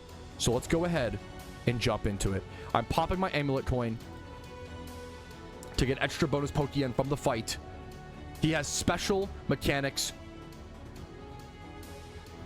He wants a fair fight. Any mons under level 50 get kicked out. I'm leading this fight. I show you my team. I'm leading this fight with a Garchomp with Quick Claw, Jolly Nature, Stealth Rock. I had to put Rock Climb on it, unfortunately. We have Cloyster with Choice Scarf. Let the in-game music play. I'm so down. My apologies, gamers. Let's switch to that. Great idea. Oh my god, this music is so good. I like that idea. We have our Garchomp lead. I'm going to try to set rocks up here. He set weather by leading with a fucking Blastoise. That makes no sense. I have a Starf, Icicle Spear, Cloyster. I have a Rotom Wash to hopefully help me just traverse around the fight. Vault Switch, I put a few TMs on a few of these mons. I have Sucker Punch, Choice Band, Honchkrow. This is supposed to be one of the most powerful mons in this fight, but unfortunately, I don't have Moxie on this one. But hopefully, it's good enough for what I need here today. I have a Magnezone once again to help me pivot a bit more. No Vault Switch, though, unfortunately, but it's a good mon to switch into most things. I can switch this into just so many types of attacks and resist. And it's going to be 4 times weak to... So this is 4 times weak to Earthquake, and then I have at least 1 Flying Switch in my Honchkrow. So there's a lot of different like thought process here and things to factor in. But let's just go ahead and jump. We're stalling too much. Let's set up our rocks. He's gonna Water Spout. That might KO me off the bat. That just kills me. I couldn't outspeed. I wasn't fast enough. That's crazy. That's crazy. So is he Scarf? That's crazy that he outsped me. He must be Scarf, isn't he? The best I can do here. That sucks. Not getting rocks up here is really unfortunate. I think I want to go Rotom Wash and go for a Vault Switch. I could Rotom Wash, go Vault Switch, go over to Sucker Punch. I'm going into this blind. I did not look up a strategy. We tanked this. I did not look up a strat. I didn't want to. I wanted to try this blind. This fight's supposed to be incredibly hard. So we survive. Because we're tanky, of course. And now I can go Honchkrow and go for the Sucker Punch. I wonder if he'll switch here. I don't know if he knows. This should kill. Rain Dish, a little annoying. We should kill here. He does not play around Sucker. Good. Beautiful. Beautiful start. Beautiful start. Beautiful start.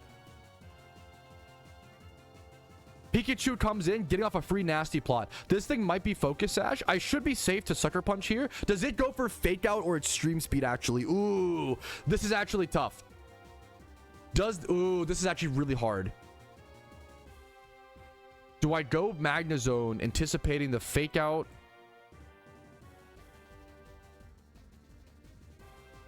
Or Extreme Speed? My fear is... This is really hard. I'm going to go Magnezone here.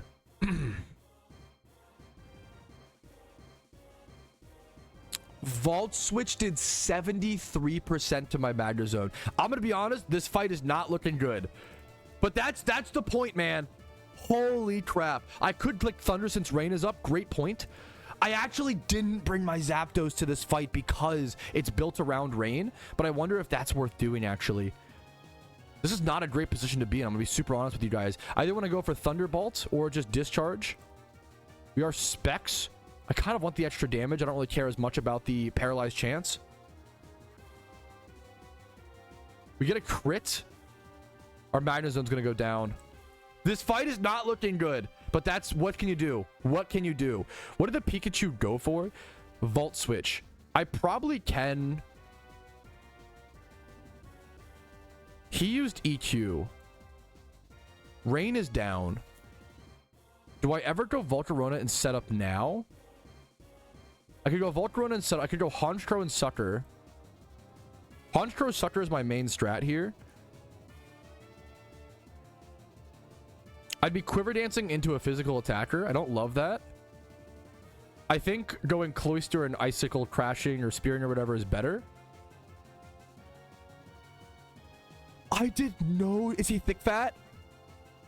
Ah, I didn't know fucking damage. Oh my god. Plus Reflect is up. Oh, good call. There's all these effects. Fuck, is he Chesto? There's all these effects. Now I go Volcarona and try to Quiver Dance up. Oh, that's so brutal. There's all these effects that happen on the entries of Pokemon that make it so difficult. Sleep Talk. Okay, that's good. That's lucky. I have no items I can use in this fight either. Q-Dance, Zard comes in. That's fine. He probably goes for like what, acrobatic? Sunny Day. Yo, can I do enough damage? Okay. There's Sunny Day up. I Q-Danced once. I should outspeed. I can go for no. I should go for the fire. I should go for Flamethrower or Fire Blast. Oh my god. Should I just stay in and go for Q-Dance again? This is actually really, really intense. This is actually a really, really tough thing. Do I go for a second Q-Dance or do I just try to kill this thing? Is he physical? He might be physical. I think I want to go for Flamethrower. I should outspeed. Does this kill? No, it's 10% off.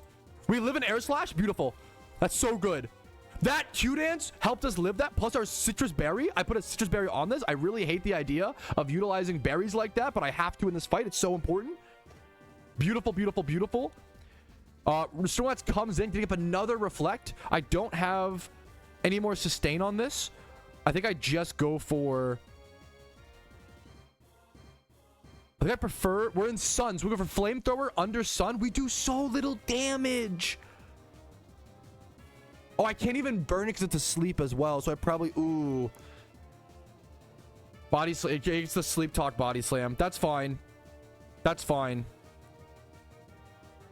The Reflect is so brutal. Oh, dude. This is so hard for me to kill. Oh, this sucks, man. This sucks. Do I go Honchkrow and try to... This is so hard.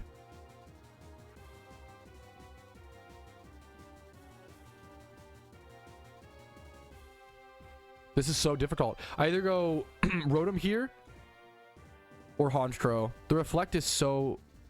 One turn elapsed. It's going to be up forever. We're under Sun. I would go this and hit like Discharge. Maybe put Superpower on Honchkrow for next run. Yeah. I could also bring my Zapdos, which changes things.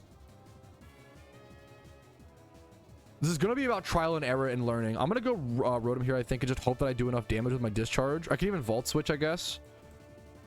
I do like so little damage in this thing as Rest. I think this is cooked. You should be able to run it back directly after, I believe. Body Slam doing a fair bit of damage. Am I slower? Am I faster? I kind of want to go for like Volt Switch, but then I'll just die. I'm gonna go for Discharge, hope for like Paralyzed chance. 30% chance here. We could stop him from resting. We let that go down. Sunlight faded. I think we go Honchkrow here and go for the Brave Bird. Just do absolute maximum damage. I think it's the best play here. 40. I don't think it kills. It's not quite. Dude, we were so close actually. That's so sad. No! This fight was really close. I actually think we were super close. I think I could have sucked at the Pikachu. This Snorlax being the most difficult mon for my team to deal with is super interesting. I didn't expect that. I did not expect that. I don't know if there's a way that Cloyster brings this back. Did this kill it? Okay, that's fucked up. That's insult to injury. The live at 1% HP into the rest is crazy. I do not think there's a way that this is brought back, so I will probably just see you guys in the next attempt. Okay, we've changed up strategies a fair bit. I went and I brought my Krookodile in and I changed its ability with an ability pill to Moxie. So we're going to have Choice Scarf, Moxie, Krookodile. That's going to change things a bit. I think other than that, our team is mostly going to be the same. I do need a new item. I think I do want to drop Cloyster for something else though. And I do also want to go ahead. I have to go buy some Focus Sashes with BP really quick to put Focus Sashes on my Garchomp. I think it's going to be relevant just to get off that Stealth Rock. It's that important to guarantee that I get off that rock. I think that fight went so terribly because my Garchomp died at the very start for no reason, just died for nothing. So that's got to happen. And then I do want to switch out my Cloyster. So we're going to go buy Focus Sashes with a little bit of our BP and then switch out the I think we're going to switch the Cloyster out for something else. Okay, I'm going to go ahead and do this. I might regret this. I need a Flameware as well. I can get one of those a lot easier though. I want an Assault Gear. I'm going to try. This is a lot of my BP. 9,800 on my 17k BP. Boom. I can't even. Wow. That was a little crazy because I can't buy another. That'll be a little scary during event season, but maybe I'll have to farm up some BP or some shit before that. But I want to try Assault Gear Tyranitar. I think it might actually be really, really good. I also need to buy an ability pill. Yo, I almost went into this fight with Unnerve. I need to go. I need to go get an ability pill to get Sandstream. That would have been really funny. That would have been. I do want Sandstream for this team, I believe, even though I don't get a whole lot of benefits. It changes weather as well as yeah, does a few things, which I like. So let's just go ahead and go grab that.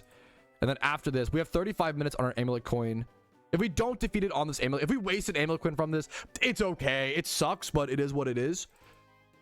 I'm going to change the ability. We're going to head back over, fellas. It is time to go attempt number 2 on our big final epic fight. Boom. On the Ironman account. See you guys there. All right, fellas. We are here. It is time. Attempt number 2. Let's just jump into it. We already did the speech. The music is so good. Let's just jump into it. We have Focus Sash this time on our Garchomp. It is Blastoise lead yet again. So I don't love... Oof. Like, oh my goodness. The question becomes... Should I actually just go for... Oh, this is actually so funny. Should I just go for an attack to weaken its HP for the water spout and then go for the rocks later? Or how much do I value my rocks? This is actually so tough. I actually don't know what's better. Rocking now to guarantee get them up, or weakening his water spout to such a degree. I'm gonna go for the rocks. Ice Beam. I live because of Sash. He Ice Beams. That's such... Okay, that's actually good. We're gonna get our rocks up. Beautiful. If he has Rapid Spin on this Blastoise, I will crash out. We now get to go Rotom Wash pretty safely here and Volt Switch into whatever he brings in. Ice Beam 1 does 12 point... Please don't freeze me. If I get hacked like once, it's so Jover. It's so crazy, actually. I could also like T-Wave here. If he goes Pikachu, it's kind of annoying. I'm gonna Volt Switch. Venusaur comes in. Okay. Sets up Light Screen. Okay, what do I want to bring in now? Venusaur in. Rain is up. Do I not have a great play here? Charmander outspeeds. I could get some damage off, some chip. I don't think Honchkrow could Brave Bird and KO, right? And outspeed. No, what are the odds I don't outspeed? I actually might not outspeed. Because I'm 70. I might not outspeed.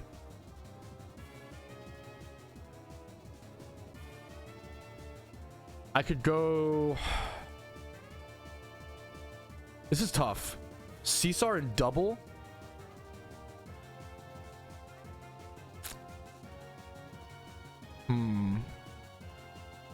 Yeah, I'm thinking Volcarona as well. Volcarona is probably the best play, but I'm scared to get chip on it. But I think you're right. We can... If he has like Hidden Power Water or some shit, it's annoying. We should be able to just Q-Dance into this.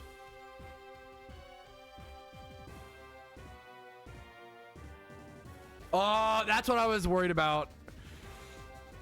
There's the... But that's okay. Honestly, not terrible. 72% Citrus Berry. Am I a fucking demon enough where I think that... Also, I can't... My Flamethrower was weakened because of... I shouldn't have gone Falk. This was a troll play, I think. This weekend under rain. I think I just Q-Dance again and hope that I live. But I don't know if I do. Oh, this is so cooked. I think this fight's already over. I think we lost. I think that one Vault play kills us. It was my fault. That was my fault. GG's. I think it's over. That's... Dude, this fight is so hard. One mistake like that just does it. We didn't see this Venusaur last time as well. I don't know if my Honchkrow outspeeds. I don't think it does. It's not Jolly. I think I should have gone Garchomp to get chip and then go... I think what I should have done... Yeah, we're getting more data for that. I think what I should have done is gone Garchomp to get chip damage and then bring in one of my Krookodile or my Haunch. I have like sweepers. I should be setting up for those sweepers, not just like bringing them in, right? So I'm going to do that here. I'm going to go Garchomp. Just get like chip damage. It's also like insane chip because Garchomp is so strong. Yeah, I should have done that for sure. That was 1000% the play.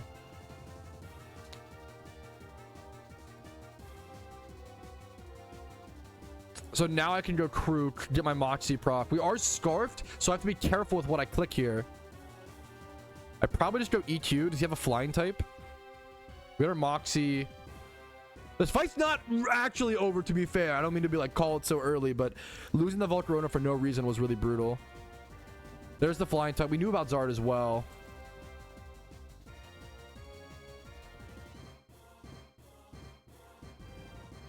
Oh, I think we just go... I'm actually so down to go T-Tar here to set over weather. Charizard took 50% to rocks, which feels incredibly good. Nice. So we just fucked him actually, because now he tries to go for, yeah, beautiful, beautiful, beautiful.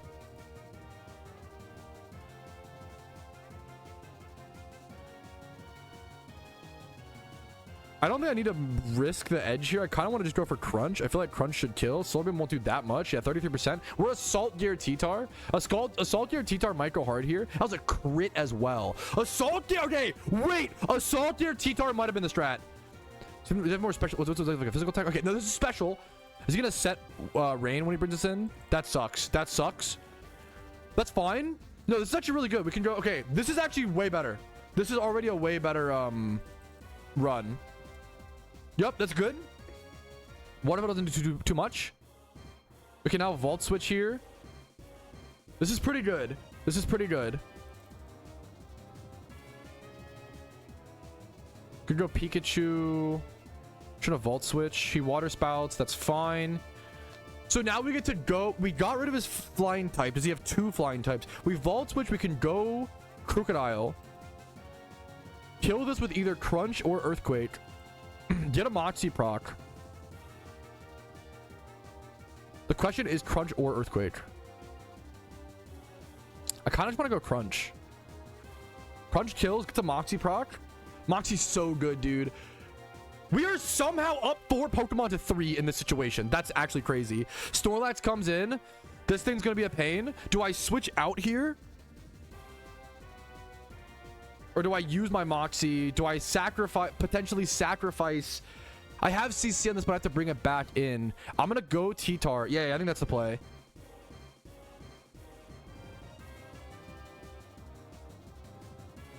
T-Tar is the play. Set up Sand.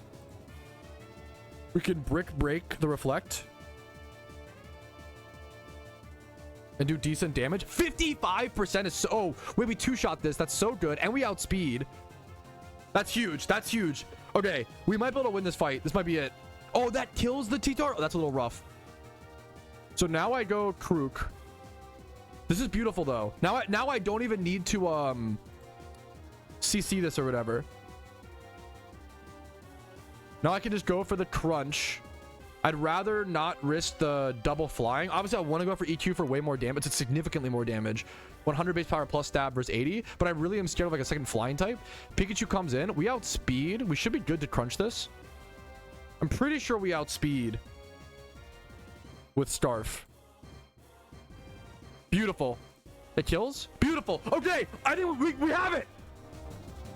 We have it. We have it. We have it. We have it. We have it. We have it. We have this for sure. We have this for sure.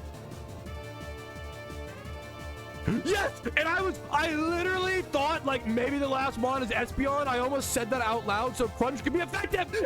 And Red defeat, no guide, second attempt, only 10,000 hours to beat Red, guys. Not even crazy. Holy dude, there it is, man. One of the biggest ultimate 460k. And so much beat. I got 460,000 Pokeyen and 25k BP for winning that fight. Dude, that is what it's all about, man. That is like one of the big endgame goals in PokeMMO that represents, if you can beat Red, it represents you being at endgame. Because to even get to Red, you have to have the Pokedex complete. You have to have so many things done. You have to have so many level 100 Pokemon. Not, you know, it requires a very, very specific strategy. That's amazing. Hell yeah. I'm going to go do my Jimmy run after this, or get at least 24 minutes of it. Sure, why not? But firstly, let me say thank you guys for watching the Iron Man series. This is going to be it for a little bit. We spent so much time together, a ridiculous amount of time, and I hope you've enjoyed it. It's been a blast to reinvent PokeMMO, you know, to like really see it through the eyes of a different type of player and a different type of account. This whole Iron Man project was a new discoverability of the game, that I'm discovering the same game that I've loved since 2013 for 12 years, but in a whole new light. And I have just loved every step of the process. And I love that. I'm lucky. I've loved it. I'm lucky that people love it as much as I do. And I'm lucky that people enjoy watching it. And that's just the cherry on top. So thank you guys so much. Dude, that T-Tar did so much work. It's also just poetic that my favorite Pokemon on the account, the 6x31 T-Tar, was like some of the best glue that held that fight together. Thank you guys for watching. Keep on playing PokeMMO. Find ways to have fun. Find ways to enjoy yourself. There's so many beautiful points about this game that sometimes we get lost in the wind, get lost in the dust. Thank you for watching. Like the video if you enjoyed it. Dislike if not. Subscribe to the channel for PokeMMO videos every single day. Iron Man progress videos will return in early November. But for now, I'll see you guys later. Have a good one. If you've enjoyed the series, YouTube memberships, Twitch Primes, Twitch subs, PayPal and Venmo donations allow me to do long-term, big hours series like this. Thank you for watching. Have a great day. I'll see you guys later.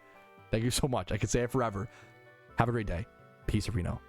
Well, sorry to have a super long outro speech into another clip, but here we are. I forgot to go over our completed goals for this episode, and boy, do we have a lot. I even considered just leaving these completed goals to do the intro for like the next episode when it finally becomes the Halloween event, but that would just be too much. Once the Halloween event is going on, I want to full focus on that. So here we are. Let's go over our goals completed.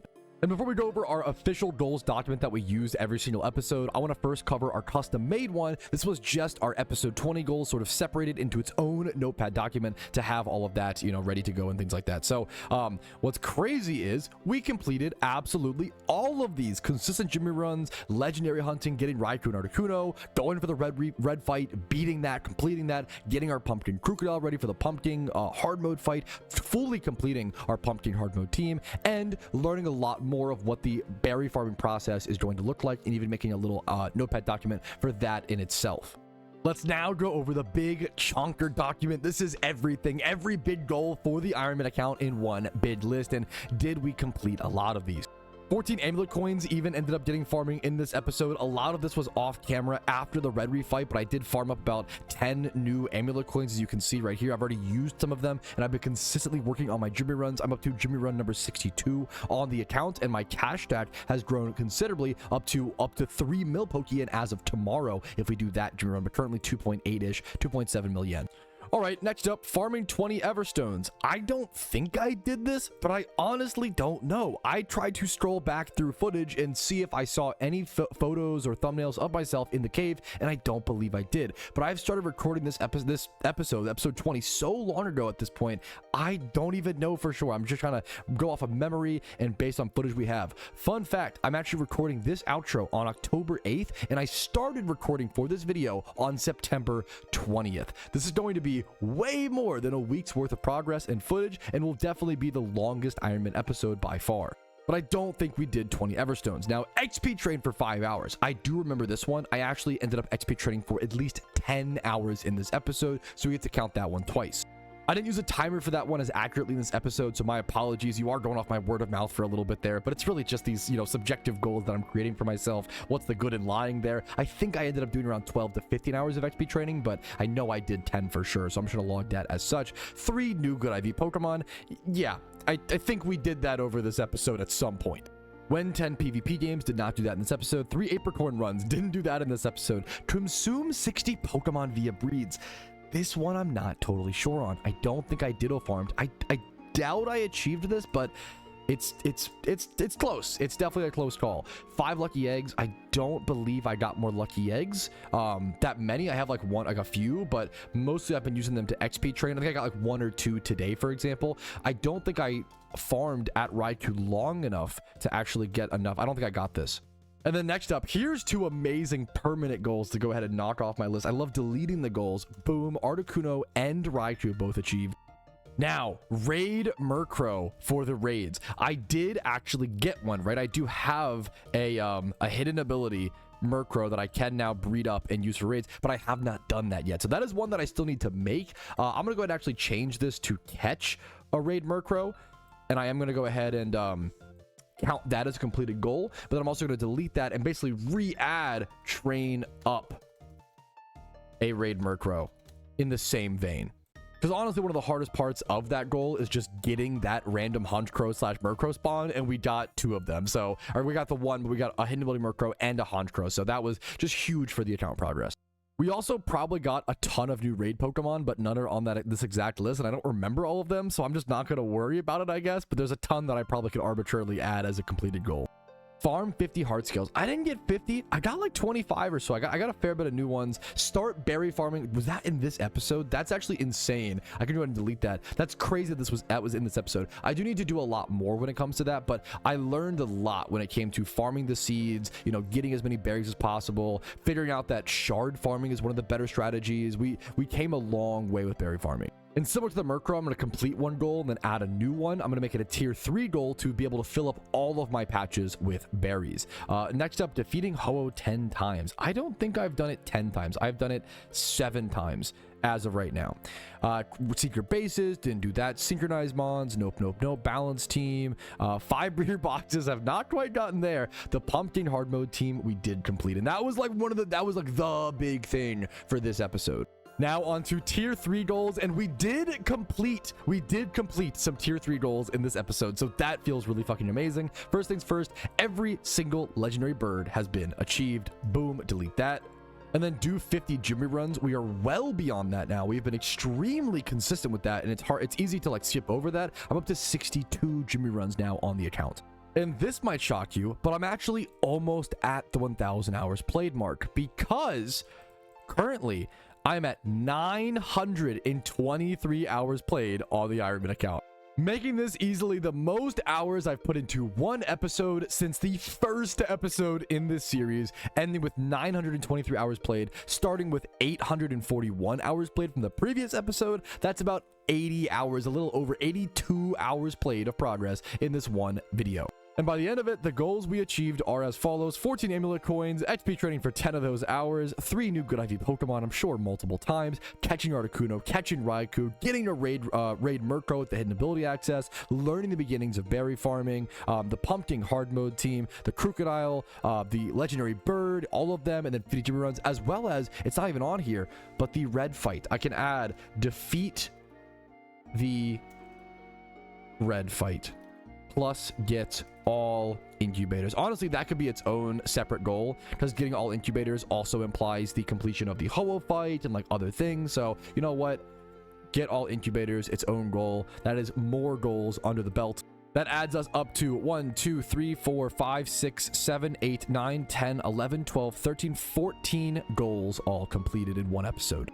All right, and like I've said previously, it's been so much fun, dude. It's been a blast. I love the Iron Man account, and I could just keep doing progress episodes for the following weeks and like pump out a video for you guys, but I wouldn't feel proud of them. It's just going to be like hard grinding until the Halloween event. I might be EV training and XP training some Pokemon. I might do some breeds. I might breed up that Murkrow. I'm doing some small things here and there. I actually got my first Flame Orb on the account recently. That was kind of a cool thing, like by going and you know, frisk thiefing over at Heatmore. I'm doing some things. I'm popping my legendary lures to hopefully get an Entei before the event. There is some fun stuff, don't get me wrong, but I feel like I would like to take a break before event season, and I appreciate your guys' patience with that. This series will come back in full force, in the most force it's ever been in early November. Once the event season is here, this is what it's all about. We have trained up until this very moment. We have practiced, we have prepared, we have done everything for event season on the Ironman account. And if you're excited for the first ever event season to be played on an Ironman account and to be broadcast live, check me out on YouTube. I upload videos every single day. On Twitch, I stream Monday through Thursday at 12 p.m. ET. Discord's down below if you're interested in that. And if you want to go above and beyond and support the channel, if you've liked this series so far, it means so much to me. YouTube memberships, Twitch Primes, Twitch subs, and PayPal/Venmo donations go an extremely long way. But most importantly, enjoy PokeMMO, have fun, and play the games you love. I will see you guys later. Thanks for watching. Peace, Reno. Yo, what's up? Outro Petrowski here, and I wanted to take this time to say thank you to everyone who goes above and beyond and supports my channel. Your names are all listed here. You make it possible for me to make helpful and mildly entertaining content for the game that I love and make it available for free for everyone to enjoy. Thank you so much for allowing me to even be here.